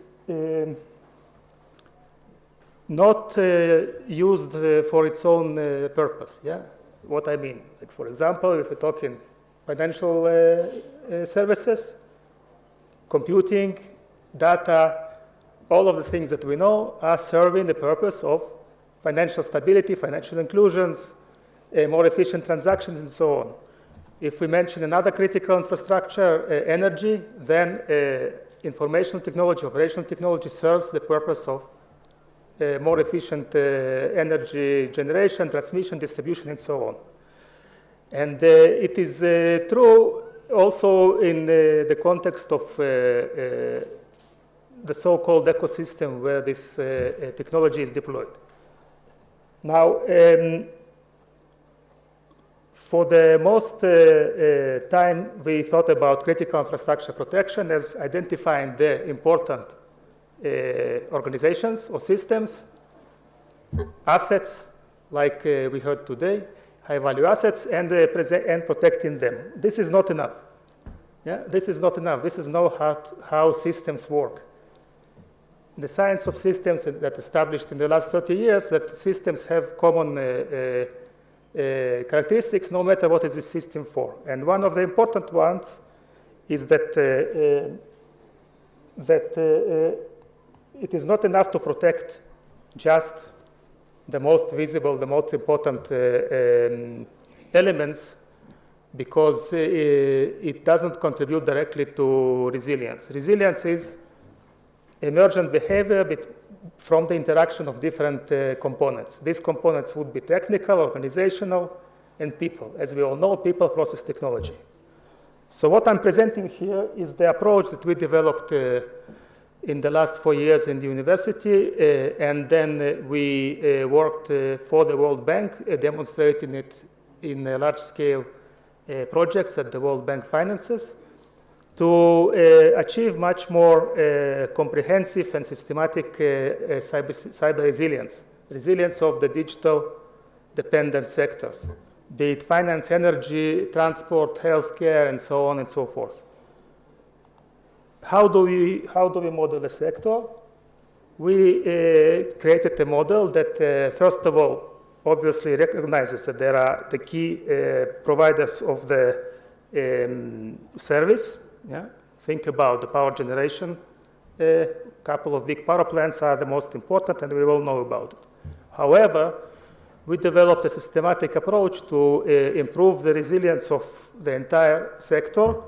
For that, we include in the efforts to assess and improve resilience, there are sectoral regulators, the supply chain, companies like CyberPro here who provide services and expertise to their clients in the country, and national agencies. Usually there are many more than one with some responsibilities for different aspects of cybersecurity. It will be a data protection agency, it will be a national incident response team, it will be the Ministry of IT Communications, and so on. All of them, in the experience elsewhere, all of them were not involved properly for various reasons in the efforts to protect critical infrastructure. And then after you start designing, and then you start discovering that there are other stakeholders who will be involved and so on, this is a process that is very inefficient and exposes us all to critical risks.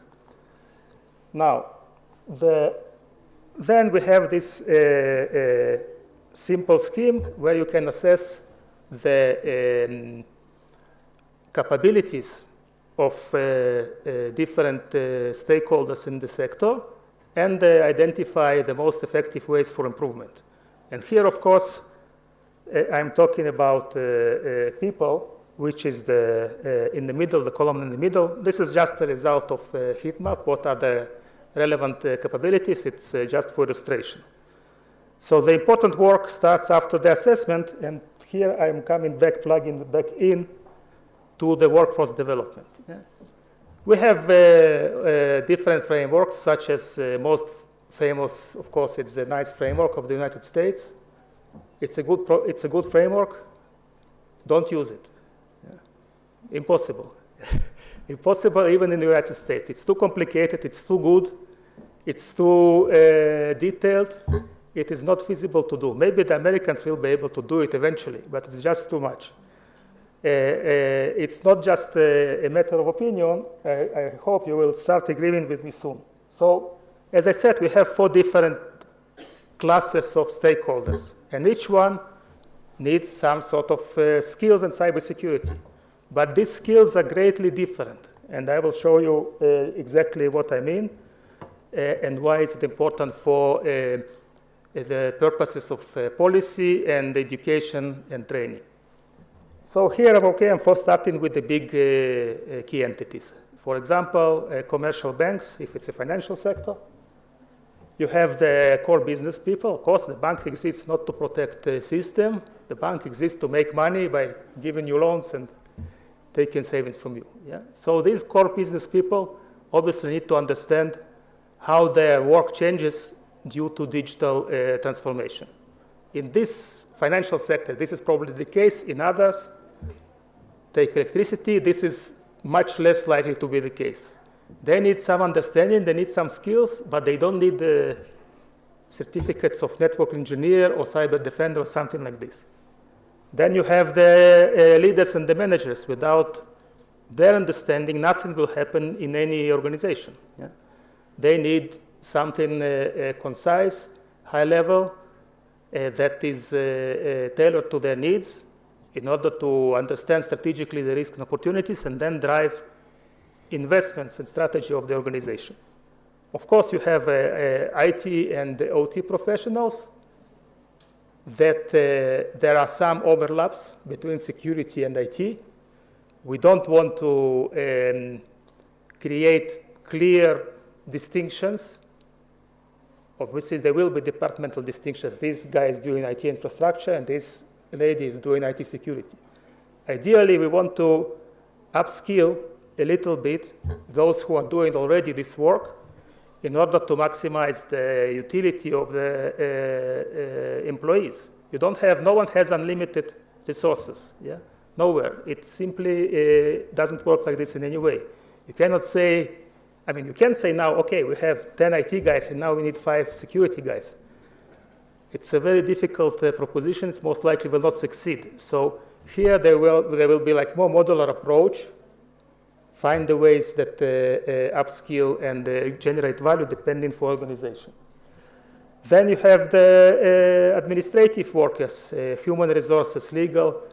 With all the respect to things like 0 days, they don't happen in reality. They're extremely rare. Most of the breaches start with abuse of privileges, intentional or unintentional, and abuse of known vulnerabilities and patched vulnerabilities.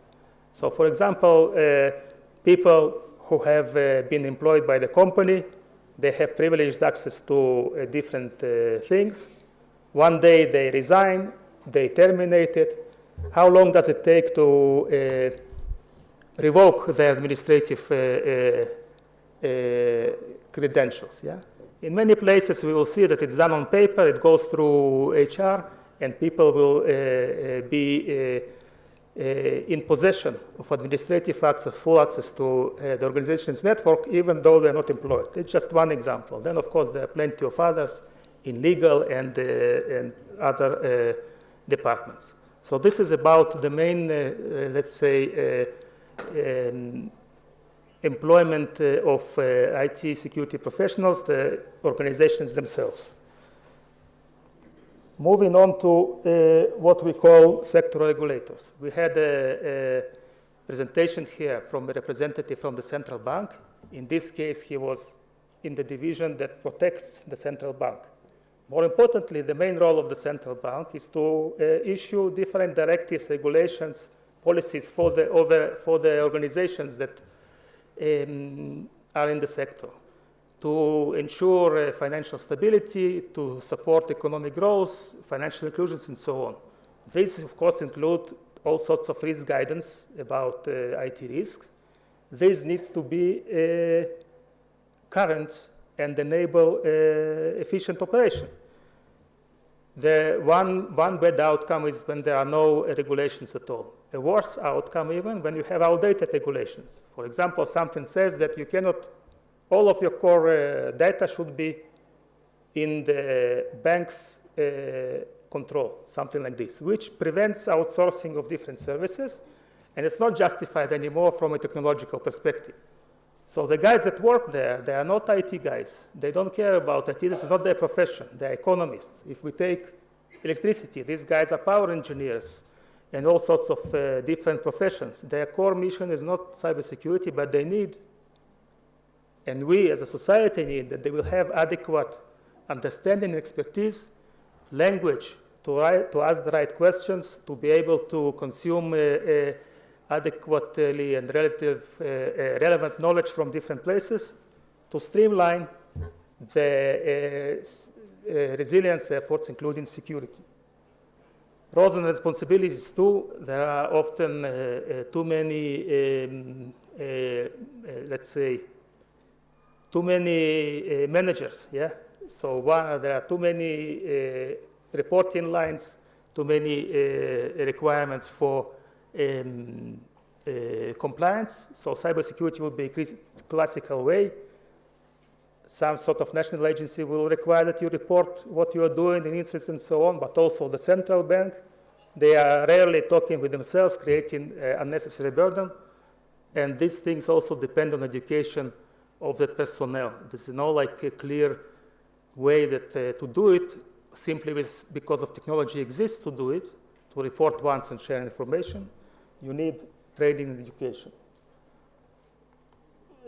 The critical element of every sector is the supply chain. Yeah? It became very popular recently in the jargon, but it's always been there.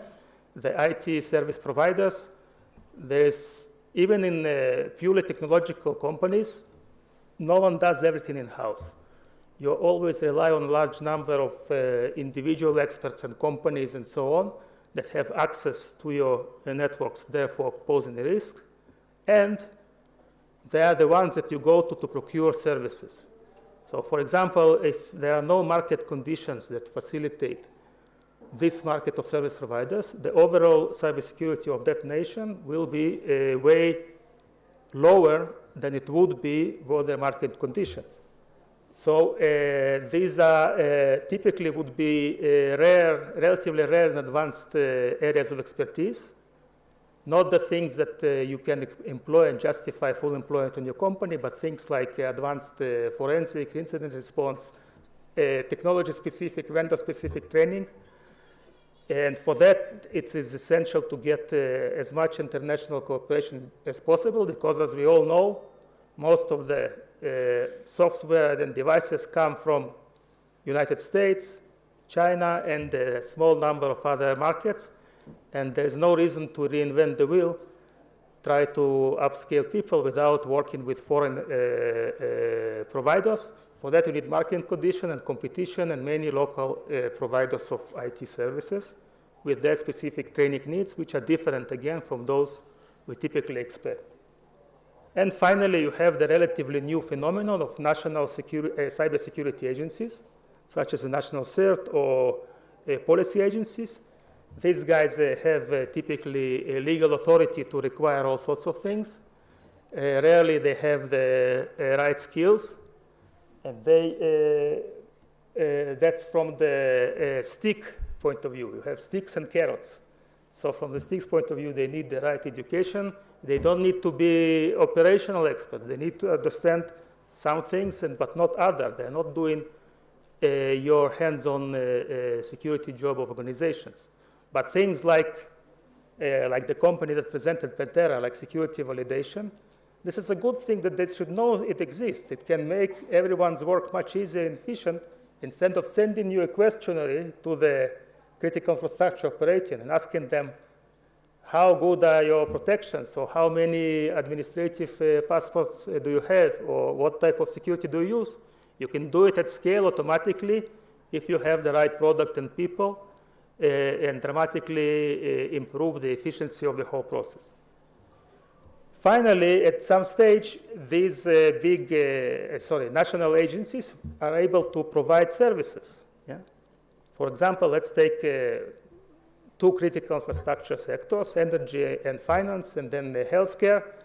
They all need incident response capabilities, but no one can justify retaining this talent full-time, this talent will be idle for hopefully 99% of the time because no incidents has happened.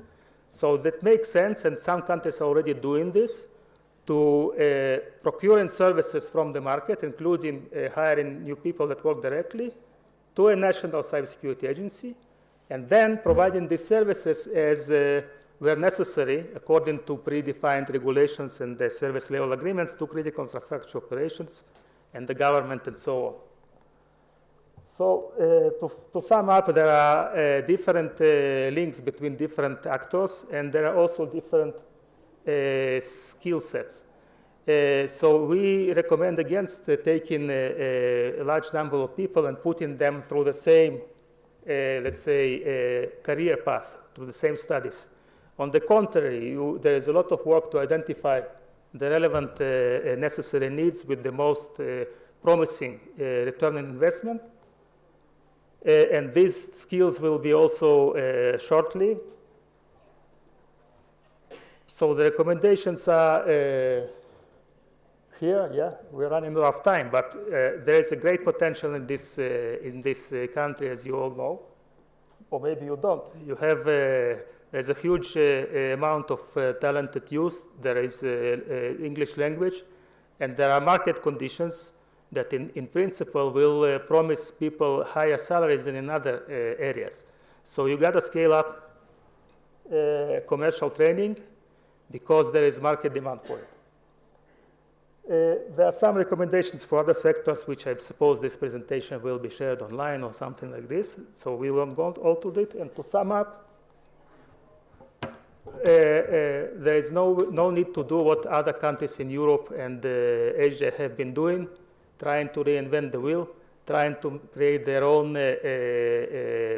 frameworks for education, and then ending up with the same problem that this doesn't seem to be as effective as people hoped. Yeah.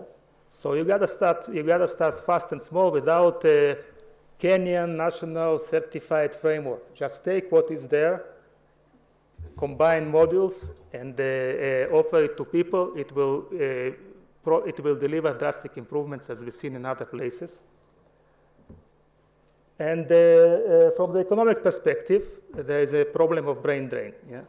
There are, in many places, we see that trained IT people have been seduced by foreign markets and leaving the country.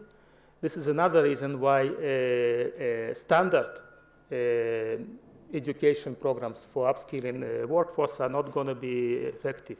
You got to work hard to identify the competitive advantages and the specific needs, and this will result not only in better security but in sustainable market conditions.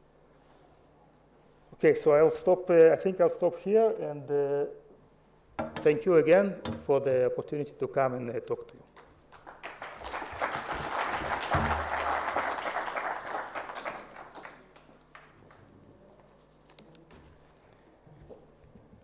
Thank you, Dr. Leo. I've interacted with him a couple of times, and he's very good with research. So thank you for pouring your wisdom and knowledge to the audience of Cyber Week Africa 2024. Now, I only want us to engage with 3 of my jokes again before I invite the next speaker, so don't get tired. We only have 2 presentations, and then we will have our awarding and gifting ceremony, and then we will close the event. So cheer up, we are almost getting done. So the first joke is this. Microphone, guys. Hope you're ready. With the microphone? Okay. The first joke is this. Why do hackers have trouble in Nairobi? Why do hackers have trouble in Nairobi? Microphone. Too many? Too many. Do we really have too many hackers in Nairobi? Okay, okay. Who wants to try very fast? In the interest of time. Yes, please. We only have one mic. Yes, the gentleman there.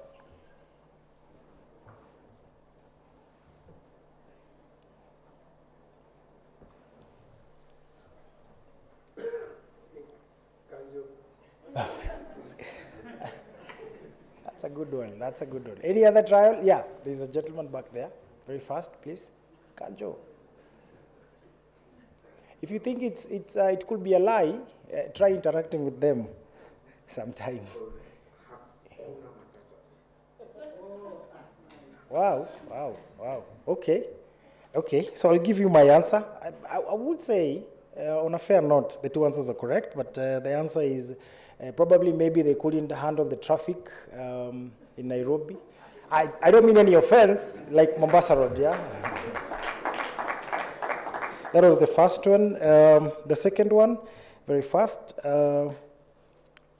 Why don't Kenyans need antivirus?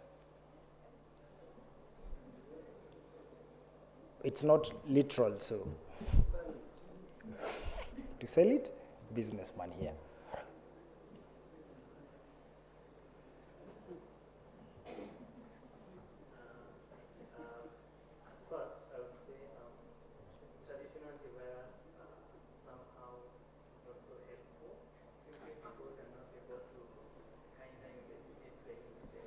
Okay.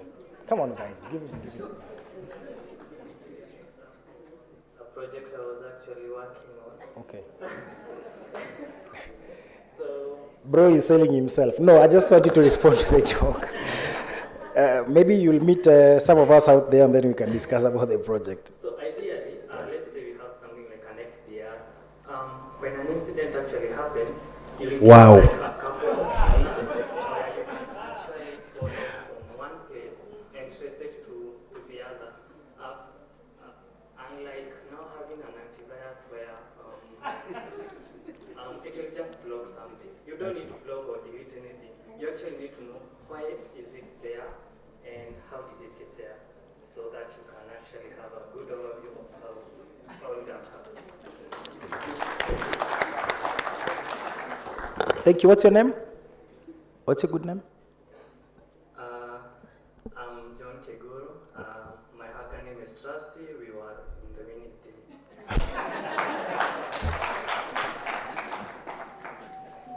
Yeah, the concept he was.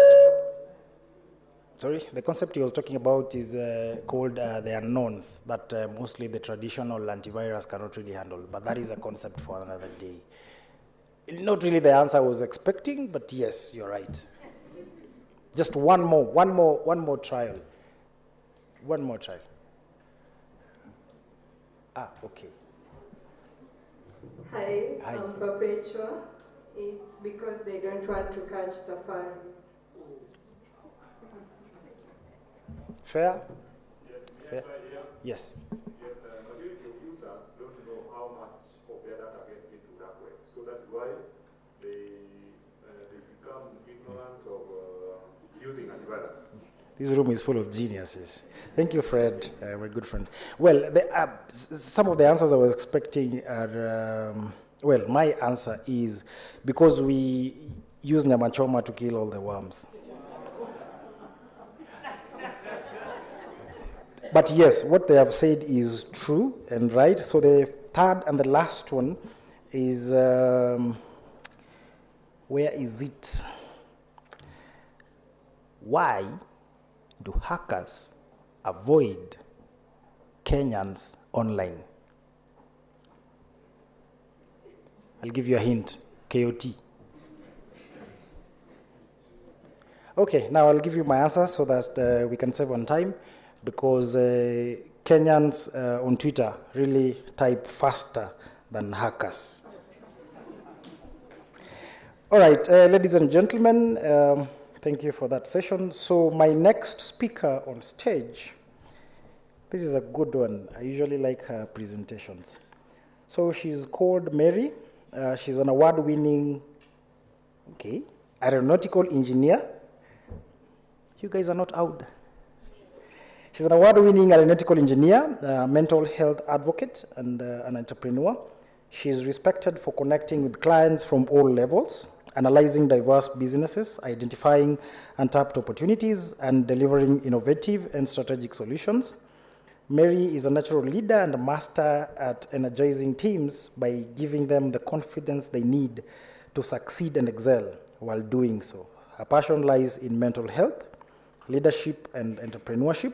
She holds a bachelor degree in engineering, in aeronautical engineering, and an ongoing master's in psychology. She's currently the founder and CEO of Starway Global. I mean, we wouldn't have finished without mental health. So ladies and gentlemen, please help me welcome Mary.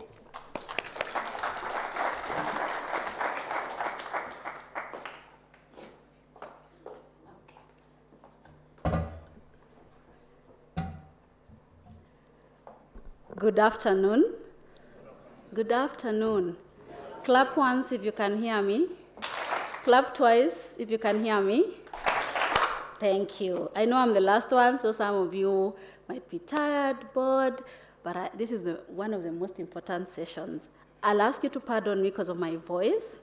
I am battling a virus, as you're talking about. But I'll try to be as audible as I can. I am normally very energetic, so I'm saving all the energy I have to do this presentation. Great. I have 15 minutes, so I will try as much as possible to stay within that time. As Dunstan has said, my name is Mary Njoki Karanja. I am an aeronautical engineer, award-winning aeronautical engineer, entrepreneur, and also refer to myself as a change catalyst. And today I'm here to talk about cyber psychology and cyberspace mental wellness. I thought there'll be a screen in front of me, so you'll allow me to also refer to my screen here. Okay, I like engaging the audience when I am presenting.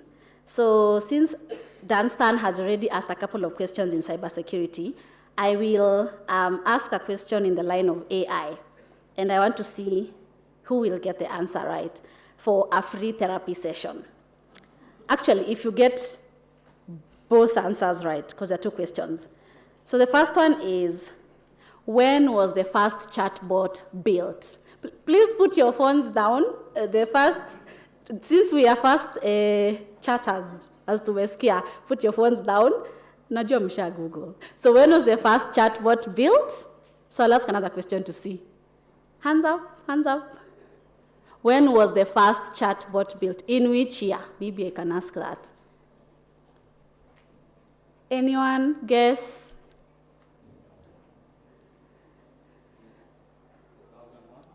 2001? No, it wasn't even in this century.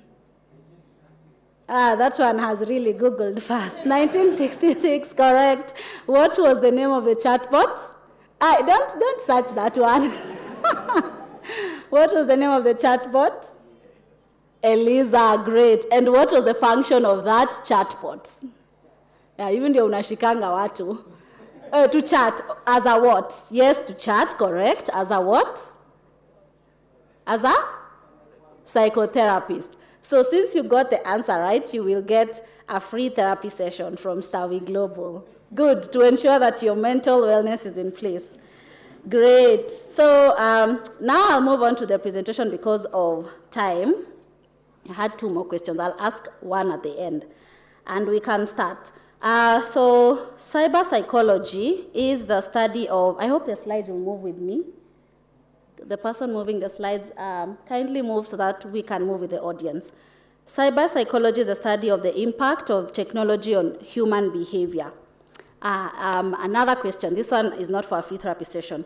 What percentage of the globe uses technology? Anyone can give a guess? Currently in the world. Oh, you can't hear me? Remote. Oh.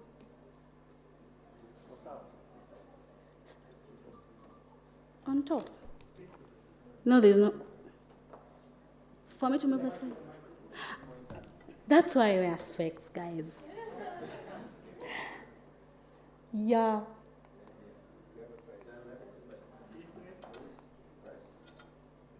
Right?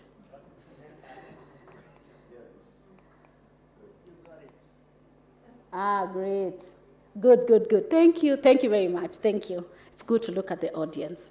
Yeah. So I was asking, what percentage of the world is connected to technology? Sorry, what did you say? Oh. I'm really doing a bad job. Yeah, 67.1. Yes, so 67.1 of the world population, Nihoma guys, sorry, is connected to technology, and that represents 5.44 billion of 8.1 billion. So the joke I usually like saying is, just in case you get heartbroken, know that there's 8.1 billion people in the world. Yeah, that's a good thing. Yeah, that's a slight joke. And next we'll talk about mental wellness, because majorly that's what we're here to talk about. I know we've covered so much this whole week on cyber security and all that entails that, but then I'd want to focus my attention on mental wellness, because most people in the cyber security space are always on toes and have to stay one step ahead. As we have heard from Dunstan, there are always people looking to hack into your systems. So one of the things that people in the cybersecurity space or even techies suffer from is mental health problems. And to look at what proper mental wellness is, it is a positive state of mind in a holistic sense. And the signs of mental wellness, as we can see, include emotional resilience, that is being able to cope with life's challenges, such as what is going on in the country today. 2 is being aware of your strengths and abilities. How many people in the room would say that they are self-aware? Put your hands up. Okay, up so that I can see, because clearly I couldn't even see this thing in front of me. What percentage of people in the room are self-aware? Yeah.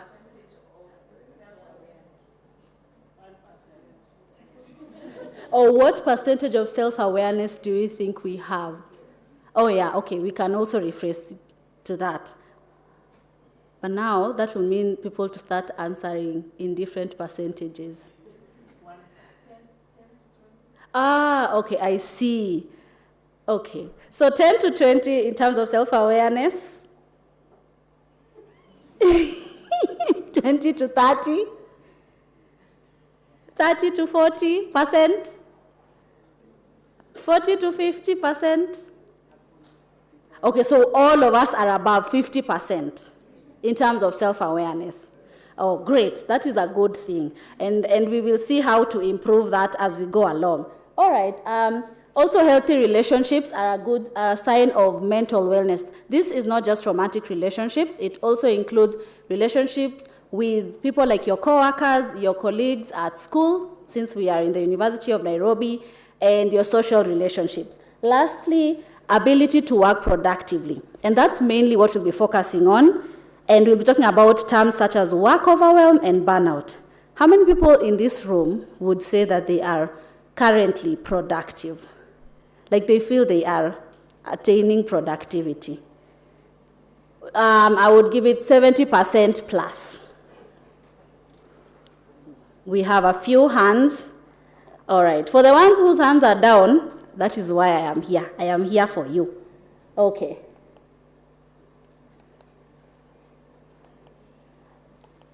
Okay, so, yeah, this is what I want to see. today we'll be talking about work overwhelm. And I think I'd want to hear from the room. This is one of the terms that is used widely right now. Work overwhelm and burnout. Is there anyone who wants to define what they think work overwhelm is for us? The mic will come to you by show of hands.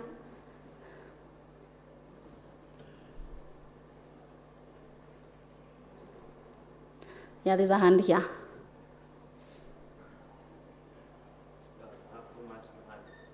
When you have too much to handle. Okay, that's actually right. Anyone else? Okay, I will take it that us we are not overwhelmed with work. Oh, great.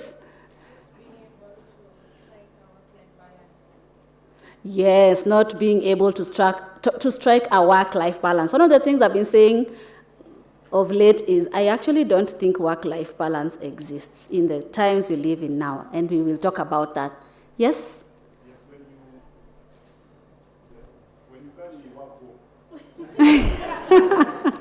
When you carry work home, that... Yeah? What if you're just not a poor planner? What did you say? Sorry? Oh, those working from home. You carry it from the workstation to the living room. Okay. I hear you. Though there is a twist to that. Are there people who would you also say that the people who carry work home because they are unable to manage their time well? Do you think that's also true?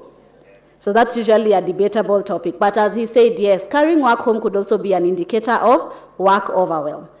Great. So what is work overwhelm? It's feeling emotionally or mentally overloaded by the tasks, responsibilities, or expectations associated with work. And some of the things that are caused of impacts of work overwhelm include decreased productivity, burnout, and a negative impact on mental health. So let us look at some of the signs of work overwhelm.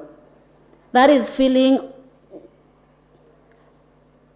overwhelmed, which encompasses emotional, cognitive, and physical symptoms, actually.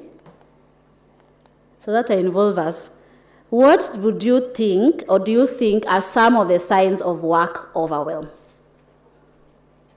One is carrying work home, as you said. 2, work-life balance. Any other? I can hear whispers. You can just raise your hand, and then the mic will come to you. This is an engaging session, so that you don't sleep. And I usually say, as long as you have a brain, mental health affects you in one way or the other. Just like a car with an engine will always be affected by mechanical problems. Yeah. Go on. Procrastination and avoidance behavior. I can see you read my slides real quick, but yes, procrastination and avoidance behavior, that's right. Any other? One more? Cluttered closet. Cluttered closet actually could be an indicator of overwhelm. And disorganized, yes. Any other? Last one from a lady. Ladies in the house. Any lady?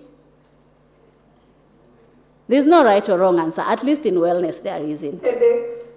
Yes, headaches, migraines, that's true. And I actually suffered from that at some point. I think I should also mention that I, at some point, during COVID, got overwhelmed and eventually got burnt out. And there's a difference between overwhelm and burnout, just that we tend to use them interchangeably, and we'll see the difference as we move on. So these are some of the signs of work overwhelm: feeling constantly stressed or anxious, low energy, lack of motivation, headaches, stomach aches, fatigue, procrastination, and avoidance behaviors, as was said, and difficulty focusing, concentrating, and making decisions. In the times that we are living in, we are time crunched and overscheduled. That's the reality. And most times you'll find people tend to get reply For example, their WhatsApp messages late, reply to their emails late, and you'll find someone asking the question, where will I get the time to do all that I have? That's also a sign of overwhelm. Let us now look at the impact. So the slides. Okay, the impact of overwhelm on mental health. One, it causes sleep disorders. So if you find yourself struggling to sleep, either sleeping, most times you'll end up sleeping less. It could be a sign that you are overwhelmed with work.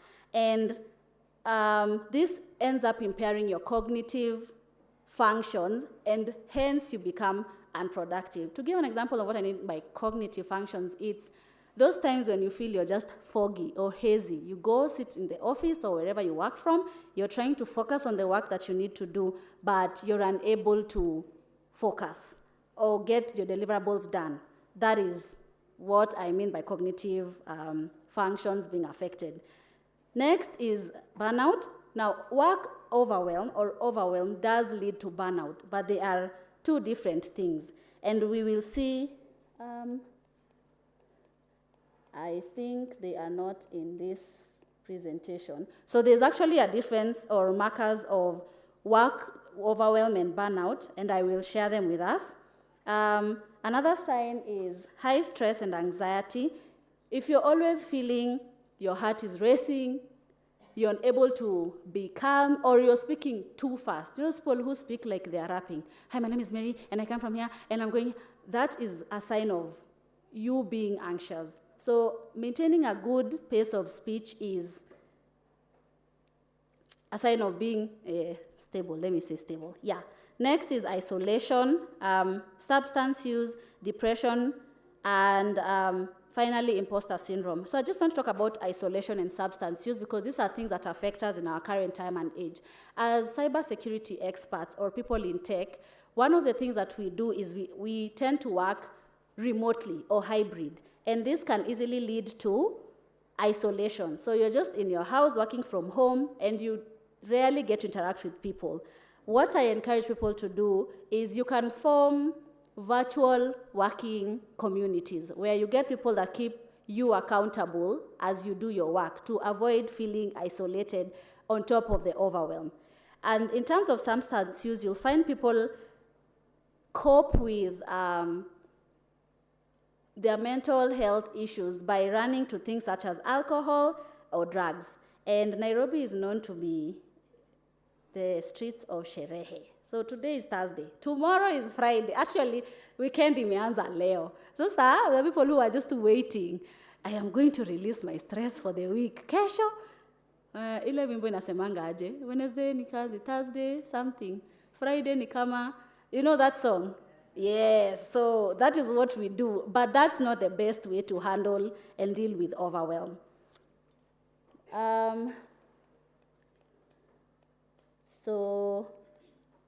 Okay, let me go to the practical strategies. So what can we do to manage work overwhelm? One is prioritization techniques, and there's something called the Eisenhower matrix that helps us prioritize tasks from important, urgent, and things that need to be delegated. So this is a tool that can help us who have multiple tasks to do or run, manage our time effectively. So this is what the Eisenhower, it's called Eisenhower matrix looks like. So there's do, decide, delegate, and delete. Ideally, when you have, let's say you're at the start of your day, you have 10 tasks to do. This is a tool that can help you organize the tasks that are urgent from what is not urgent. And this way, it can help you manage your overwhelm. So I'll try rush a bit because I can see Dan is smiling at me here. Next is time management strategies.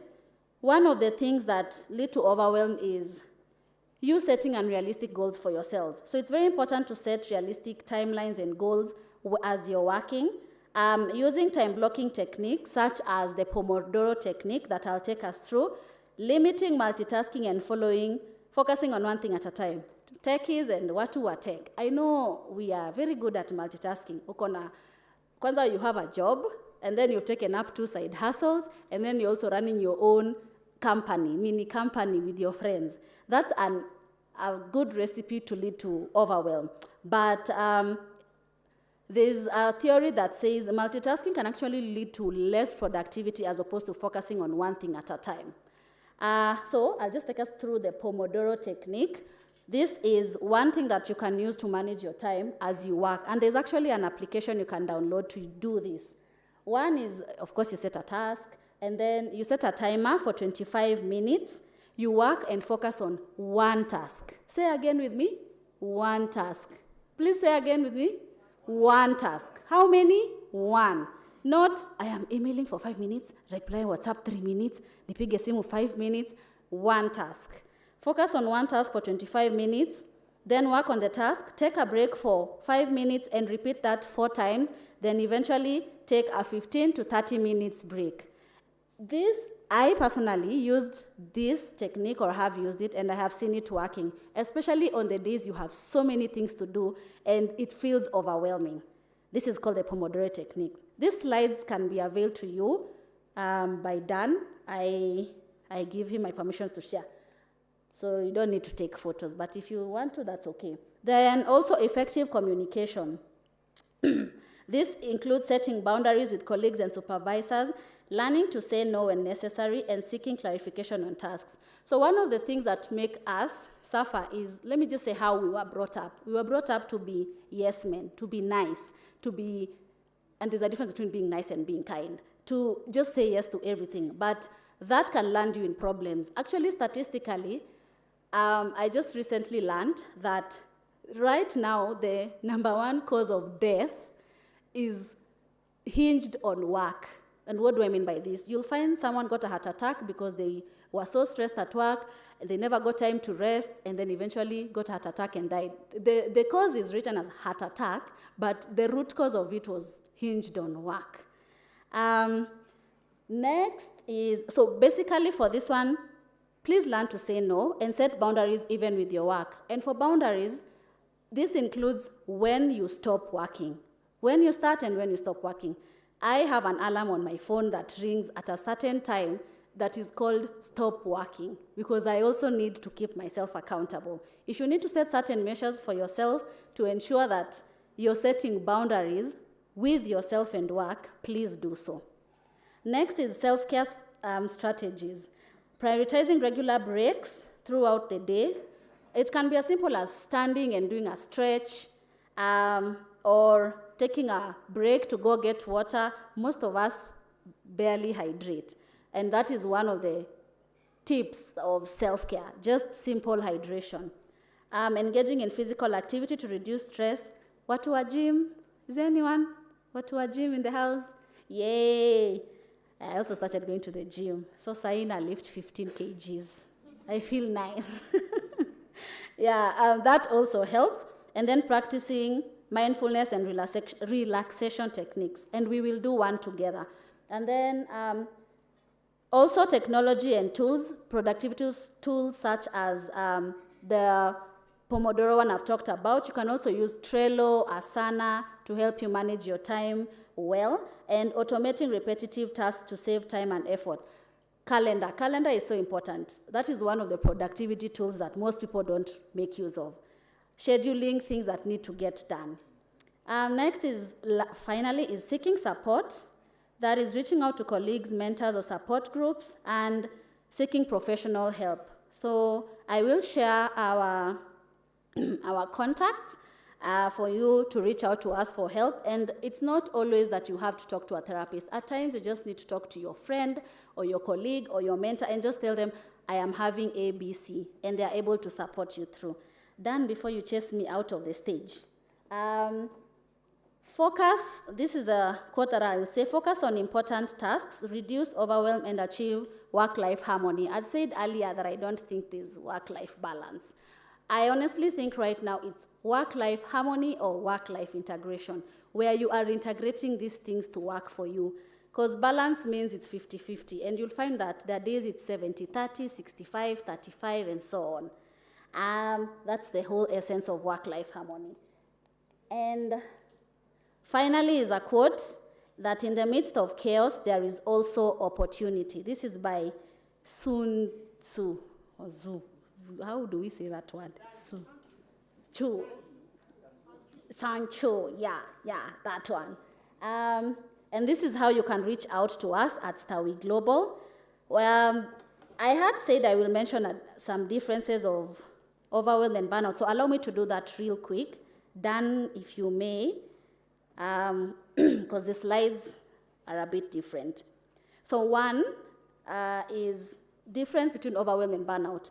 Overwhelm involves overengagement. Burnout, you're totally disengaged. So in this case, when you're burnt out, you can, even if you want to, you can't even put your best efforts in anything. Two is worry versus detachment. So when you're overwhelmed, let's say you have a lot of work, your boss is giving you pressure, you're like, when will I finish this, the first one, the second one, the third task, you're worried about things. But when you are burnt out, you're totally detached from it and you have given up and don't care enough to even worry about the work. That's number two. Number three is for overwhelm, there is the if I can just get everything under control, it will be okay sort of feeling. But for burnout, it's I don't even see any hope of getting things under control. So, sijali, oh yeah, it's the same song. You just don't care. That's a sign of burnout. Fourth is a sense of urgency versus giving up. So for overwhelm, that's actually how the anxiety or anxiousness comes about because of that. And then in burnout, you totally have given up. And finally is overreactive emotions versus no feeling. So people who are overwhelmed, I don't know if this has happened to you in an office, you'll find, you ask someone a very simple question, they give you a very harsh answer. Si ondoka print, or, they just talk to you, but you're like, you ever had this saying of, uyo alikosana na bibi yake jana, ama uyo alikosana na the husband. You have thought that at some point.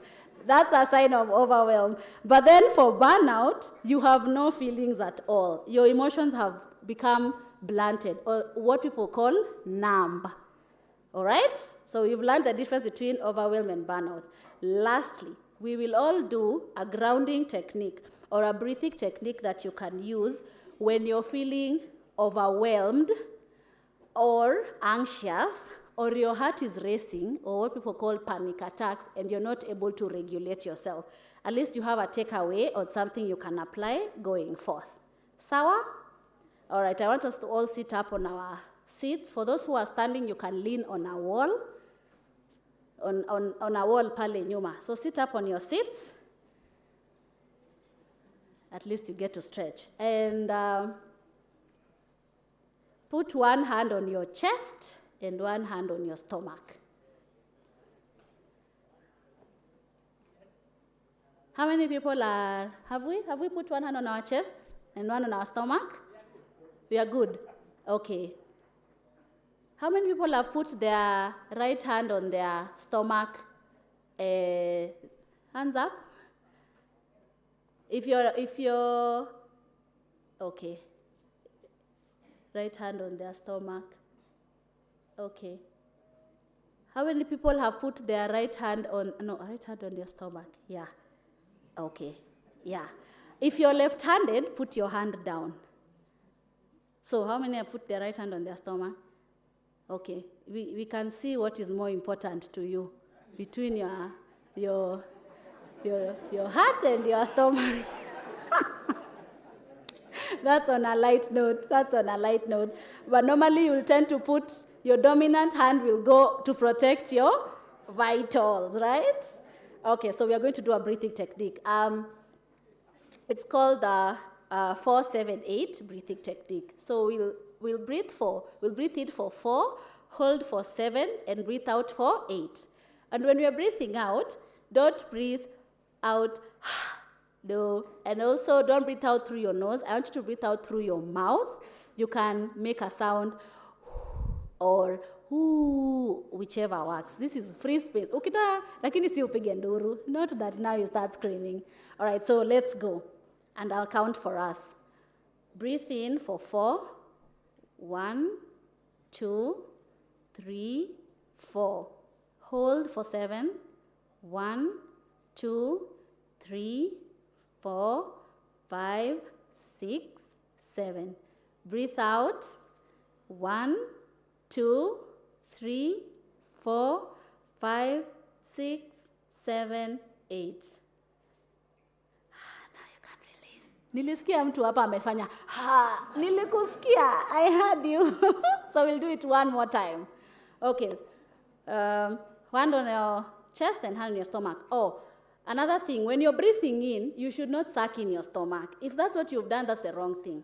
Because remember biology, when air goes in, diaphragm goes out. So your stomach should be in a talker when you're breathing in. So don't hold your stomach. No one is looking. Just let the air get in. So breathe breathe in for 4, 7, and 8. Your stomach goes out when you're breathing in. Last one done. So let's breathe in. Okay, I'll count for us. 1, 2, 3, 4. Hold. 1, 2, 3, 4, 5, 6, 7. Breathe out. 1, 2, 3, 4, 5, 6, 7, 8. How do we feel? Are we feeling relaxed? That's what you should do next time you're frozen at your desk or you're having a panic attack or a driver anakuhutia kwa barabara and you want to scream at them. That's what you should practice. That's it from me. Thank you very much.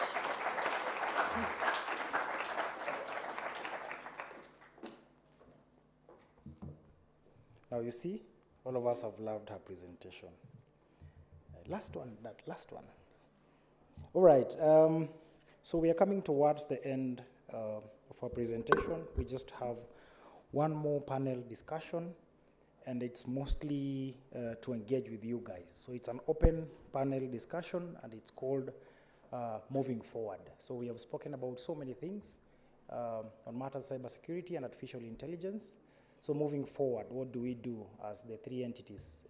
You are either in the academia, you are either in the industry, or government. So I would like you guys to help me introduce the panelists and the moderator for this session. Moderator is Benjamin Wendo. Welcome, please.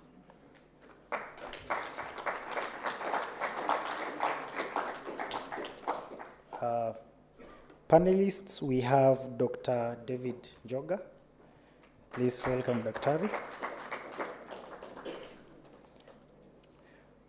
We have Fred from the Parliament of Ghana. Fred, are you around?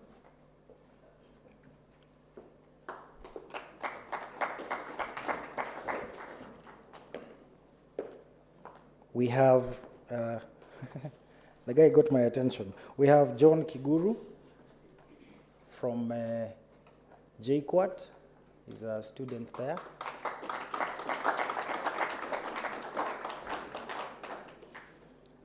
Because now we have to start from the roots, which is the academia, and it would be very unfair to make decisions for them without them being informed. So we can give them an opportunity to as well tell us. He's moving up the stairs like a champion.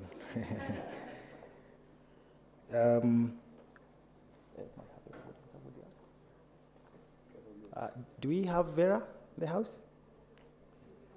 Okay. As she's coming, we have Justice Odikro. Okay. So I think you can take it over. Thank you. The process is simple. Sorry, I forgot one very important panelist, Rael Shitanda. Please, Rachel.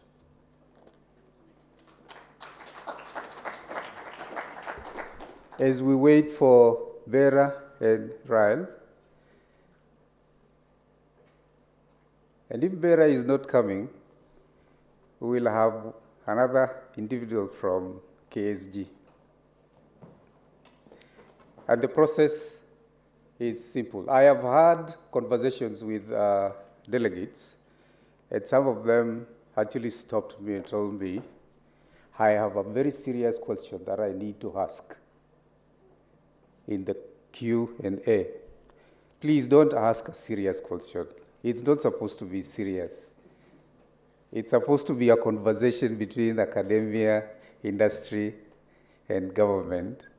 And now it is at that time when we want to look forward. We want to look forward to 2025. This is Cyber Week Africa 2024.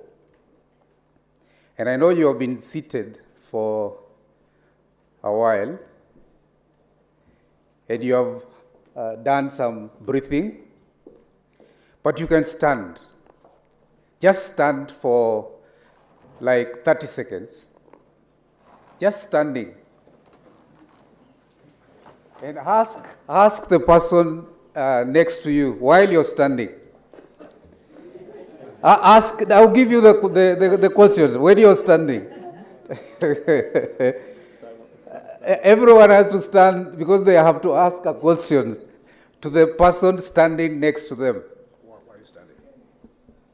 Okay, yeah, the first question was, why am I standing? Okay, yes, the answer, but how do you want to see Cyber Week Africa 2025? Ask that person.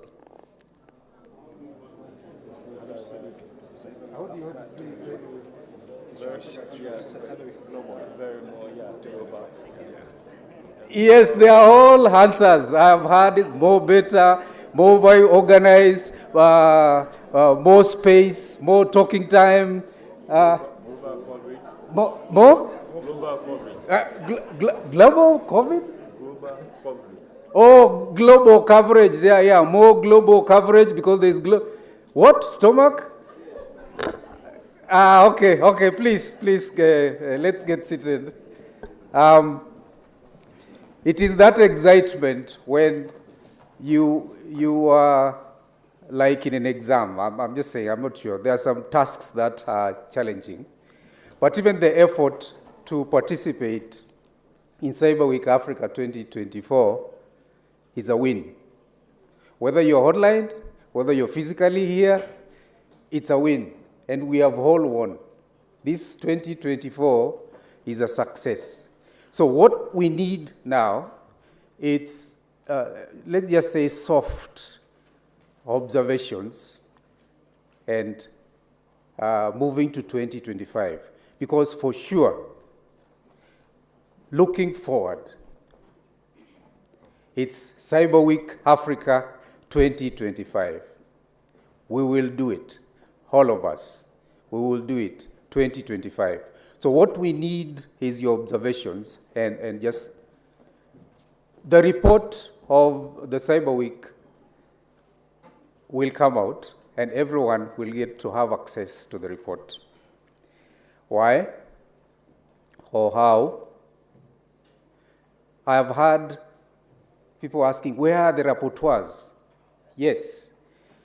Rapporteur number one is Chege. The guys who are seated up there, they have captured every conversation that we have had in this conference.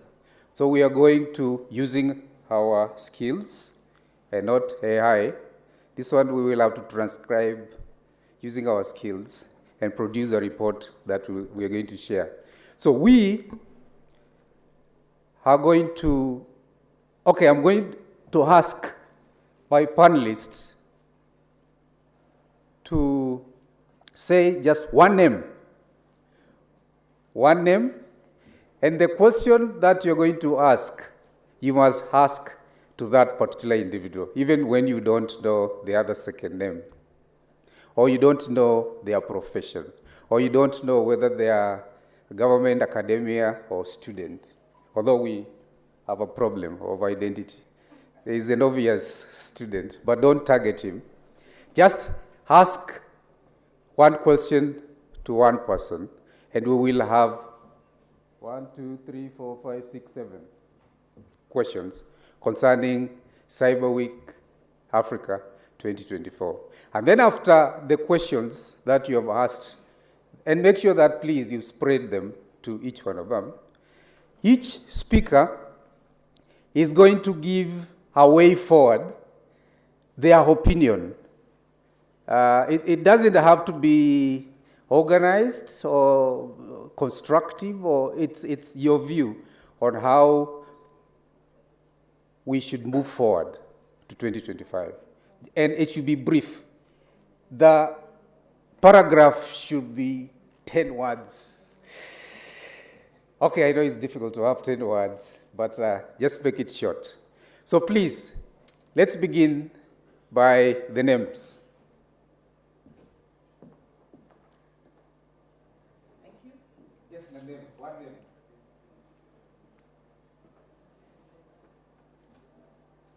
Microphone. Hello.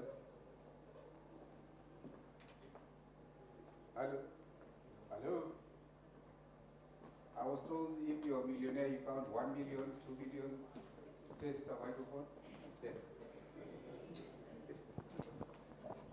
Okay, I think I am loud enough. Vera. That's number one. I think I should say 1 billion, 2 billion. Yes. Vera. My name is Vera. Mine is Frederick. Mine is Rachel. I'm Joanne. Sorry, we didn't hear your name. I'm Joanne. Sorry? Joanne. Joe? We have not heard your name yet. We have not heard your name. Okay, use that one. You can refer. Sorry, you can refer to me as John. John. I'm Justice. Justice. David. And David. Now the questions from the audience. Anyone? John will be the last one. John, you are not eligible to ask questions. Yes. Any question, a burning question about Cyber Week Africa 2024? Yeah, there's one there. Make it short, brief. Thank you, moderator. My question is directed to Vera.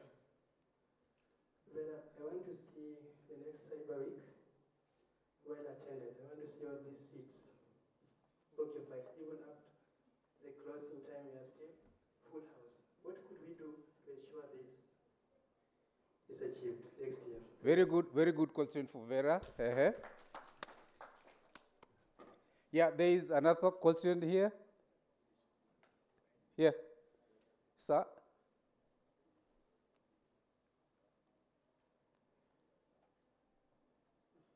Kamau Monk is my name.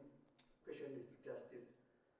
How do we make sure whatever we discuss here is translated into the industry practically? Very good question. Another question?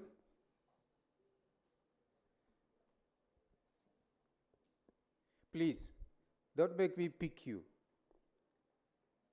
Yeah, a volunteer is here.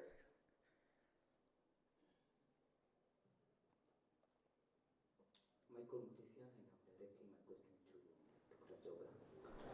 Joga. Maybe in the next 2024 Cyber Week Africa, will it be possible perhaps to have practical sensitization or capacity building so that we can be able to deal with cyber threats back in our families, to how to handle threats that are affecting our small brothers and sisters back at home, likes of cyberbullying, likes of online predators, sexting, and maybe sharing of personal data.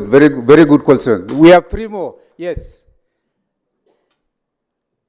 Remember, you have to mention a name. My name is Arnold Jagi. My question is to Dr. David. Again, no, Dr. David has a question. Pick another name. Rachel. Rachel, okay, yes. Okay.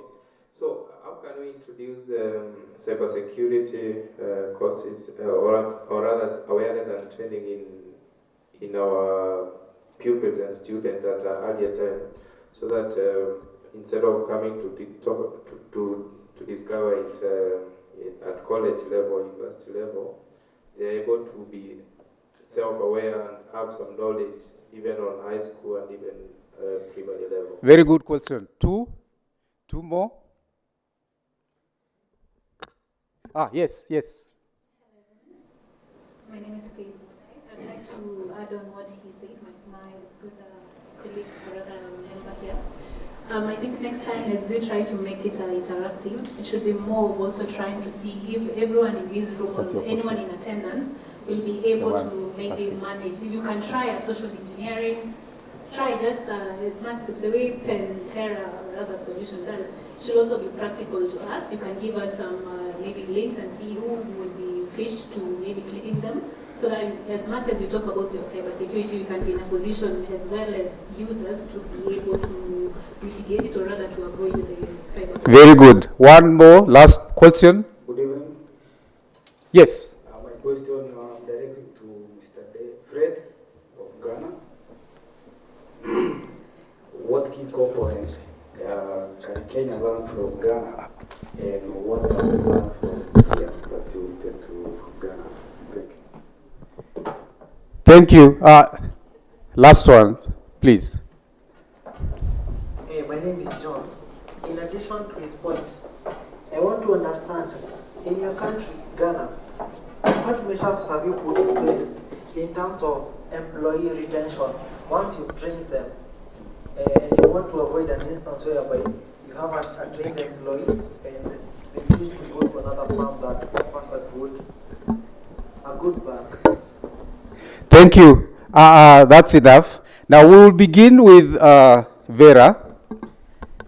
She will respond to the question and then give a way forward.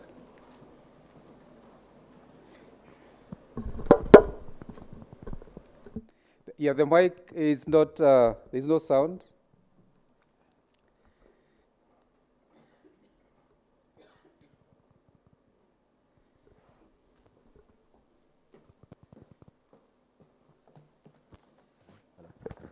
Chege, is someone hacking our mic?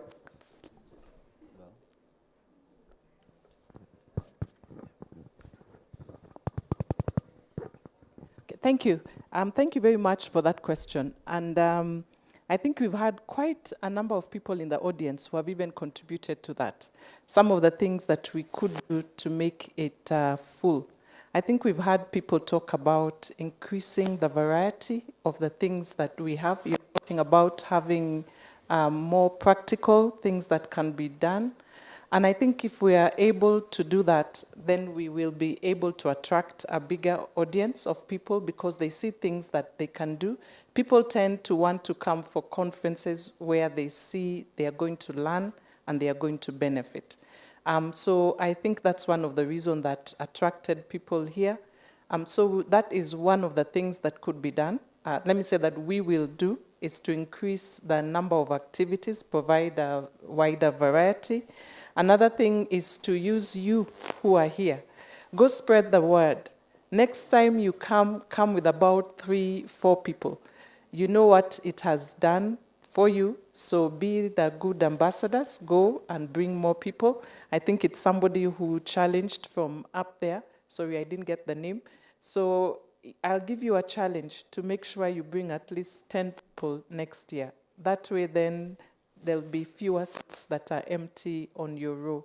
Another thing would be to also begin to create awareness much earlier. I think this was a very, very well-planned event, but maybe people learned about it a little later.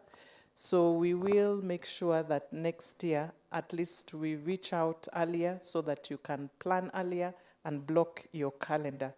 I think another thing is one of the things we've had throughout since the first day is collaborations and partnerships. Nothing can be done alone. So the more we collaborate with people, both in private, public, and even the development partners sector, then we'll be able to have a lot more people coming. But all in all, I think it's also something that grows. Last year we were fewer. This year we are much more. By the time we are 3 years old, I believe this hall will not even be able to accommodate everybody. So thank you for coming. I think it's a good attendance. It's a good challenge. So next year, we say we are not targeting just this room, but we should be targeting at least 1.5 times this room, maybe even double. Why not? I think that's a good challenge. Thank you.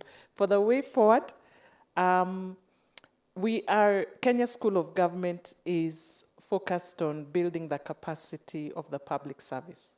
Now, from this conference, we have learned a lot of areas and a lot of skills gaps that need to be filled. So one of the things that we will do, of course, is customize our programs to meet the needs of the public service, develop more programs, not only, I think I'd say, limiting to the public service, but programs that are available to everybody. So that would be one way forward.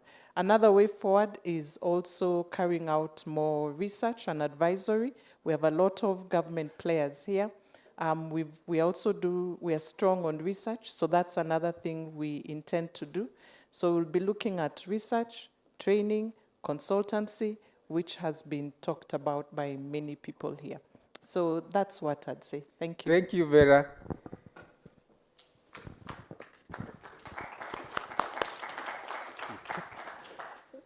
Thank you for this glad opportunity. From the perspective of Ghana, the gentleman asked the question concerning how Kenya can learn from Ghana and what exactly we are taking home from this conference. Yesterday, from my presentation, I indicated that in order to have a very good cyberspace in Africa, legislation is key. If the laws are there to cover cybersecurity and the workforce and how we collaborate, then our way is bright. Whatever we do will be right that the law is protecting us. So when you come to Ghana, that's why Ghana, aside the ministry, there is the Cybersecurity Authority that oversee whatever matter that is concerning cyber security. And the authority have done a lot. And in our system, we have what we call Cyber Awareness Month. And every year, October is set aside for training, for workshop, for cyber education throughout the nation. So it is something, if it is not in Kenya, we can learn from.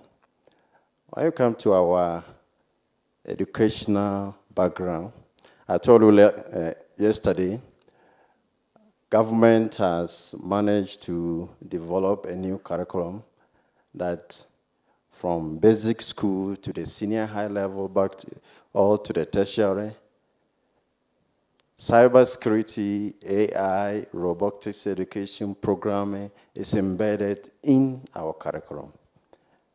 So from the tender age, you'll see that students are given the opportunity to interact with this technology. So as and when they grow, they become experts, and the way is bright. Aside that, Kenya can also adapt our system of free education, where students, the resources are available for students. As I told you yesterday again, all the senior high students, over 3 million students, have been provided with laptops to interact with, free. It is something Kenya can apply to our students.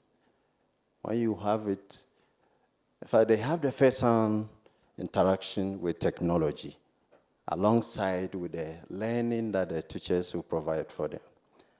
And as I said, our teachers, over 207,000 teachers also provided with free laptops. So with those available resources, you see that you have no reason to learn technology. And I think it's a good learning ground that Kenya can pick from Ghana. What we are taking home, I was happy when I get to the conference grounds. I realized that 70 to 80% are students who are participating in the conference. And it's a good thing we have to learn from, that you don't only engage the experts, but you bring along the young ones who tomorrow become the experts.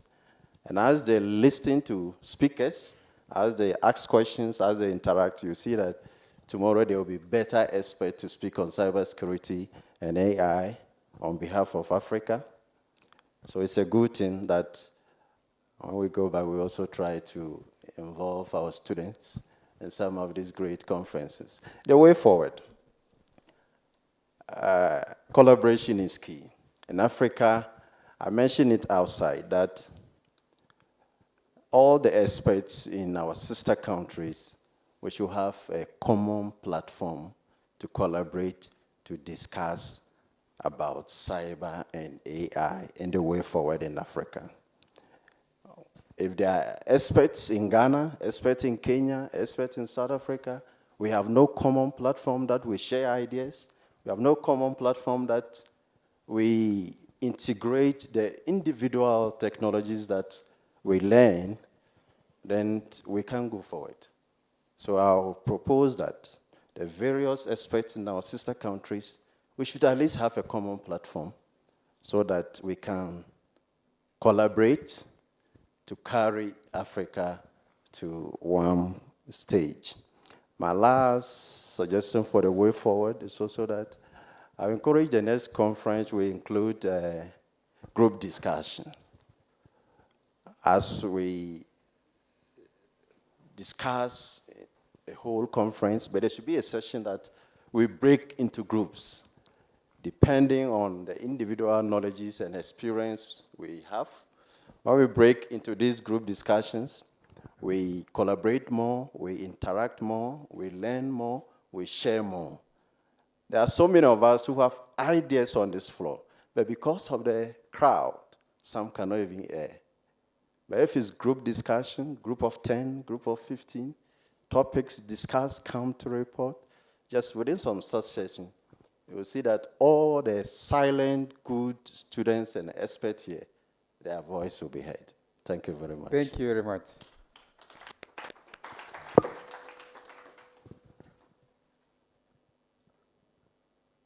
Okay, thank you so much.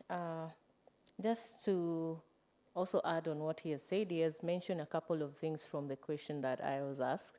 That is more about building capacity from the early childhood development up to the tertiary level. So I think one of the ways that we can go about building capacity and also educating the youngsters about cybersecurity and also other technologies is that we need to develop very good curriculum that will encompass all these technologies. As he has said, in Ghana, the way they have implemented robotics, AI, and computing, we also need to borrow some of this. I know some schools already have existing programs to teach their students about security, ICT, and robotics, but it's not like in the general public. Like, we don't have all the public schools with computers, and we don't have trained teachers who also, that means that we are lacking capacity in terms of the trainers. So one thing we need to develop first is a curriculum and framework around childhood development and education. And then we need also government agency to come in maybe civic education, because we need our students and also the young people, maybe from the age of 5, to understand the risk of being on the cyberspace, the risk of cybersecurity, and how the information being online will affect them or might affect them. We are all aware about the risks that are outside there in terms of cyberbullying. We are also aware about things to do with pornography, child exploitation. And if we look at frameworks which we can bring kids as early as when they know how to say no and when they know how to speak, to understand the risks that are outside there, then we can also be at level playing field with our competitors or other countries. So another thing also I think we should think about when you are thinking about the young people and the young children that we have is also things to do with mentorship.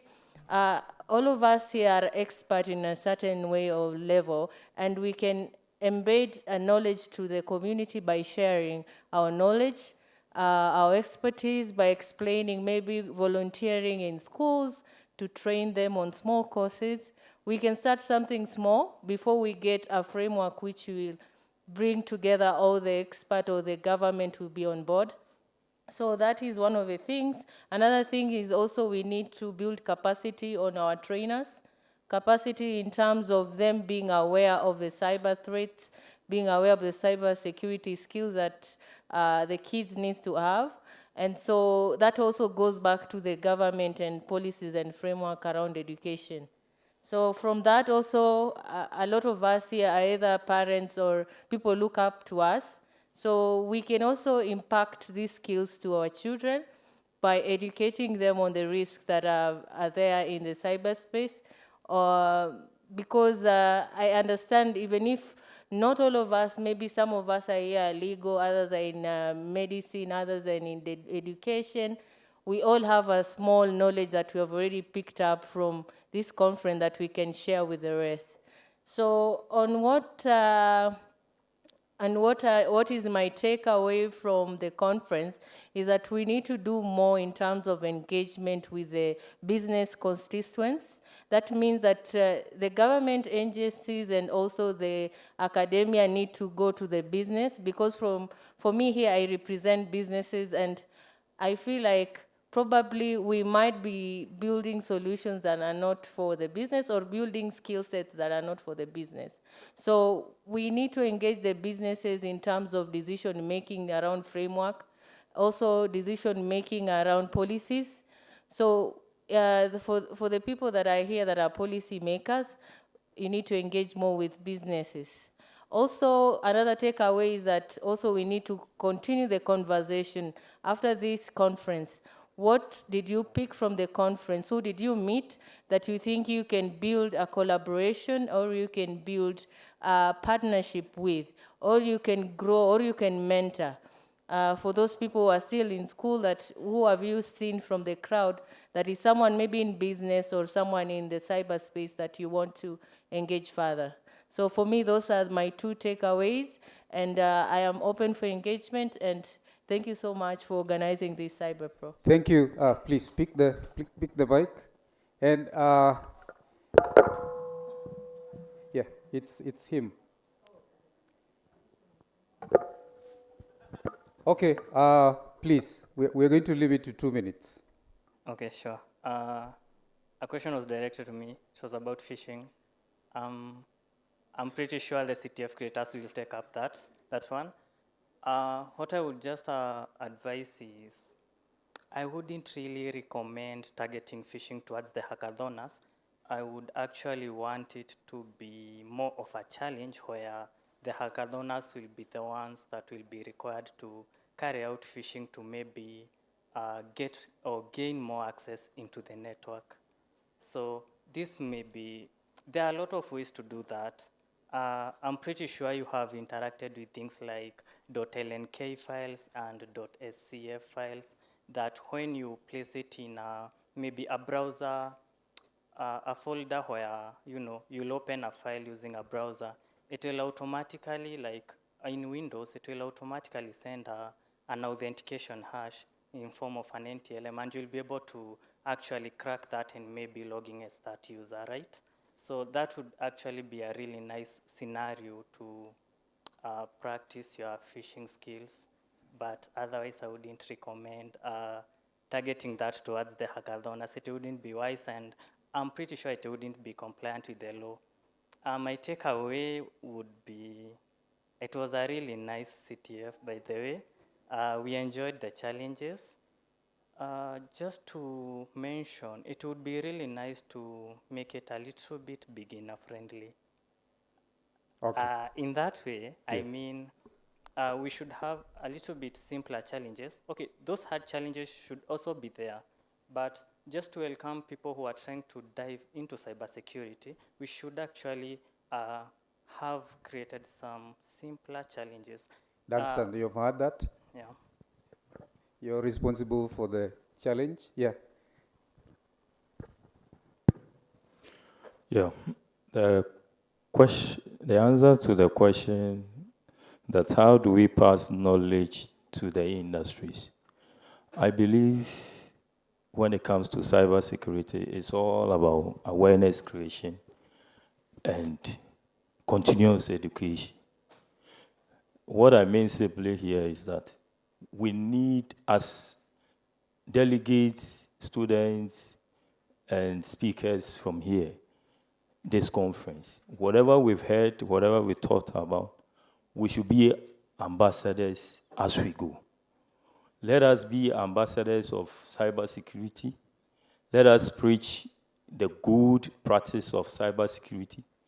I believe each and everyone here belongs to a group or an industry. As we go back, it is all about passing on the knowledge and experience that we get from here. So if you ask, how do we pass on the knowledge to the industry?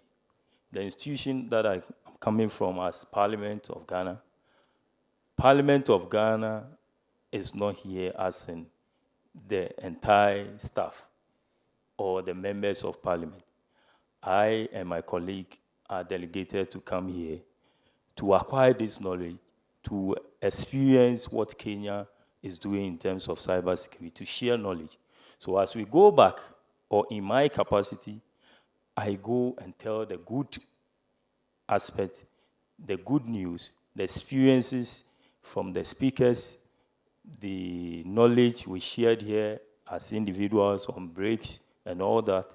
We've also learned from what Kenya has achieved in terms of cybersecurity. So we go back and we talk about this good aspect that we've taken from this conference. So if you ask me, how do we get this knowledge passed on to the industry? That is simple. You are an ambassador of cybersecurity. I am an ambassador. If we continue to spread the good news of cybersecurity practices, we will get there. We will achieve a safe cyber ecosystem for all. So that is a little bit I can add, or I can respond to the question you asked. My takeaway is, in fact, that will be outside of this conference. I think when I came in, I had an issue with Safari's SIM card.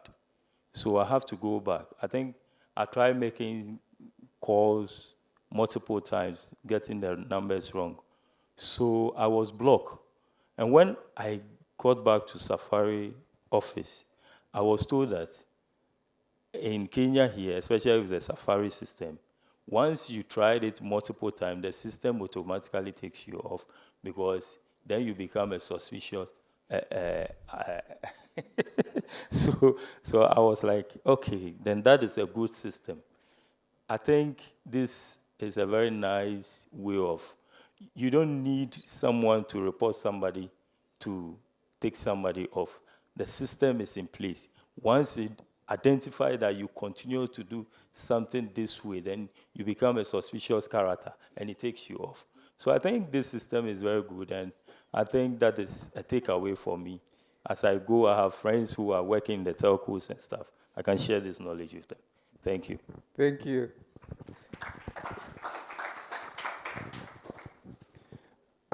I think I will talk the longest because I'm talking last.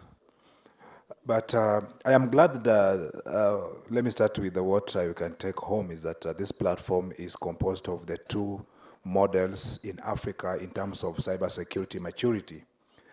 For those who have not read that report, Ghana and Kenya tied for being the cybersecurity models in the International Telecommunication Union's latest report. And I think the colleagues from Ghana, you can confirm it's a tie. Okay, but in the listing, Ghana came first, but I think that was alphabetical. No, Daktari, it's not a tie. Now, in terms of the concern for one of the delegates, in terms of putting more practical experience in the conference, I think, yes, we've taken that positively, and our colleague from Ghana also mentioned that we should involve more breakout and more experiential activities. However, we tried hackathon, this conference, and we also embedded master classes. I can confirm that those who attend the master classes on Monday, there were 2, and yesterday there was 1. They were quite engaging and very deep in content and experience. There's 1 more tomorrow.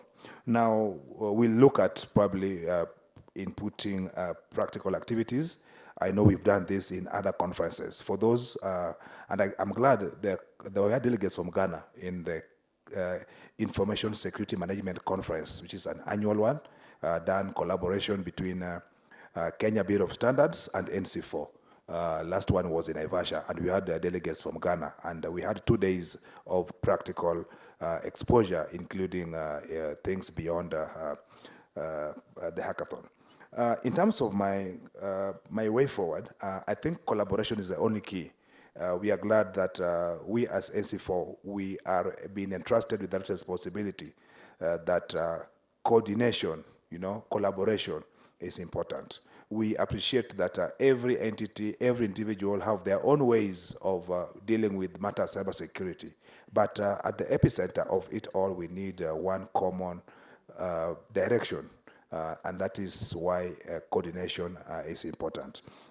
In terms of the workforce, we need to look at a very consistent and aligned way of developing a talent pipeline, cybersecurity talent that is relevant for the industry, that is also customized and domesticated to our domestic requirements, and that is also aligned with our other strategic policies. Again, we also embraced our legal and statutory requirements, and we see that some work needs to be done so that all of us, all stakeholders, both Kenyans, non-Kenyans with this ecosystem, the tech service providers, the academia, and the industry are able to contribute positively towards building a sustainable talent pipeline. That's a talent that keeps learning and keeps being adapted to the new and emerging cybersecurity challenges. And lastly, let's appreciate the fact that digital transformation is here, and internet GDP is one of the measures of a digital economy.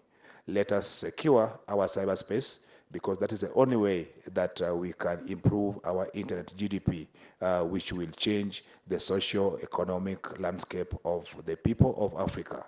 Thank you. Thank you. Let's clap for ourselves. That's number 1. And we clap for the panelists. Yes, there is one person remaining. Me. Clap for me. Okay, this is from CyberPro. We are launching our training beginning 1st of October. It's here at the UON, Chirombo campus. It's at Daystar, and it's at Catholic University of East Africa. Yes, clap for me again, I can see. So, moving forward, we will have trained industry practice graduates during 2025 Cyber Week Africa. I don't need to say much because we have said it, they have translated it, and we have all agreed on all that we said. It's good, and we will work towards 2025. Thank you very much. please, panelists, you can go back to your seats as Dunstan takes over the microphone.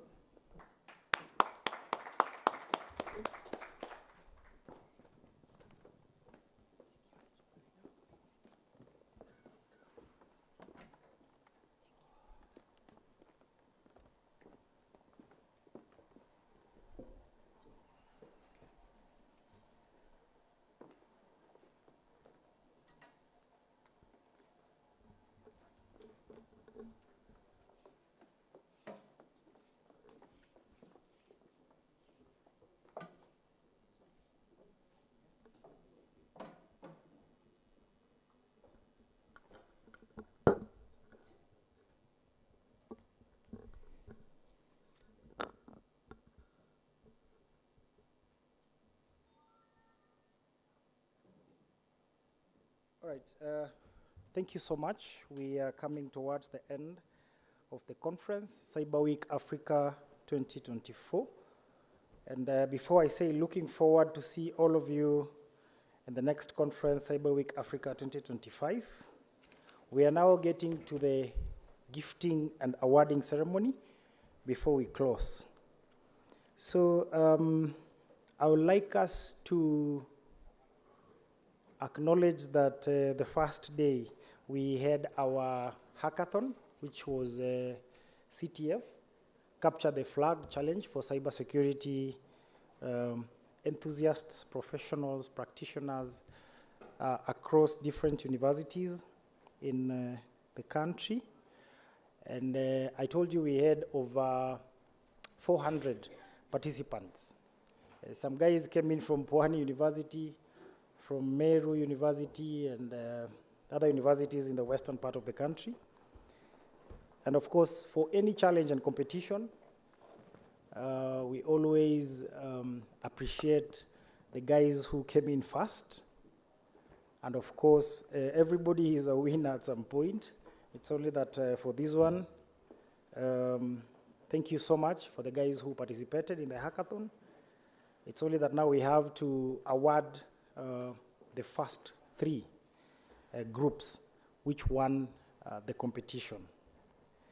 So let me just, I think the first guys who won the competition were from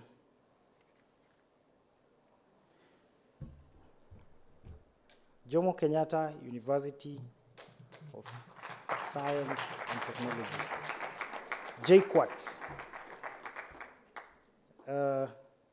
Their name was Seekers, and their team leader was Victor Maina. Where is Victor? Please come. So good work, Victor. Can I disclose your hacker name? Okay, his hacker name is Victor_N00B. The second guys who won the CTF, please come. The second guys who won the hackathon, they are called Krakenbridge from KCA University. And the team leader was Joseph Kimiri. Where is Joseph? Please come. The third winners is they're called YEL 001. That was the name of the group. A group had 4 participants, and they are from Dedan Kimathi University.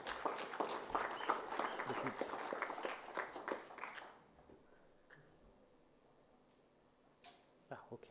Please, number 1. Number 1 to stand here. Number 2 to stand here. And number 3. Now, as you saw, there was a student here from JKUAT. He was speaking a lot of tech things. And some of the guys in the audience were just smiling.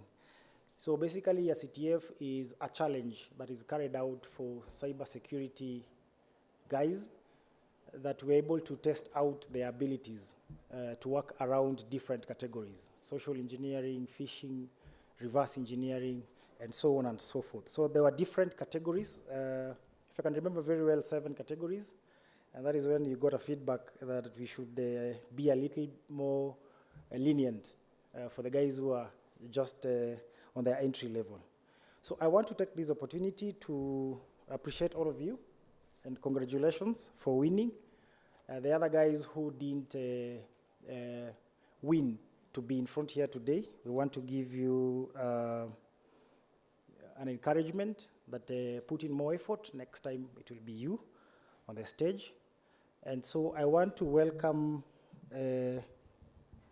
Cabinet Doctor to come and give them their award. So these guys are getting checks. Oh my goodness.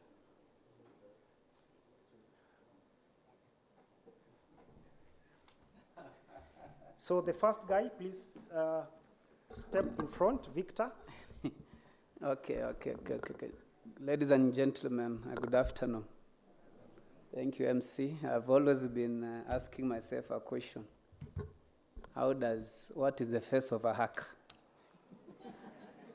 How do they look like? Are they tall? Are they short? Are they too much learned? Do they wear a tie like me? But here are they now. I think my question has been answered. Hair not well properly kept. Now we can give a description so that if you meet them on the streets, this one is a hacker. Okay, okay. With those few remarks, ladies and gentlemen, please let's put our hands together for the winning teams. So I'll start with number 3 so that we go upwards. On behalf of that team, please, number 3, congratulations. I know next year you'll be number 1. That one I can, which university? Dedan Kimathi. Nasizi leti za zamani, those are the old universities. So you can see University of Nairobi, Moi University, those five Ivy. Yeah? They used to be called the 5 what? During the Moi's days, before the Kibaki mass wedding, where we have now all the universities coming on board. So congratulations. I just keep this. Please smile for the camera, and then we'll take your face. So AI guys, please, let's begin to map so that next time we have issues, we know who to arrest, okay? On behalf of number 2, now, you can see, the picture is coming. Hair, dressing style, okay, appearance, a very mean smile, okay. My brother, congratulations. Which university again? KCA. Please shout out for KCA University. Again, not the oldie boys. But this is a challenge that we need to be able to, but at least number 1 comes from the 5 originals, isn't it? Jomo Kenyatta. And I hear that this is, okay, may I just, but tell your brothers, the Muloti boys, please, we are on their neck. One year now they get more constructive. There are a lot of jobs in the cyberspace. True? Yes, you can do ethical hacking, not the cyber criminal hacking. So let's congratulate again this team from this university. Okay. That's great. Have you taken enough pictures?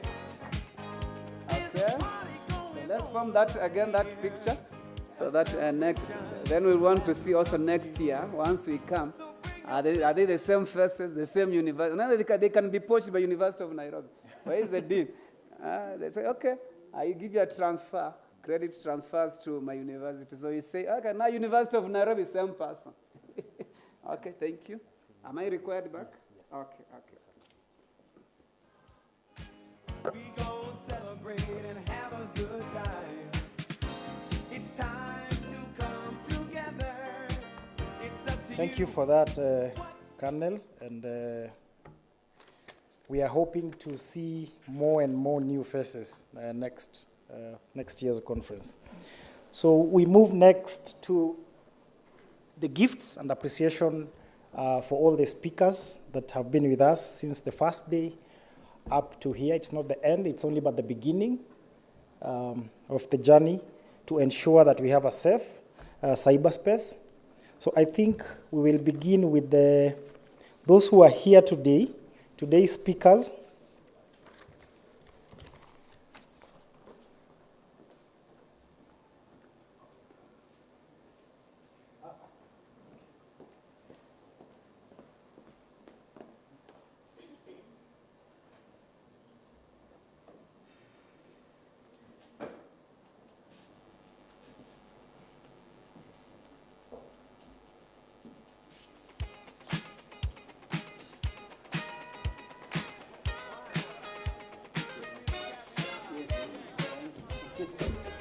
So we have here an award for Dr. Evans Miriti.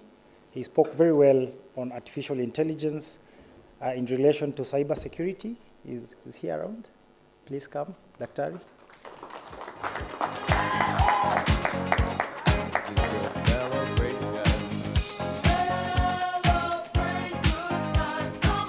So this is just but a token of appreciation for the good work you're doing in the academia, which definitely will translate into the industry. And I want to say thank you so much, and please continue with the good work you're doing. And I want to take this opportunity to ask the chair for CyberPro, Mr. Emuna Noah, to please give Daktari his gift. We gon' celebrate your party with you. Come on now. Let's all celebrate and have a good time. Celebration. We gon' celebrate and have a good time. All right, we go. I know you guys are really curious to see what is inside. It's a very precious and very beautiful gift. So, the next speaker to be given a gift is Frederick Yado. Frederick?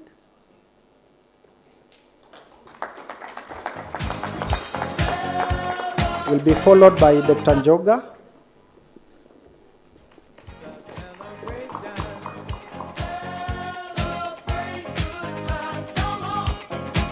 Let's celebrate. There's a party going on right here. A dedication. Thank you for the music. throughout the year.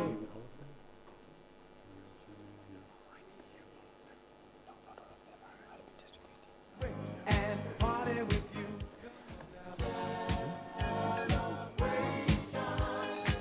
Let's all celebrate and have. So I want to take this opportunity to welcome the CEO and founder for CyberPro Global to give the gift to Mr. Yado Frederick.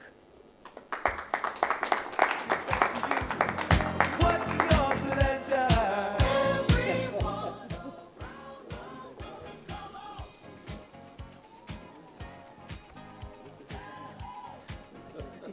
Dr. Priska, please. Dr. Priska, please come. Oh, okay, okay. It's a celebration.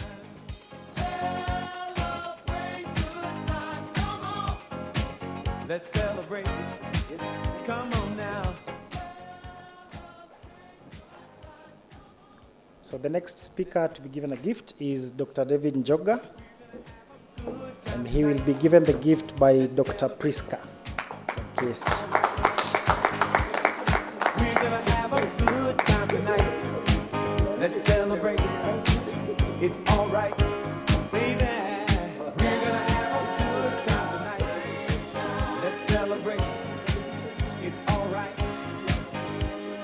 We're gonna have a good time tonight. Let's celebrate. It's all right.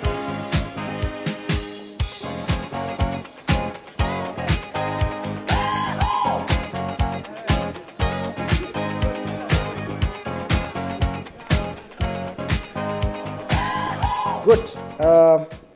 The next gift is for Mr. Yogo James. I don't know if he's around. Okay, we'll make sure this gets to him.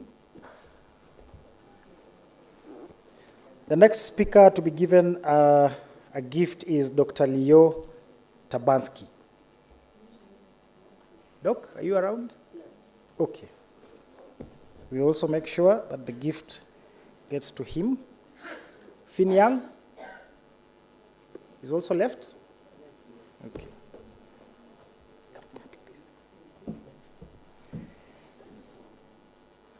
Simon Kipruto?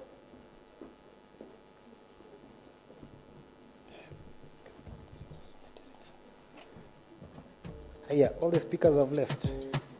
The next speaker to be given a gift is Derek Owino. He left?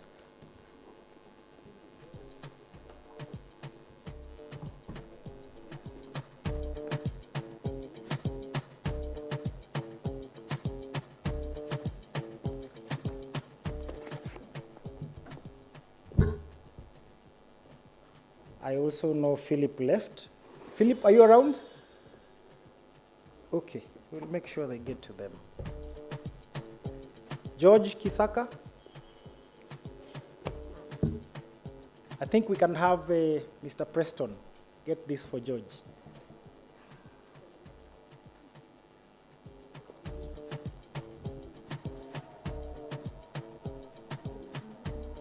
If I have my facts right, Preston is the CEO and founder for Isaka Kenyan chapter.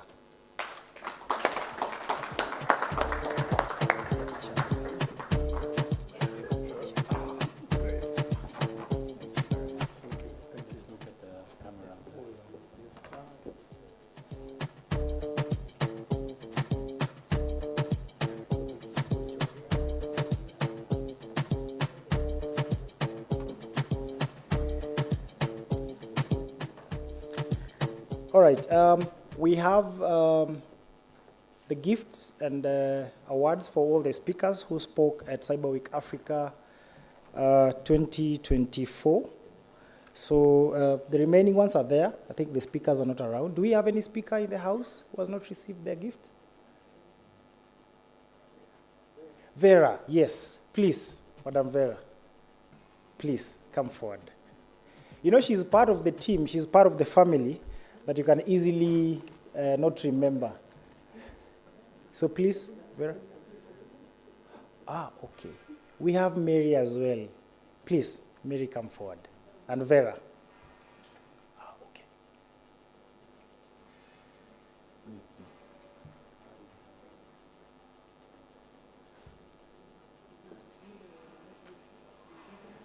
Please bring the gift for Nancy, Derry, Vera, and Mary. Please, come.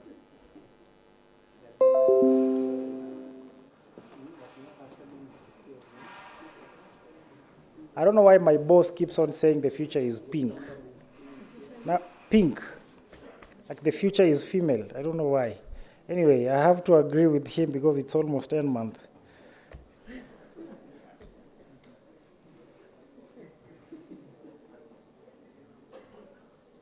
Gift for Mary? Okay.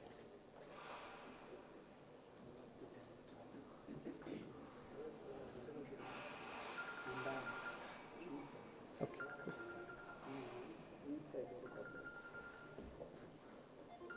Now since it's opened, ndo mjue mambo iko sawa. Oh yeah, for the guys who are not from the continent, mambo iko sawa, it means hakuna matata. There's no problem. So this is how the gift looks like, right? So this is for Mary Njoki. Very wonderful presentation on mental health care. So please, okay, Noah, you can give the gift to Mary.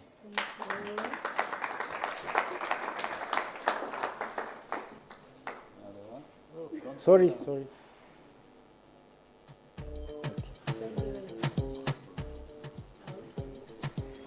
The next speaker is Vera. Madam Vera, please come forward. So, Colonel, please. More pink. We need more blues. We need more blues.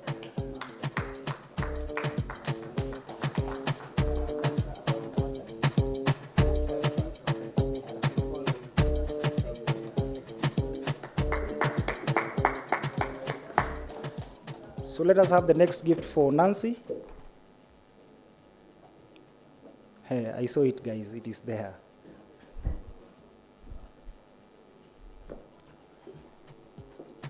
As we prepare the gift for Colonel as well.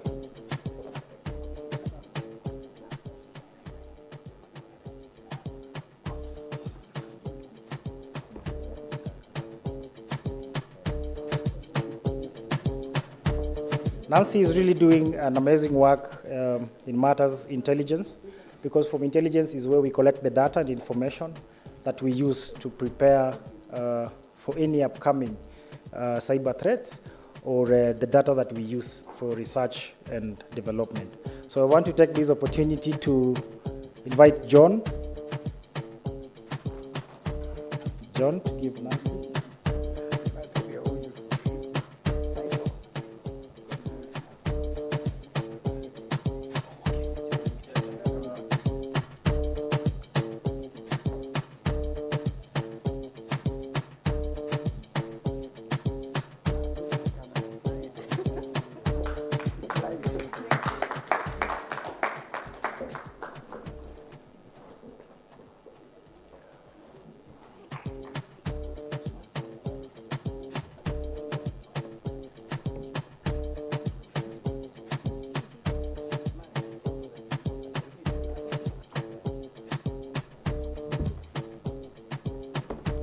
Bwana Director Timothy Were, please come.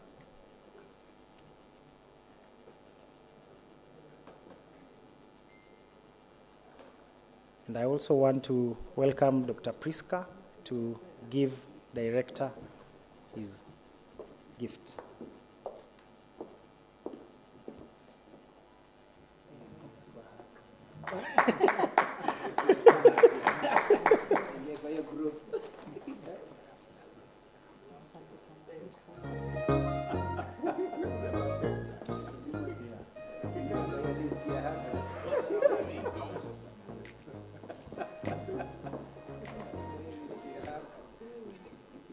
Oh, okay. Now, the next gift is for somebody gifting others.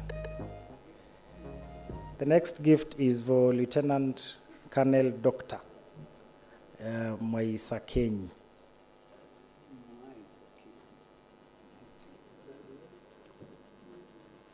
He's not around?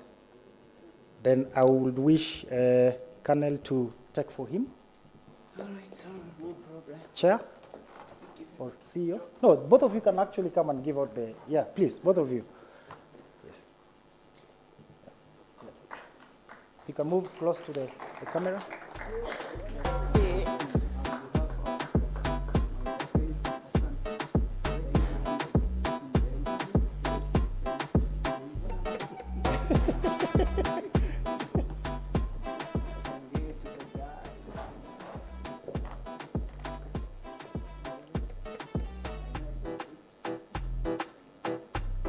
My team.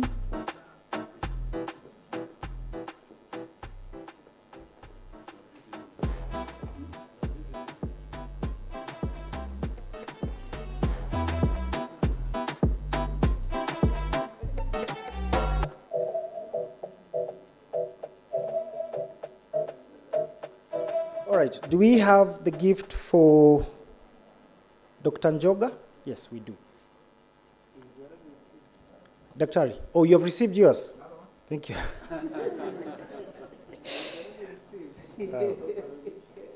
Daktari, I happened to go through his hands. He taught me research methodologies that he was always very strict. I will give you my personal gift. We have a Jofo, right? Do we have his gift ready? It's not ready. Okay. So no worries, all the speakers who spoke at this conference, they'll be able to receive their gifts. Some of them already left, but we'll organize how it will get to their premises. And for those guys traveling outside the country, we'll make sure you have your gift before you leave, probably today, latest tomorrow in the morning. Thank you so much. That was the gifting session, but gentlemen, don't leave there yet. Oh, there's one for you. Colonel Kimuyu. Lieutenant Colonel Kimuyu, Colonel, let me just call it the way I'm used to calling it, Colonel. I've really struggled with Colonel. Colonel.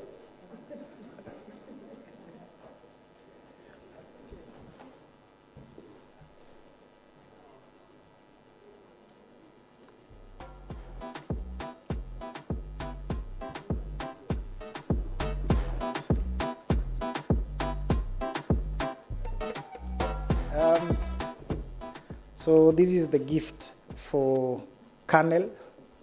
At least I've tried.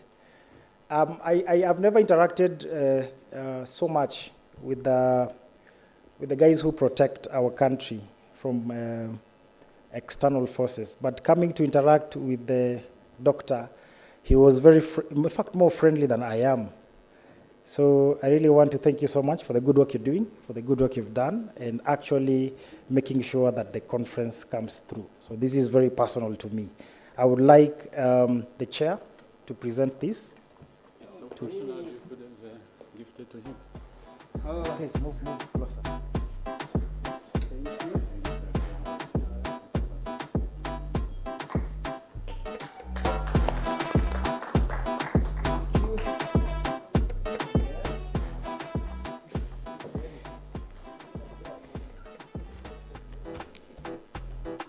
Yes, so like I mentioned, all the speakers and the presenters for this conference will be able to award them with their gifts.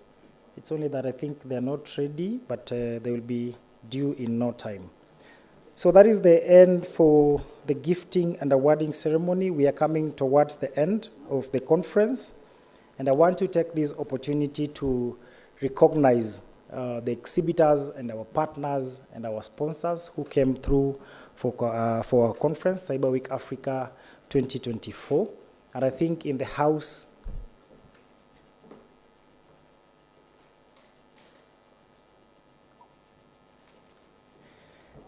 and I think from the very first day, I happened to see some very actively engaging partners who have been with us through and through, and I want to say thank you so much. It's a very good initiative when especially the legislation takes a serious note on matters cybersecurity, technology in general, and of course artificial intelligence. So I want to take this time to recognize Githuku and Githuku advocates. I would just like you to stand and wave to the crowd so that they can know who. And thank you so much for being our sponsors for this event. I'm getting convinced that probably the future could be pink, as John said. I also want to take this opportunity to recognize, but of course they will have a session to say something brief, but they also happen to sponsor our event, ISACA. That is Mr. Preston is there.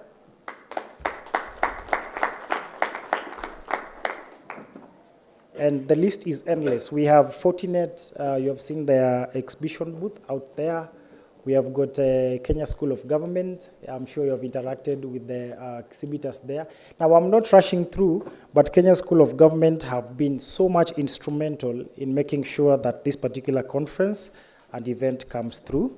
We also have KNCCI, the Chambers of Commerce, Kenya National Chambers of Commerce, that is the county chapter. Nairobi County chapter, which has been exhibiting just outside the 6th floor. We have got CyberPro as well, whom have been exhibiting on both the 6th and the 5th floor. So that is it for exhibitors and sponsors. I'm not sure I've forgotten anybody. Last but not least, I want to give this opportunity to John, my CEO, to invite the partners for the conference. So Cyber Week Africa 2024 conference, we had multiple partners. Now we had CyberPro. I come from CyberPro. We have Kenya School of Government, KSG. Maybe you know it mostly as KSG. We have got NC4. We have got the Embassy of Israel, that is the Trade and Economic Mission Wing.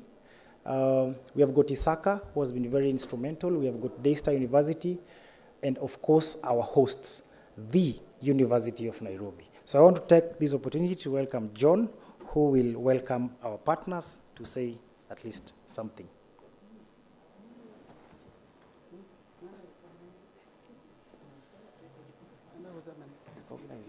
Make them say something.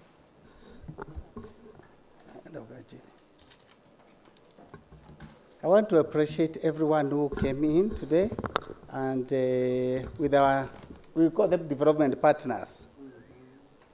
Development partners in a way that these are the guys who held our hands and opened every office. Last year, we had the biggest challenge of our lives in bringing in the Ministry of Defense to speak in our conference. It was so easy to come this year, so easy. It was the easiest, actually. They confirmed a long time. Thank you for the Security Department of our nation. And I would want to welcome, I don't know whether there is protocol or to welcome Colonel Dr. Kimuyu to just give a vote of thanks. Thank you.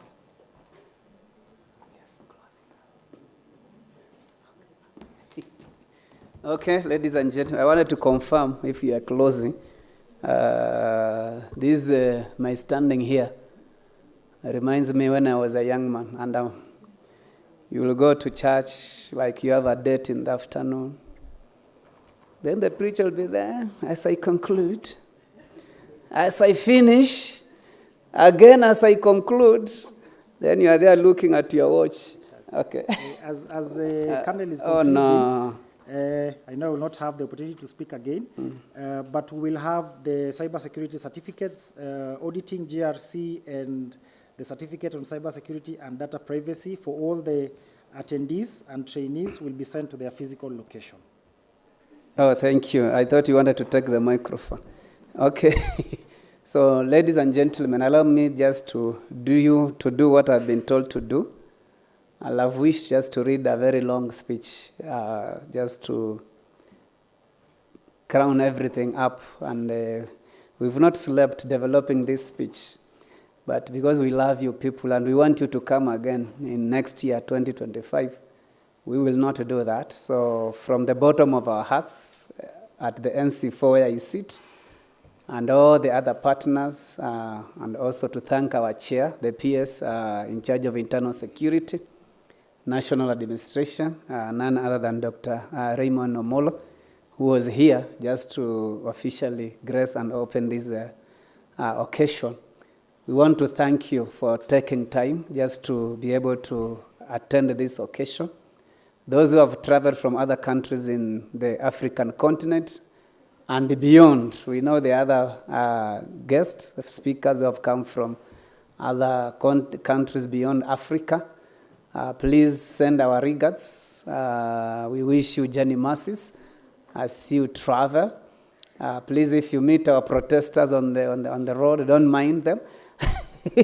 They are only exercising their democratic rights, so they are harmless. Just pass. Once you reach the airport, everything is fine. Mpox is no threat now. People have been calling me, oh, can we come? What about this? I want to state here on behalf of the government, and I'm not a spokesman. I wish I was one, that we are very much on top of things and everything is has been contained and we are safe.